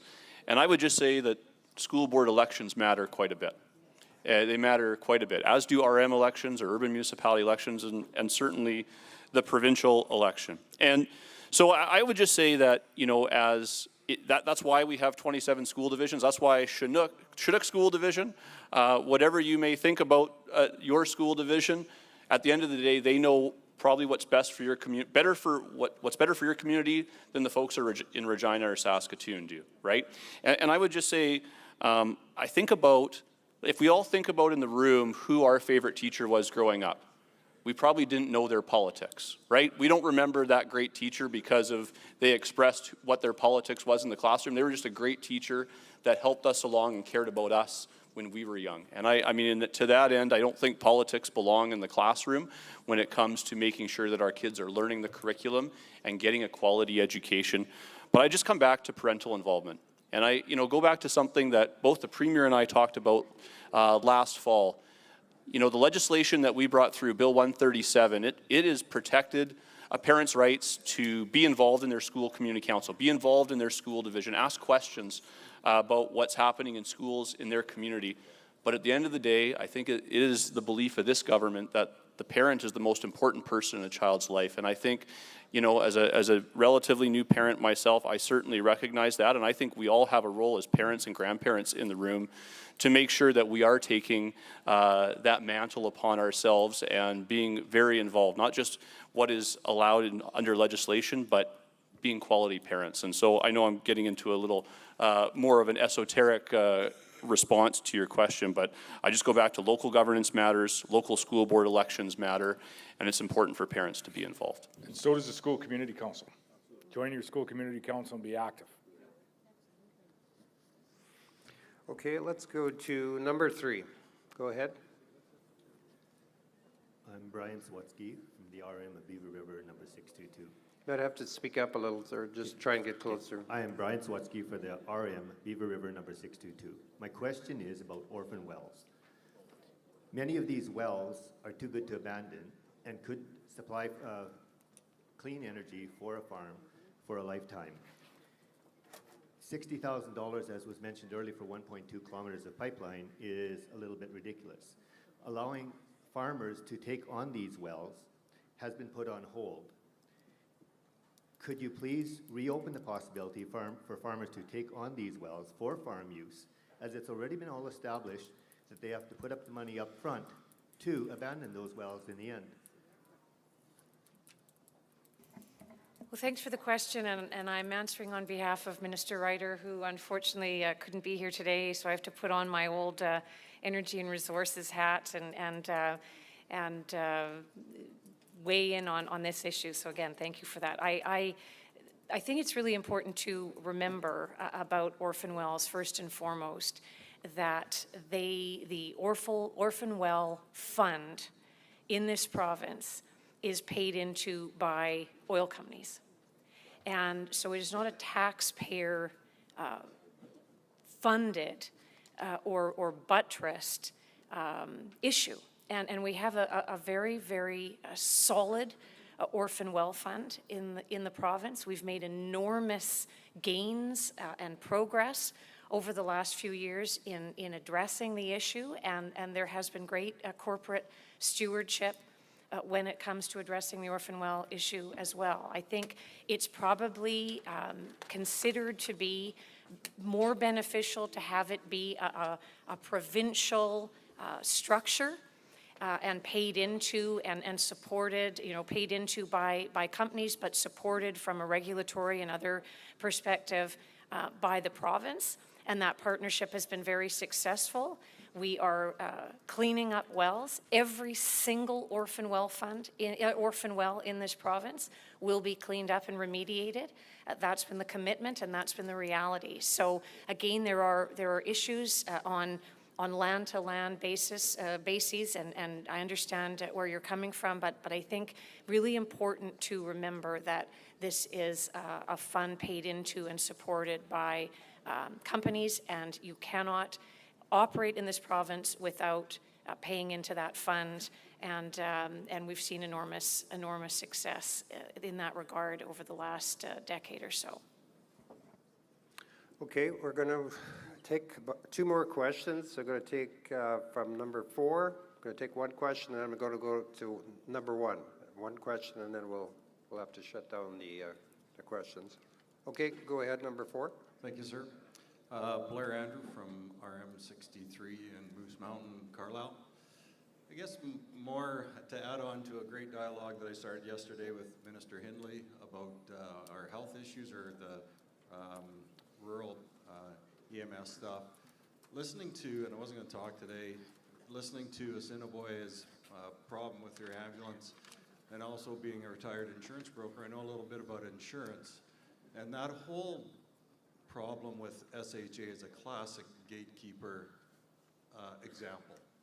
And we have way too much bureaucratic BS getting in the way of the frontline worker, and that is a prime example.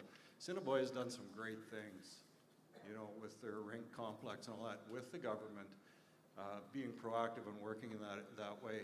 I watch with great interest what's going on in Estevan with the MRI, and it's way above my pay grade what's going on, but when you look at the local people, when they get involved and you let them, when you take the shackles off the local people, they'll get things done. Premier Mose talked about how great the SARM people are. We're the backbone of this province, but yet we get our hands tied when we want to fix a problem that's a problem at the local level. Do you have a question? Sorry, sir. Do you have a question? So you're My question is, when can we get the bureaucrats out of the way and let the local people run the communities?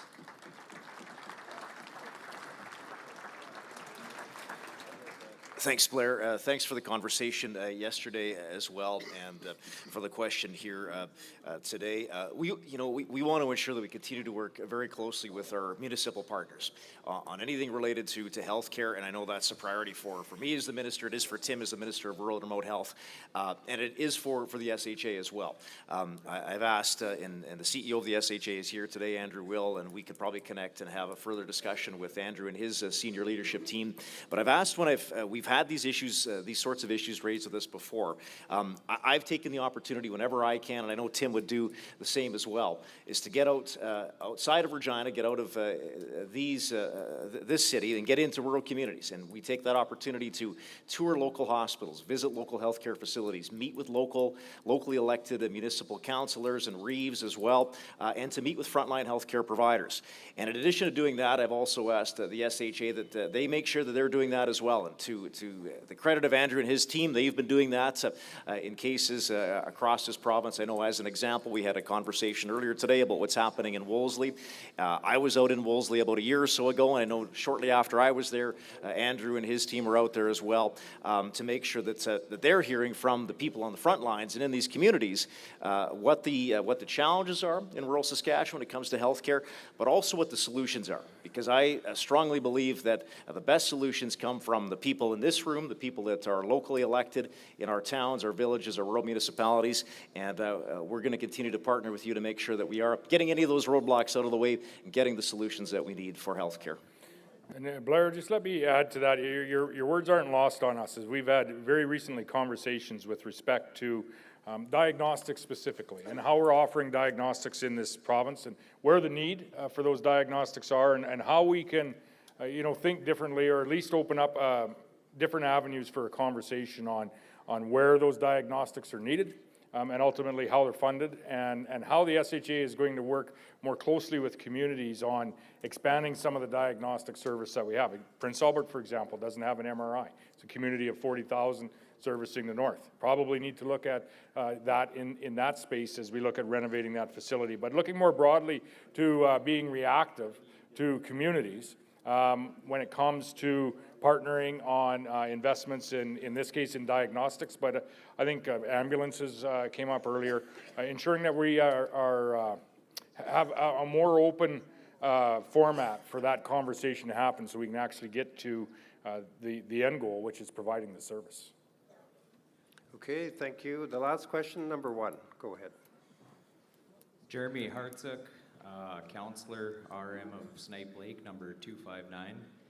What specific strategies and support mechanisms does the government have in place to ensure small rural communities become attractive and sustainable homes for immigrants, particularly given the challenges posed by our colder climate and the current trend of immigrants not settling long-term in our areas? Maybe we'll start, Jeremy, do you want to start with a couple of comments? But one of the things that I think we need in rural communities as well, if you're going to attract families to live there, are services, whether it be healthcare services, whether it be recreational services as well. And so maybe Everett or Tim wants to weigh in on that, maybe Laura. But Jeremy, do you want to start a little bit on the economic front, and then we'll get to the more quality of life services that we need to work together to expand to attract those young families. Schools would be another one. Sure. I mean, really the condition precedent for newcomers from away moving into rural communities, and I use my community of Meadow Lake as an example. When I was growing up, literally we had no newcomers who were living in our community. Today we have a community of about 500 Filipinos who live in Meadow Lake, who are really, the backbone of our community in many very real ways. The condition precedent for that is economic opportunity, and it's jobs, it is, and I know Everett is going to speak to maybe some of the other service parts of it, but there has to be opportunity that exists, and that only comes through a growing economy, that only comes from investment that is flowing into our communities to create new businesses, to expand businesses that are already in existence. We've worked hard on the retention front, and I think that there is going to be a continuing conversation around that, but intent to reside is really an increasingly significant part of how we work with businesses which are leading international recruitment efforts. So, it'd probably take me 10 minutes to go through all of the kind of elements that go along with this, but I mean, what it really comes down to is a host of different initiatives, projects that we're undertaking that focus around creating opportunity for everyone to be successful. I'll just maybe hop in on that as well, just from a healthcare perspective.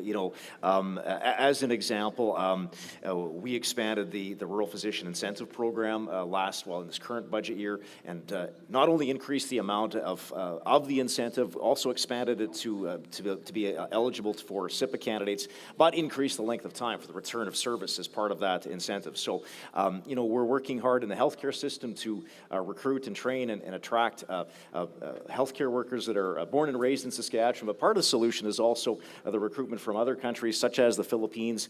Minister Merriman, when he was the Minister of Health, recently was part of a recruitment mission to the Philippines, and over 400 conditional offers of support have been extended to Filipino nurses and other healthcare workers. A number of them are working in rural communities right now. The rest are working through a bridging pathway to get their licensure so they can be working in our communities. And as part of that, we want to ensure that they're staying there long-term and permanently. So we're doing everything we can from the health side to make sure that we're giving them permanent full-time employment and helping them to stay and locate in rural Saskatchewan. I was just going to add a few comments in regards to quality of life, and that's why we have committed to the Community Rink Affordability Grant, which continues. And last year alone, we provided over 580 ice surfaces with grants to ensure, because we know community rinks are really kind of the heart of the community. And as we know, we've got Craft Hockeyville here happening in Wolseley, so we want to make sure everyone here goes and votes for Wolseley, because we've got, in order for this small community to be able to compete with communities in Ontario, Alberta, and BC, We've got a smaller population, but I think we've got way bigger hearts here in Saskatchewan to be able to come out and support the Craft Hockeyville in Wolseley. We've also, within the communities, we have affordable grants that are coming out from both lotteries and gaming that will provide funding to different communities for cultural and sporting activities. So we really believe that Saskatchewan is probably one of the best places to live and raise a family. And so in order to do that, we've made strong commitments within the Ministry of Parks, Culture and Sport to ensure that Saskatchewan still remains the place where people want to live. Thank you. Okay, thanks very much. So that actually brings us to the close. We went over a little, and I'm going to turn it back to the Premier because I think you should have the last word today. Just one closing comment. Thank you to everyone for participating in the Bear Pit. It is entirely beneficial for us, as I said at the outset. It really gives us some insight into the priorities in your community. There's a number of folks that this is the last Bear Pit, I'm sure in the crowd as well. But a number of folks on stage here that it is going to be their last Bear Pit. It's Minister McMorris, Minister Wyant, Minister Duncan, and a Deputy Premier, Minister Harpower. All are not running again, and so this will be, unless we can convince them otherwise in the next 8 months, have indicated they're not running again. And so this will be their last Bear Pit, and I'd like to just publicly thank them for their service to the province.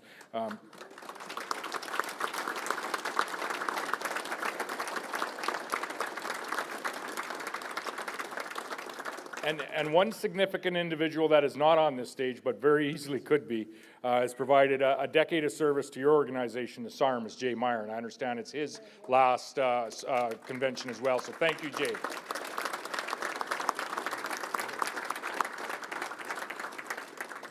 I'll actually just, I'd like to thank the Premier and your cabinet for coming here again to our convention and for taking the answers, taking the tough questions, I should say, and giving the good answers. And I mean, it's always good to have a bit of a debate, but I think you usually do that in the Legislative Assembly. But thank you again for coming. Really appreciate that. Thank you. Thank you.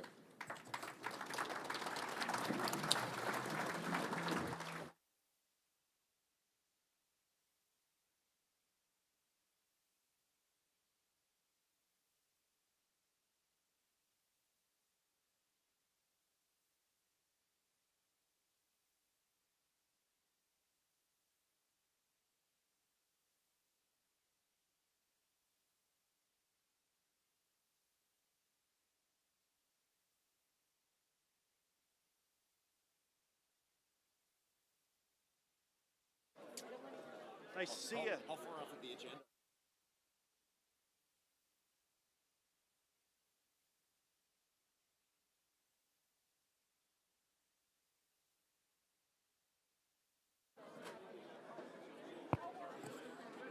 Okay, folks, just hang in there. We do have another presentation to start up here in just a moment. Just hang in there.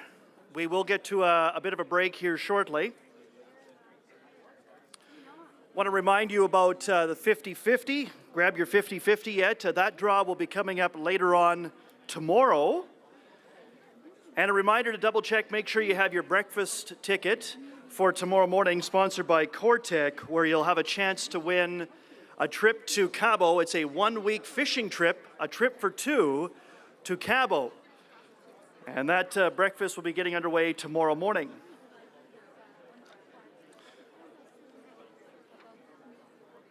Coming up shortly, we still have a presentation on municipal hail, an update on municipal hail. We also have a presentation on social media with Jared Tabler, who is certainly no stranger to SARM.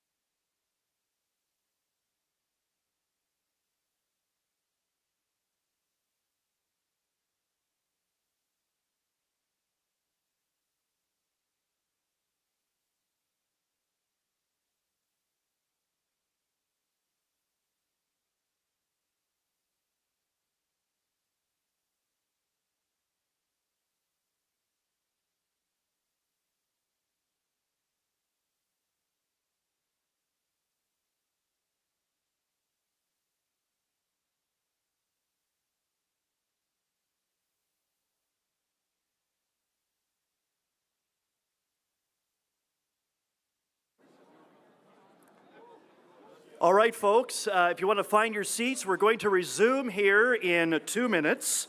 We are going to have the president of FCM speak to us in just a moment, so 2 minutes.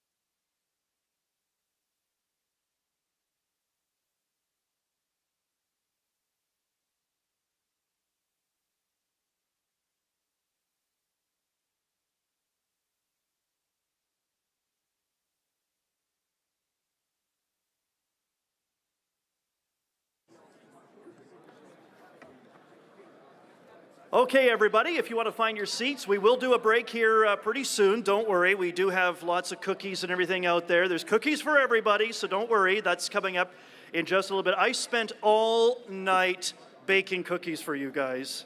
So I did too, and they're delicious. So they'll be coming up a little bit later on. In the meantime, I'm going to introduce Jay Meyer for our next guest. Thank you, Cody. So we got a special guest here just flown in from Eastern Canada. Scott Pierce was first elected in November of 2004. Scott Pierce is the mayor of the township of Gore. He has also been the warden of the RCM Argenteuil since 2014. He's a president of the Conseil des Préfets et des Allées des Laurentides and a member of FCM's board of directors since 2009. Mr. Pierce was a recipient of the 2021 Jean-Marie Moreau Award given to him by the Fédération Québécoise de Municipalités in recognition for his commitment, leadership, and engagement in his community. A proud Canadian and Quebecer, Scott's a strong voice for suburban and rural Canada, building links between Francophones in Quebec and the rest of Canada. He and his wife Aggie are outside enthusiasts, and his long life love of nature is also strongly reflected in his work with the Federation of Canadian Municipalities. A long time and very active FCM board meeting, Scott was vice chair of the Rural Forum for many years, where SARM has developed a great and strong relationship with Scott. Scott is the official representative of the bilingual municipalities on the board of directors of the Fédération Québécoise des Municipalités, FQM. Scott, you've always been an advocate of many of SARM's files, including files others in the East may not support. We wish to thank you and welcome you to the City of Regina. Ladies and gentlemen, Scott Pierce, President of the Federation of Canadian Municipalities. Just the individuals up front here, can we get you to just move to the back and we can have your conversations in the back, please? We just want to carry on with this, with our program. Hand it over to you, Scotty. Thank you, Jay. Good afternoon, everyone. I just got in. I just got off. Air Canada was solid again. I finally made it here. And so I don't have any prepared speeches or remarks. I just figured I'd give you a little chat of what we're doing at FCM and how important you are to FCM and to Canadians, frankly. I want to say thanks to my friend Ray Orb. I've known Ray for a long time at FCM, and he does a really good job representing you guys, I'll tell you. When Ray speaks, people listen. And Randy Golden, who's not here as well, Randy's from Yorkton. She couldn't be here today, but she's a good friend, and happy to work with her for many years. And Jay, where'd he go? Oh, there he is. So you're moving on, are you? And Laurel, good luck when you take over. I want to talk a couple things I think that are important to folks here, especially our rural municipalities. I'm from a very, very small rural municipality, about 2,500 people, 5,000 come summertime because we have 26 lakes. We basically have more beavers than people. But it's a lovely little community. I grew up outside of Montreal, and I had nightclubs in my younger years. So I grew up in Montreal with nightclubs, and I ended up surrounded by beavers and deer. But that shows that I wasn't born rural, but I live rural every day, and that's one of the things I'm proudest of is at FCM. My support base, the people who wanted me to be president, was mostly Alberta, Saskatchewan, Manitoba, and even the Quebecers, even though I'm English. So it's funny because at FCM, the English mayors call me Frenchie because I'm from Quebec, and the French mayors call me L'Anglais because I'm English. So I managed to get them both laughing at me, and in the end, we tend to get along on things. At FCM, we've been working on a few things I think are important to all of our municipalities across the country. A new municipal growth framework. As the country's population is growing, it brings in more revenue for the federal governments and the provincial governments, but for our municipalities, it basically just costs us more. So we have to find a way, and we're working to try and get both the provinces and the federal government to sit with municipalities and find a way where our budgets municipally can grow with the Canadian economy rather than simply tax people out of their homes. Because I don't know any mayor that wakes up in the morning and says, I can't wait to raise taxes. It just doesn't happen. The other thing that I think most of you enjoy as much as I do is what we used to call the gas tax, which is now the Canadian Communities Building Fund, which for us in municipalities is wonderful. We don't have a bureaucrat from, in my case, Quebec City, telling us what we need on the ground. We know what we need on the ground. The money comes in. We spend the money wisely. We improve the quality of life of our citizens. And that one there, we're fighting to try and have that fund doubled. And I know there's been some talk in Ottawa about attaching that to housing. From what I understand, we've negotiated so far that they won't put strings attached for municipalities of 30,000 and less. That's something they want to do for the big cities to encourage more buildings. But we have to be honest with ourselves. It's nice that they want us to build, but I'm not a builder. Builders build. I'm a mayor. And builders, with interest rates as they are not building as much as they used to. So as much as some federal politicians want to blame us for a lack of housing, they might have wanted to do the housing before they grew the population by 1.5 million in a year. Just my comments. Yes, feel free. Thank you. And I'm not trying to be mean or nasty, but the truth of it is, it's like inviting 500 people to your house for a party and realizing halfway through you have to renovate and enlarge your house because there's not enough room for the people. That's kind of what the federal government did here. And obviously on the ground for us, I spoke to a lot of mayors across the country, and I spoke to some that aren't even running again because they're discouraged by, the tent cities they see in front of their town halls, and that's no fault of their own. They want the housing. They want to give a good quality of life to immigrants, to existing Canadians, to all Canadians. But to do that, we need proper funding in the municipal sector. I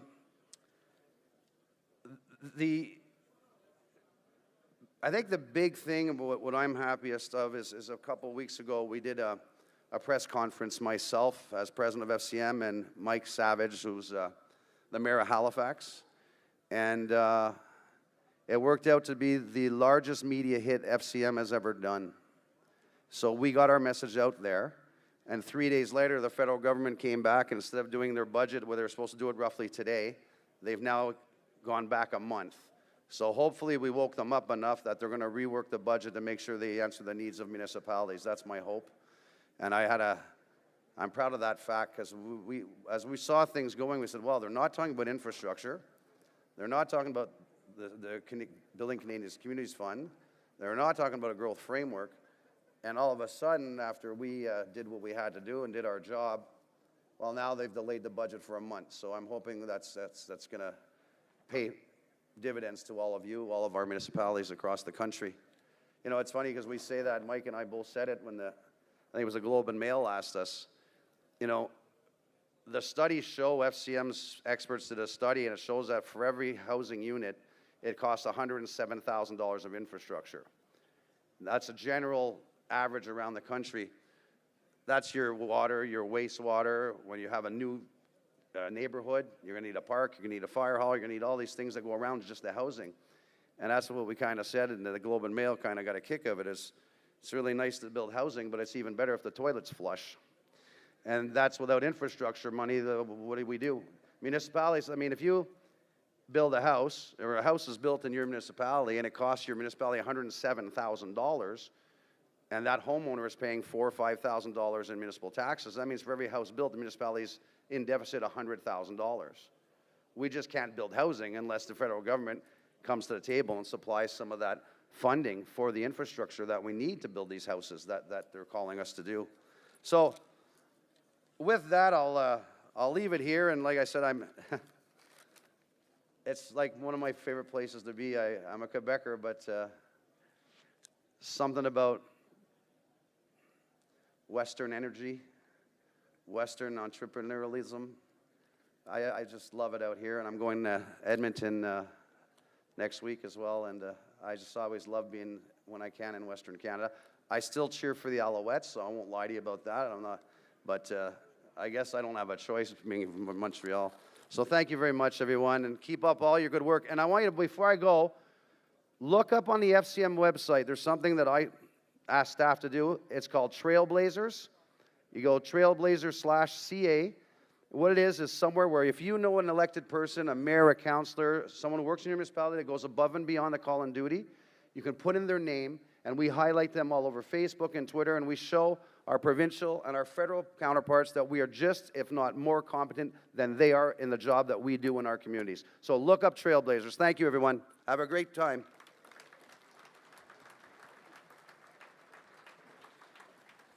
That was a great presentation, Scott. You had everybody riveted. You had them eating out of the palm of your hand. And then you mentioned the Alouettes. Killed the whole thing.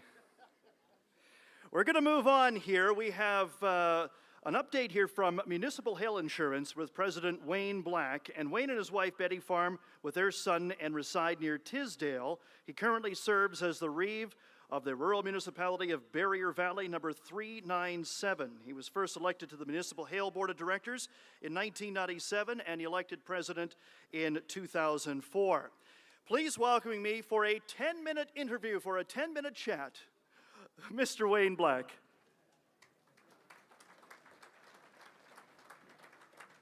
Well, thank you, ladies and gentlemen. It's a pleasure to be here. Wayne Black is my name. I've been on the Municipal Hail Board for a long time. I've served as president since 2004. It's my pleasure this afternoon to bring you a 10-minute report, so bear with me. Interesting thing about my report is that this is my last one. I've retired from the Board of Municipal Hail, and this is my last official duty for Municipal Hail, so you won't be seeing much of me up here, at least after this. Before I start my report, I'd like to introduce our board. And we've got, obviously, a new member on the board because of my retirement, and I'll introduce Kurt Winnie, and he's going to stand up. Kurt is from Choiceland, Saskatchewan. He's on the council at the arm of Torch River, and I used to proudly tell you that for 27 years I have been the furthest north director for Municipal Hail. Kurt is actually quite a ways north of me, so you can wear that proudly, Kurt. So you're by far the furthest north. The rest of the group, Foster Warner is from Alameda. Foster was re-elected as vice president of the board. Murray Purcell from Saskatoon. Pauline Zeal-Grimsrud was elected as the third member of the board on the executive. She hails from Torquay. Blair Cummins is from Blucher, the Arm of Blucher near Saskatoon. He was re-elected yesterday to the board, as was Morris Barry from Caryville. John Wagner is on the board from Maple Creek. Joselle Roberstad from Chaplin. And ladies and gentlemen, your new president of Municipal Hale is Jason Friesen from Watson.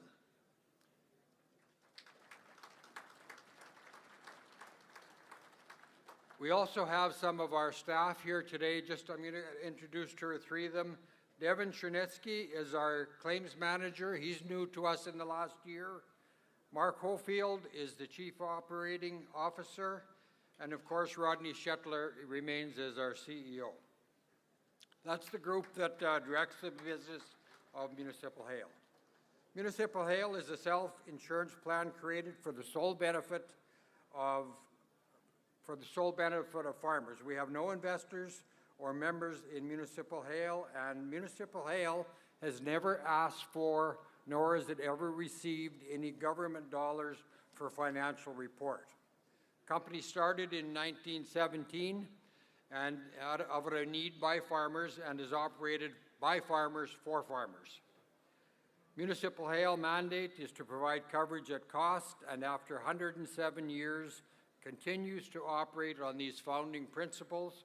From the vision, Municipal Hale has become the largest provider of hail insurance coverage in Canada. Municipal Hale has 3 versions of its product. Each of these entities allow Municipal Hale to achieve its mandate. You all know SMHI, it's the main and most widely used, and it provides continuous coverage for land, for the owners of land. It's a taxing authority, and the premiums are collected as taxes along with other municipal taxes. Our second company is called Additional Municipal Hale. It, by the way, is celebrating its 100th anniversary this year, so it was established in 1924. It provides coverage to anyone with an insurable interest in the crop. Coverage is purchased from a licensed agent and renews on an annual basis, and you pay your premiums as you buy the insurance. The third associate company is called Prairie, and it's basically the same as Additional, just that it's an online company, and you don't have to talk to anybody else. You can do it after supper one night or from the cab of your tractor if you so wish. AMHI and PMHI can be purchased in addition to SMHI or as standalone. You don't have to be a member of SMHI to use the services of Additional or Prairie. All of our companies offer the same deductibles and use the same adjusters. 2023 would mark the second time in history that several of the crop hail insurers reached their capacity, which means that as the end of June, there wasn't really many options for those who were looking for more hail insurance, but I assure you Municipal Hale was there because of our vast resources and reinsurance. We don't turn anybody down when they're looking for hail insurance. Last year, we could write up to $4.4 billion of coverage, and we didn't reach that mark, but it just goes to show that we had extra capacity available if, in fact, it was necessary. On the loss side, it was a different year last year. Fewer storms than normal. June was busier than normal. 21 days it hailed, or something like 21 days it hailed in June, which is not common for June. Whereas July was less active and August was kind of normal. July generally being the most active month for hail, our total claim count dropped significantly, making it one of the lower loss cost years that we've had for many, many years. Our loss to premium ratio was 42%, where we actually plan on a loss ratio of closer to 75%. On a combined basis, we wrote $3.8 billion of coverage last year, and that's again a bit of an increase over the previous year. Our premiums were $138 million with an average charge rate of 3.58%. That was up just very slightly from the year previous. Total indemnity paid out, 57 million and versus 99 million the year previous. Given the lower incidence of hail in 23, we'll be adding, and get this number, folks, 56.7 million to our retained earnings, and that too is a new record, I think. So it just gives you the idea how significant this company is and the reserves that we have to operate it. Over the past 107 years, we've paid back 78 cents of every dollar in premiums.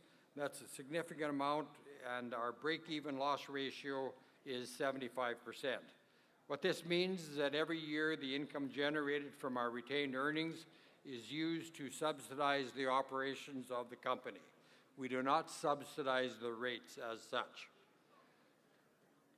This should assure you that we are operating within our mandate and that we provide coverage at cost while also building retained earnings so that we continue to provide capacity and coverage to meet the needs of our insureds. 24, you will notice a small change to SMHI. The minimum rate is increasing from $25 per acre up to $30 per acre, and that hasn't changed for many years. And of course, the maximum remains at $425 per acre. As a producer and past president of the organization, I want to publicly thank all our staff and agents for taking the time and making the extra effort to ensure our clients have the coverage they need and that all of our claimants are serviced in a timely and accurate manner. I also want to thank SARM.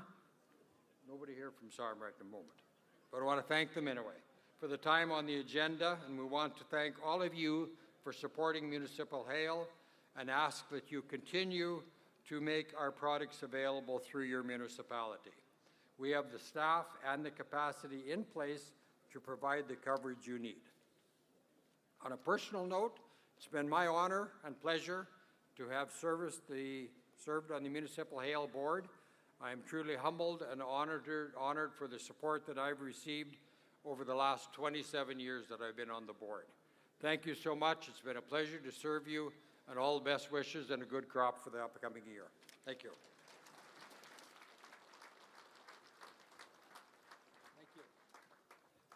And in 9 minutes, thank you very much, Wayne. Okay, we are going to take a bit of a break. We are a little bit behind time here, but not too bad, and it wasn't because of Wayne or anything. We are doing pretty well, so we will do a 15-minute break, so we will reconvene at 4:05. 4:05, we will reconvene.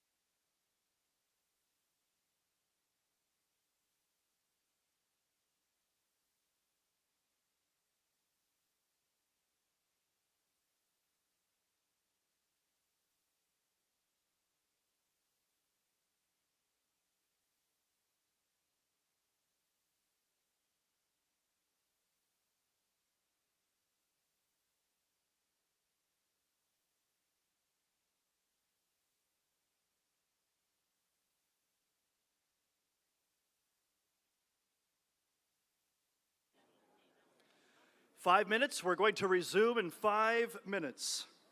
Please find your table, grab a cookie, maybe a cup of coffee. What did you think of them?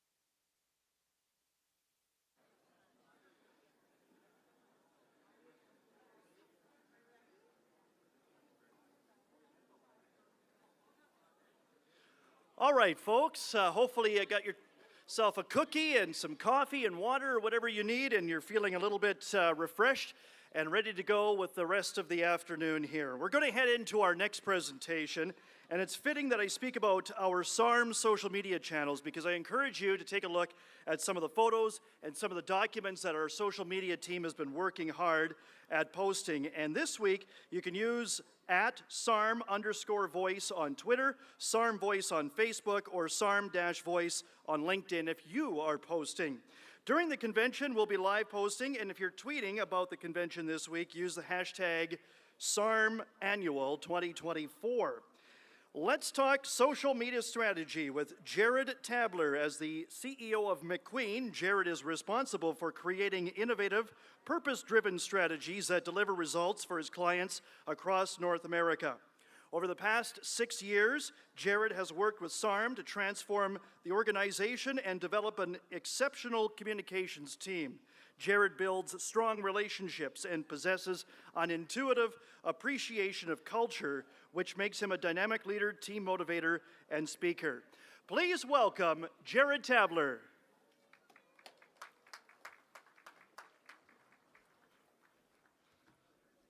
All right. Cody, thanks so much for the intro. Fantastic to be here at the SARM Annual Convention. As Cody said, my name is Jared Tabler, and I'm the CEO of McQueen Creative. McQueen is a marketing and communications firm that works with clients across North America to help them with a whole myriad of problems and issues, but something that we hear about a lot is challenges around digital and challenges around social media.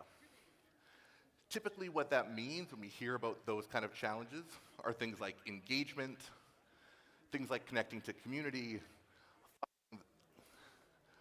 finding the right audience, finding different ways to sort of really reach out and make the most of social media. And for a lot of us, social media can be kind of daunting. In fact, social media is sort of like a fridge. You keep going back to it and opening it, even if you know there's nothing good there. So when we think about ways to transform that and transcend that, I'd like you all to reach into your pockets, your purses, and pull out your cell phone. Take out your phone and open your favorite social media app, whatever platform you prefer, Instagram, Facebook. Take out your phone, find your platform.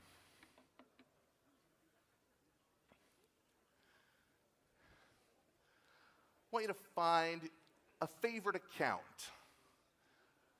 an account that you like to follow, someone's content that you find particularly engaging, that you like, an account you look forward to. Yeah, do it right now, do it here. When you pull up that account, I want you to think about what it is that you like about that account. Why do you like it? Why do you find it engaging? What about the content that they are posting do you find interesting?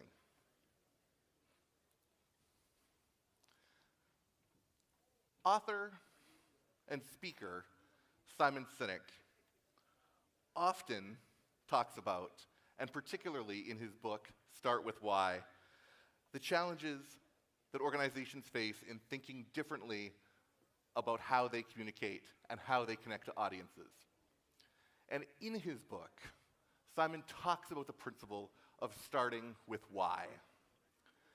Not the what, not the how, but why you're communicating. And when we think about applying that to social media, it's a really interesting piece, because we often think of social media as another thing we have to do, another piece of a puzzle, another checkbox on a communication strategy. But why are we really using it? What is the goal? And so thinking about starting from that place of why instead of how or what might shift how you think about social media. If you think about going to that app and opening your phone and thinking, why am I here? Am I just killing time? Am I wasting time? Am I procrastinating doing something? And what are you actually seeking to get out of it? As an organization, we want people to be engaged with the content you're posting and sharing. And for people to be engaged in that content, they have to care about why you're doing what you're doing and why you're sharing. And if people don't care and they're not connected to your why, they're not going to like it, they're not going to follow you.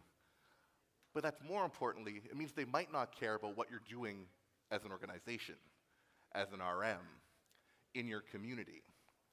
And I know all of you are doing fantastic things in your communities, things that you want to be sharing, things that you want to be talking about. So then the challenge becomes, how do we use social media as an effective tool, as an effective platform to connect to these audiences, to share the exciting things that you are working on? So I've got 5 things that I want to share with you. Tips to focus your efforts on social media and help you connect to audiences in a more meaningful way. The first one is to have a clear vision and a strategy for what you're doing. We talked about why you're doing it. So start there. We often start from what, and then we go to how. Clients usually come to me and say, this is what we need. This is how we want to do it. And when I ask them the question of why they're doing it, like, well, we have to. We need to get it out. Shouldn't we be doing it? If we're not doing it, then we're going to get missed. But more importantly, if it's not clear, if the message of what you're putting out there is not tied to a strategy and to your vision, you're going to lose the why. So that's the first tip. Have a clear vision and a clear strategy for your social media plans. The second, and this is a common misconception, is to pick your platforms. Pick the specific platforms, the social media apps that you want to be on. A common thing that we hear is that, don't I have to be on all of them? If I'm not on Facebook, and I'm not on Instagram, and I'm not on LinkedIn, and I'm not on X, aren't we going to get lost? And the answer is no. People are on different platforms for different reasons, and each platform has a different audience. And if you are on LinkedIn, it might be a business audience. It might be colleagues or coworkers. If you're using Instagram, it's a very visual platform. People are looking for video content. They're looking for photos. What are you sharing that's visually engaging, visually enticing for people to connect with? If you're on Facebook, what are the demographics of people you're looking to connect there? Are they on Facebook? If you're targeting a younger demographic and you're only on Facebook, you might be missing them. So choosing your platform becomes really important. It doesn't have to be all of them, but the ones that you do choose, do them really well. So if you're picking one, that's great. Do that one really well. Take time to invest in that strategy and be intentional.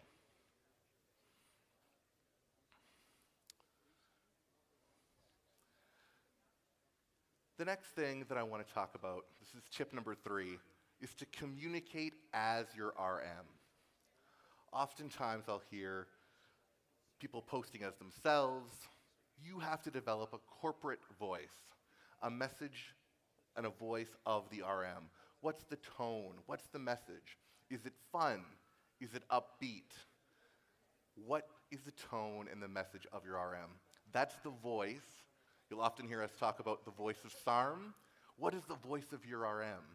When people are on your platform, when they're engaging with your content, you want to have a consistent voice and tone to your messages so people know what to expect. It's no different than your personal account. When people are following you on your personal account, they're looking for ways to connect with you because they like who you are, your style, your jokes, your personality. And it's no different when we think about an RM, a business account, a corporate account. A trend we're seeing for 2024 is the death of corporate accounts. The people aren't interested in following brands or corporations that aren't tied back to people. They want to hear from founders. They want to hear from leaders. They want to hear from the Reeve. They want to hear from counselors and leaders in your community. And that's the opportunity. Communicate as your RM means finding those voices within your community and using those as content, using those as inspiration for why you're posting. People relate to real stories. They want to hear from real people. And a mistake that often gets made is pushing out things that seem generic or seem corporate or seem too canned. So find a way to engage within your RM and find those voices to communicate what your message is. Next, we've got create a posting and schedule a plan. Oftentimes when we think about social media, we think about, do we really have time for it? It doesn't seem organized.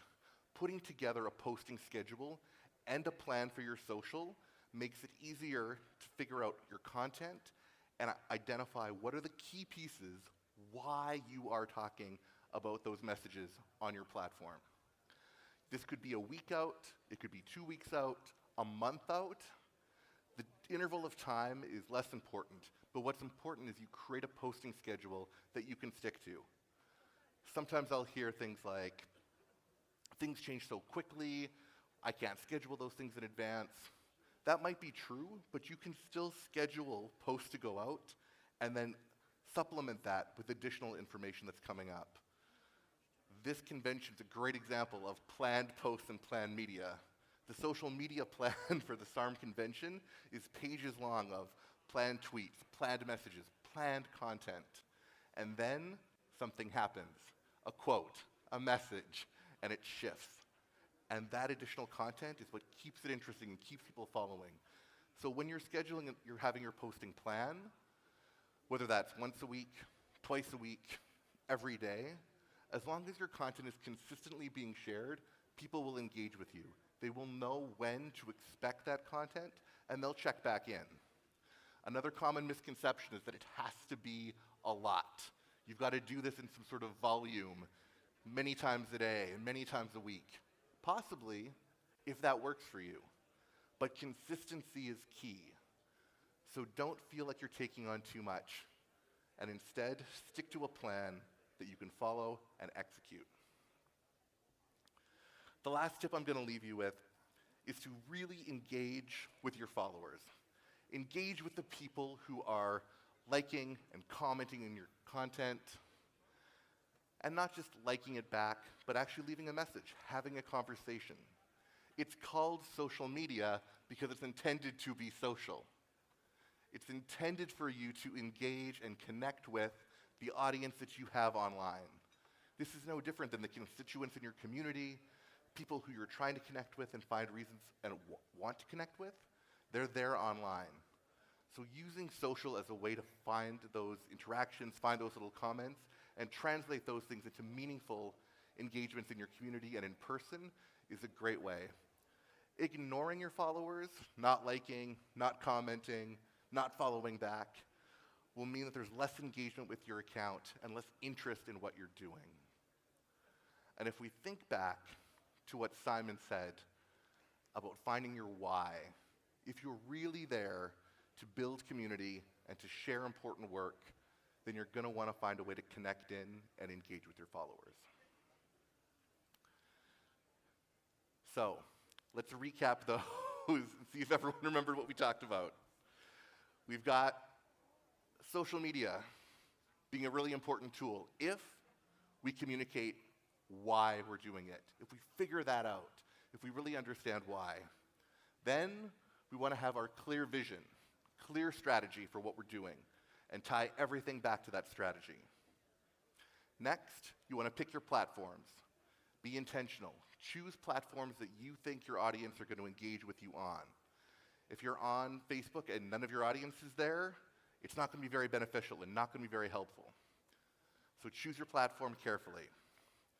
Next, find your voice and communicate as your RM. Make it personal. The people in your community, their voice. Have those connections. People care about other people. They don't care about corporate messages. Put together a posting plan. Have your schedule. What's your frequency? Find out what that plan is and stick to your plan. It'll give you the consistency that you're looking for. And then, of course, the last one is to engage with your followers. Like, comment, find that time. All right, that's all the time we have on your 5 tips for social media today. I really appreciate your time and you having me. If you have questions, I will be around. Would be happy to chat with you more about this. Thanks so much, everyone. Take care.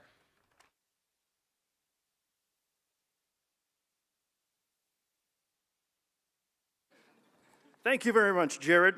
We are now going to welcome Lloyd Lewis, Director of Our Sask. Lloyd Lewis is a veteran of local television. He's held production and management positions that include Vice President and General Manager of CTV Edmonton from 2005 to 2015. His early career brought him to Saskatoon, where he was part of the original launch team that started STV in Saskatoon and Regina, which is now Global Television. Together with Dwayne Rollheiser in 2016, they launched a local digital media platform called Todayville, which is currently operating in Red Deer. Lloyd also works with the Wild Television Group of companies, where he has been highly involved with the successful launch of their streaming video service, WTV+. Lloyd currently serves on the board of Canadian Forces Liaison Council and was honorary colonel of 41 Signal Regiment in Alberta from 2016 to 2023. He is the past director of the Alberta Lieutenant Governor Arts Awards Foundation and was honored as a recipient of the Queen's Platinum Jubilee Medal for his support of the arts and military in 2023. A collaborative and creative media professional, Lloyd is also a musician and a photographer, and wait till you hear this man's voice. Ladies and gentlemen, Lloyd Lewis.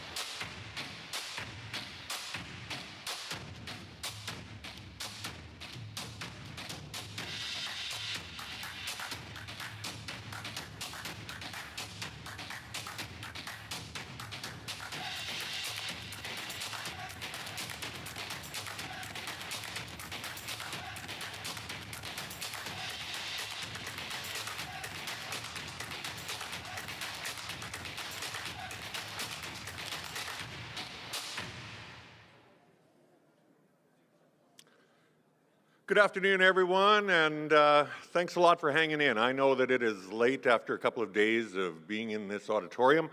I've spent some time here myself, and it's been a full house at times. So for those of you that have hung around, thank you very much. I appreciate your time, and I'm going to try to get you out of here on time.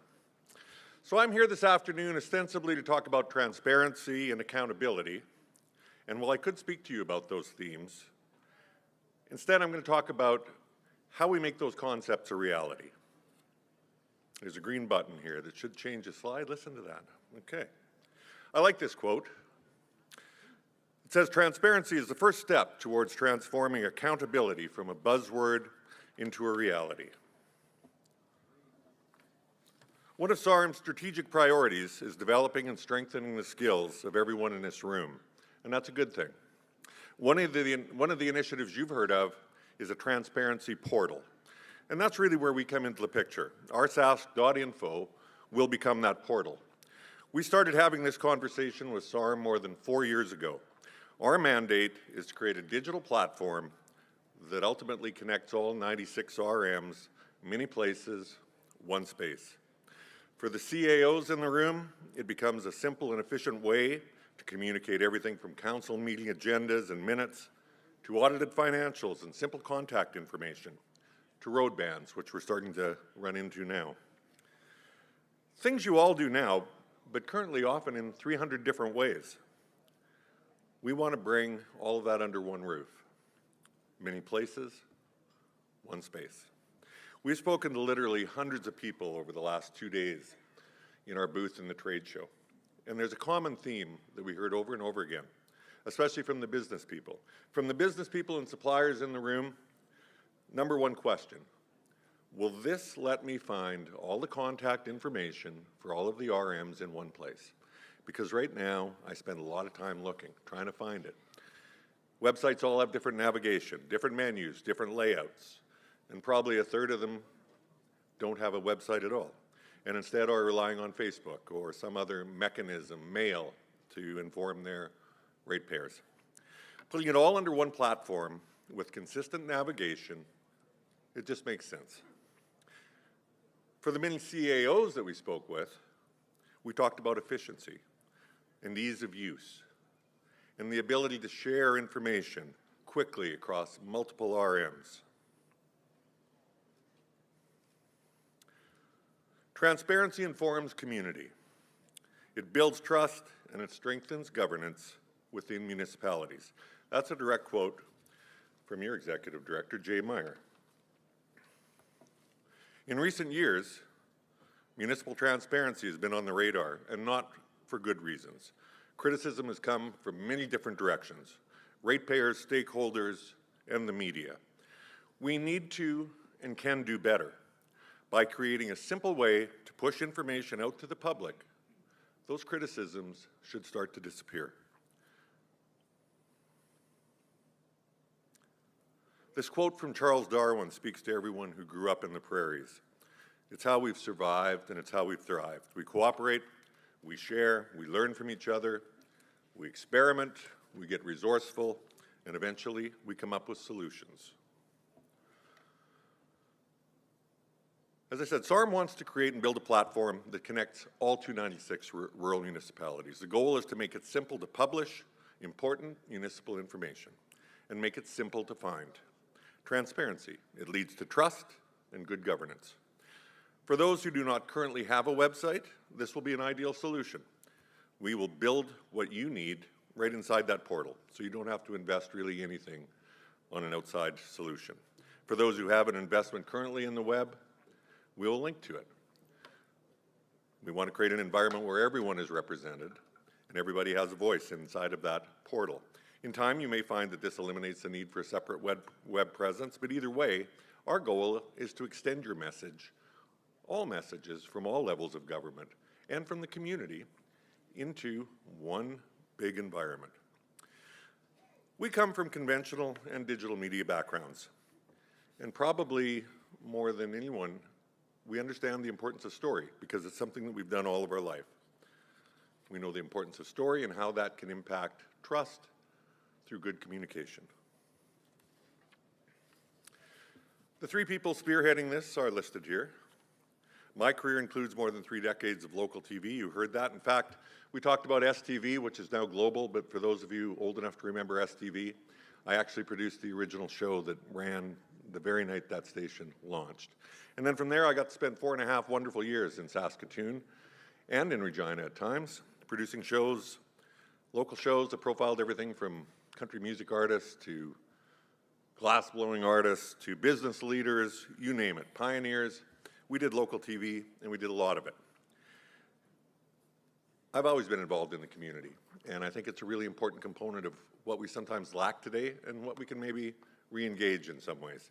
I remember in the 70s in my hometown of Fort Assiniboine in northern Alberta helping my mom set up some of the very first farmers markets that were ever in that region. My partners have similar backgrounds. Aj Thacker has deep roots in this province. He moved here as a 1-year-old, still is a 1-year-old in some ways. But he's grown up in a variety of small communities across this province. He has years of experience and a good understanding of the municipal landscape here.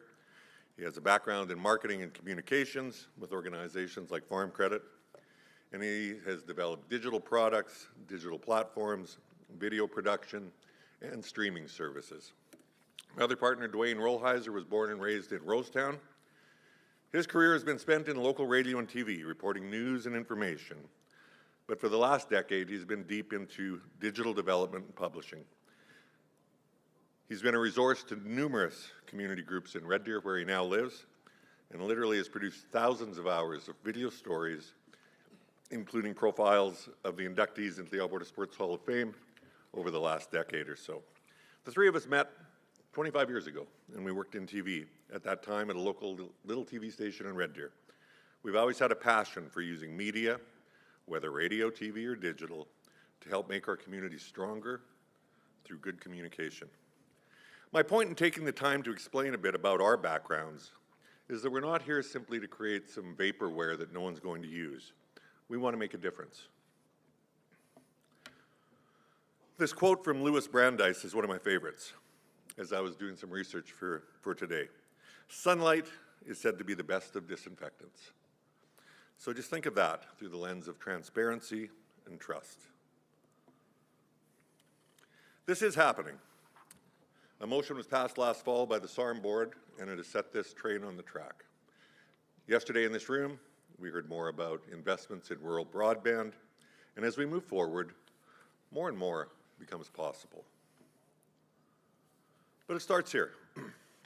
This is basic information that should be published into the public space and made available to your ratepayers and stakeholders. If you aren't making it available, there will become a vacuum. And what fills a vacuum? In this case, misinformation.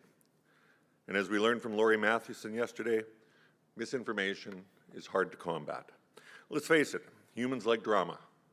So speculation in the absence of trustworthy information becomes toxic and dangerous in your community. It damages the trust that you need to continue to create a healthy community. Since 1464, we've pretty much relied on advertising to pay the freight on the information that we consume. Now, weekly newspapers are disappearing at a feverish pace.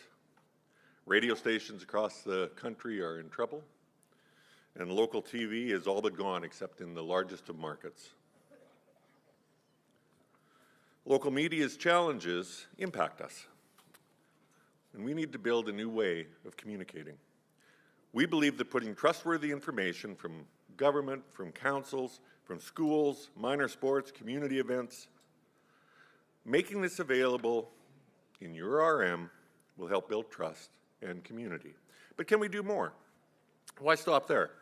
Why not create a place for Saskatchewan stories to be told, to find information about rural health care, to learn more about the artists who might be performing at the Bow Valley Music Festival, or simply an easy-to-use business directory in your area? This is also about economic development. Let's get back to telling people about the great things that happen here and create a model that sets Saskatchewan apart.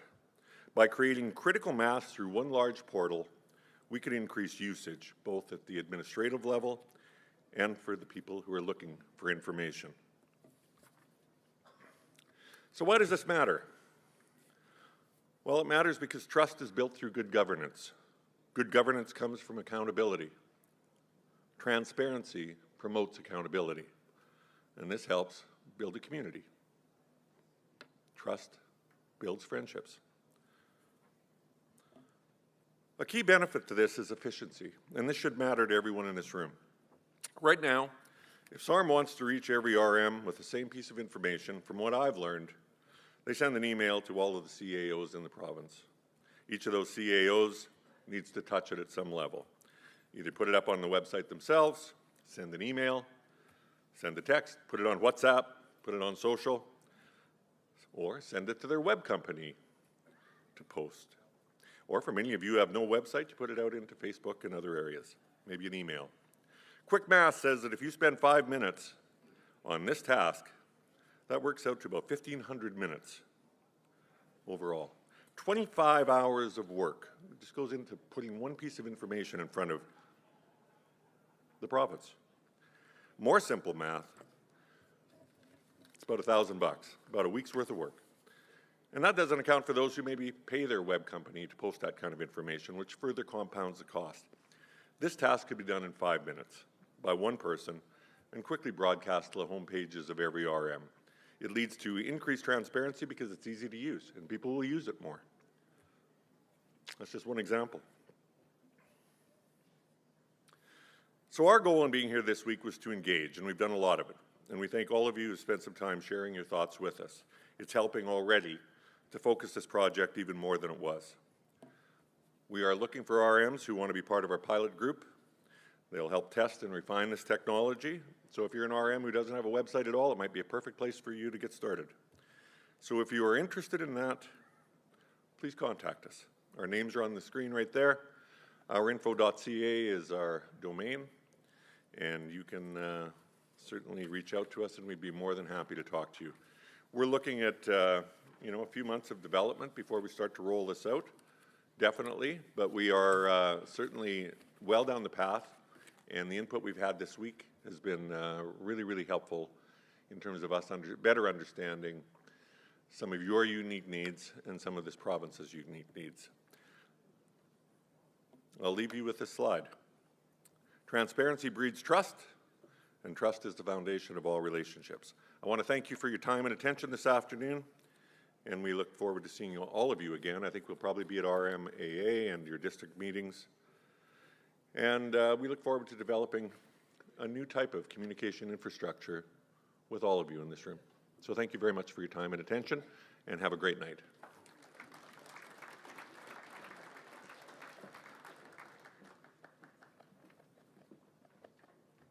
Thank you very much, Lloyd. Okay, we got one more presentation, and thank you to everybody who is still in the room here and hanging out with us this afternoon. We certainly appreciate that.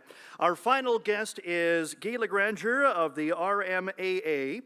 Now, Guy Legranger is the administrator for the RM of Redburn, number 130 in Rollo. Born in Sturgeon Falls, Ontario, and raised in Aylmer, Ontario, moved to Saskatchewan in 2001. He received his LGA certificate in June of 2004, and in 2007, he trained at the RM of Excelsior, number 166, before completing his training. He accepted the position of administrator in the RM of Redburn and the CAO position in the town of Rollo in November of 2007. And he certainly enjoys being active in his community. He was a member of the Caronport Fire District for 10 years, served on village council as alderman. He was a hockey official, never blew a call ever, most accurate hockey official ever. People loved him. And he was the president of the Caronport Youth Soccer for years. Please welcome Guy Legranger.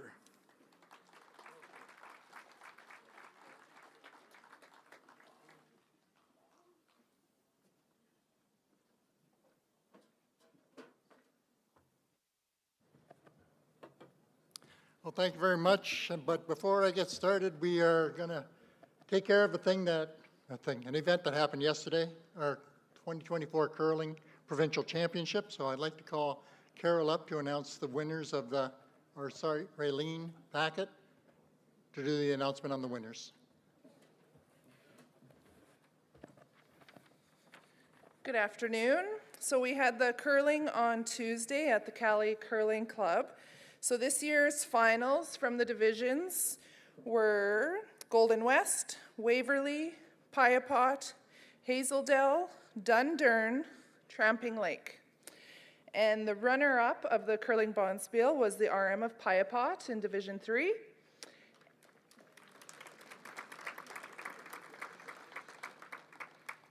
And if you want it, can you move the slide, please? Just to show we had a couple photos from those divisions. Thanks. And so the winner this year goes to the north, Division 6, RM of Tramping Lake, number 380.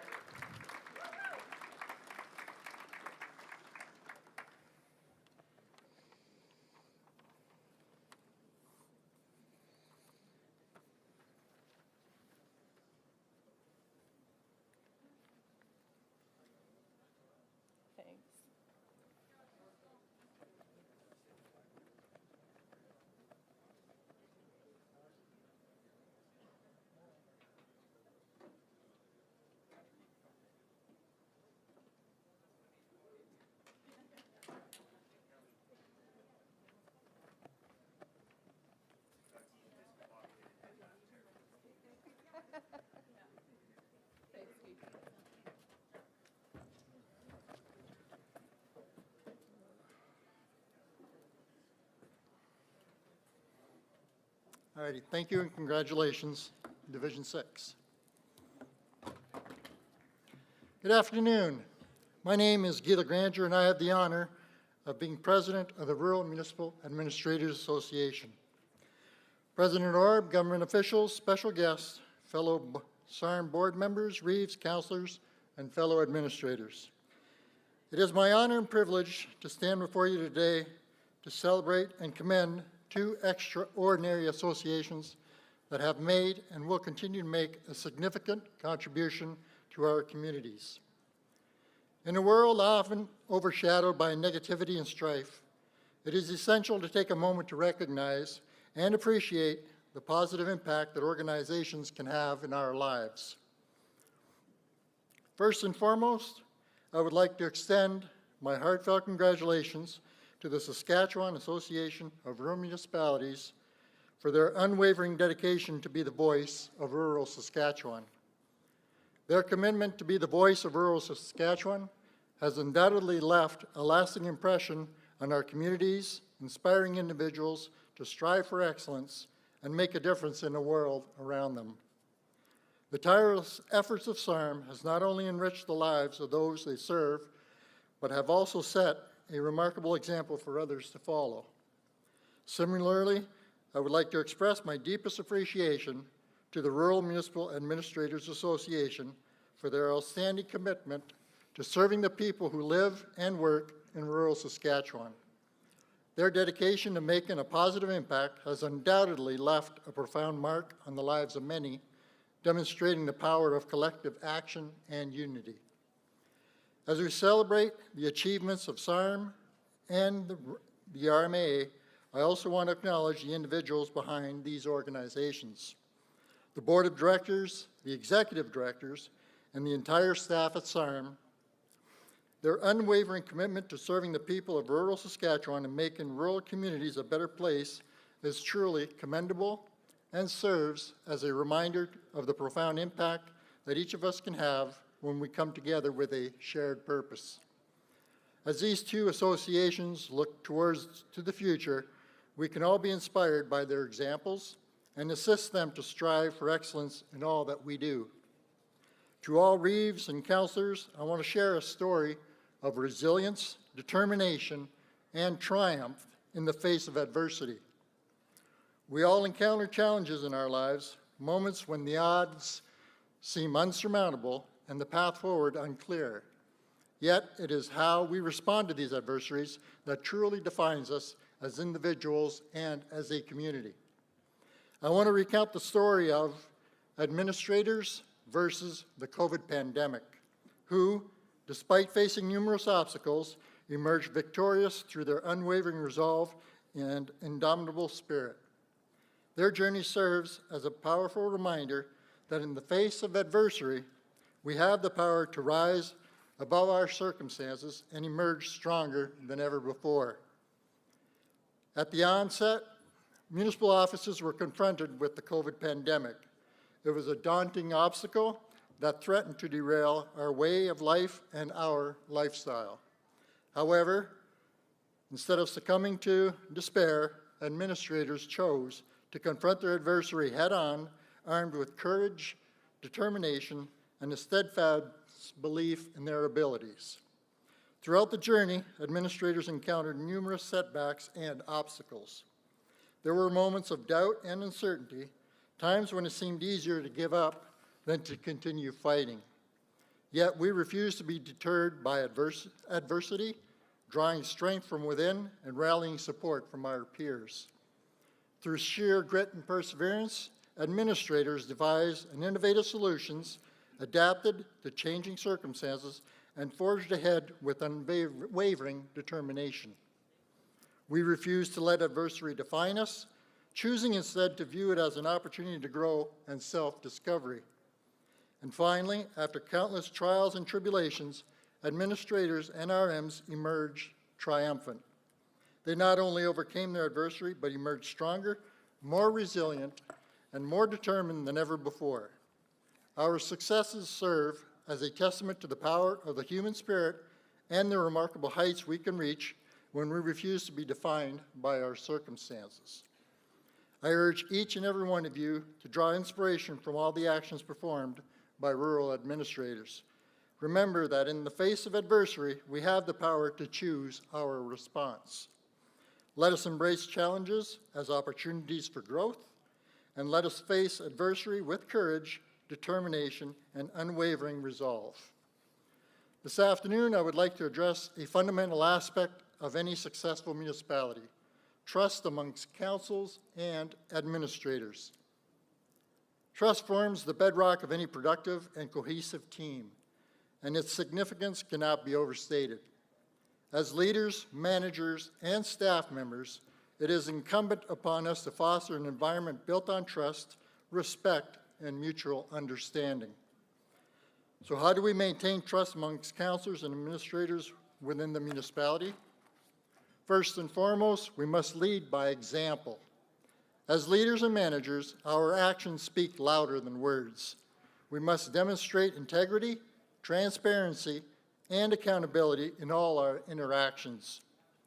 When administrators and staff see that their leaders are honest, reliable, and trustworthy, we are more likely to emulate these behaviors in their own interactions with colleagues. Secondly, we must prioritize open communication. Effective communication is the cornerstone of trust within the organization. We must create opportunities to staff to voice their concerns, share their feedback, and engage in meaningful dialogue. Thirdly, we must foster a culture of collaboration and teamwork. We're all on the same team. It is not us versus ratepayers or suppliers. We are working for the people who live in our RMs, work in the RM, and raise their families in the RM. Let us be strong leaders that they expect us to be. Trust is a fragile commodity that must be nurtured and protected. We must be proactive in addressing any issues of concerns that may arise within the municipality, listening to feedback with an open mind, and take decisive action when necessary. As I will be leaving this position in May of this year, I am filled with optimism and hope for the future, a future that is shaped not by the actions of individuals, but by the collective efforts of us all. The challenges we face in today's RMs are complex and multifaceted, requiring a united front and a shared commitment to progress. It is only by working together, hand in hand, that we can pave the way for a brighter, more prosperous future for generations to come. We must recognize the interconnectedness of our municipalities and the shared responsibility we all bear in shaping its future. This requires a shift in mindset from competition to collaboration, from isolation to integration. Working together for the future means setting aside our differences and coming together around a common purpose, the betterment of our municipality and the well-being of all of its inhabitants. It means embracing diversity and inclusivity, recognizing that every voice, perspective, and contribution matters in building a more equitable and sustainable future. But perhaps most importantly, working together for the future requires commitment to empathy, compassion, and solidarity. It means standing in solidarity with those who are most vulnerable and marginalized, advocating for justice and equality, and ensuring that no one is left behind in our pursuit of progress. As we all look ahead to the future, let us embrace the challenges that lie before us with courage, determination, and a shared sense of purpose. Let us recognize that our collective actions today will shape the RM of tomorrow.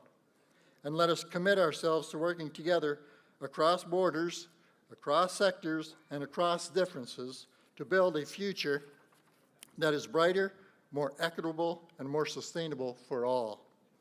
I am honored to stand before all of you to express my heartfelt gratitude towards my esteemed colleagues. In the hustle and bustle of our daily lives, it is all too easy to overlook the contributions of those around us. Yet it is through collective efforts of our colleagues that we are able to achieve success, overcome challenges, and make a positive impact in our respected fields. Gratitude is a powerful force. It has the ability to strengthen relationships, foster a positive work culture, and inspire greatness. It is a simple yet profound gesture that acknowledges the hard work, dedication, and sacrifices of our colleagues. Today, I want to take a moment to express my sincere appreciation for the incredible individuals who make up our association. First and foremost, I want to express my gratitude toward each and every one of you for your tireless dedication and commitment to excellence. Whether it's staying late to meet a deadline, going above and beyond to assist a colleague, or simply offering a word of encouragement, your contributions do not go unnoticed. I am also grateful for the diversity of perspectives and ideas that each of you brings to the table. Our association is comprised of individuals from different backgrounds, experiences, and skill sets, and it is through this diversity that we are able to innovate, problem solve, and achieve success. I want to express my gratitude towards our leaders and mentors for their guidance, support, and wisdom.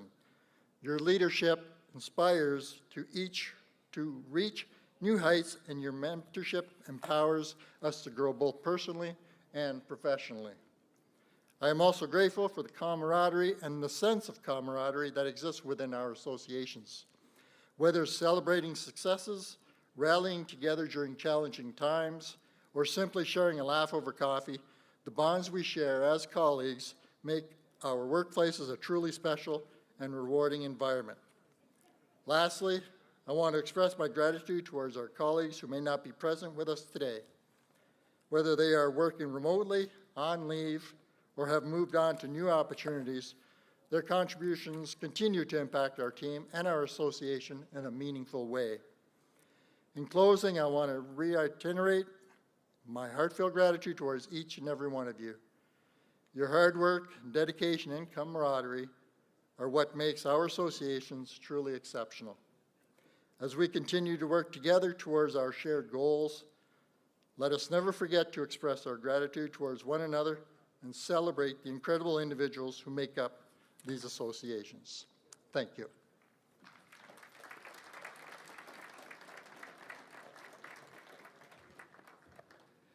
Thank you very much, Guy. And we do have just 6 more presentations to go. No, I'm kidding. That's actually going to conclude the agenda for today. And a big thank you, Guy, for speaking with us this afternoon. We appreciate that. For those of you heading out on the Rebellion Tour, have fun. Don't campaign too hard. You have another day tomorrow. And we're going to be back here bright and early tomorrow morning for the networking breakfast. That begins at 8 o'clock. The agenda will begin at 9 o'clock, but we are going to be making some draws throughout the breakfast as well, including that trip to Cabo, that 1-week fishing trip for 2 to Cabo. So make sure you have your ticket for that one, and a great big thank you to Cortec for that. Alrighty, enjoy the rest of your evening.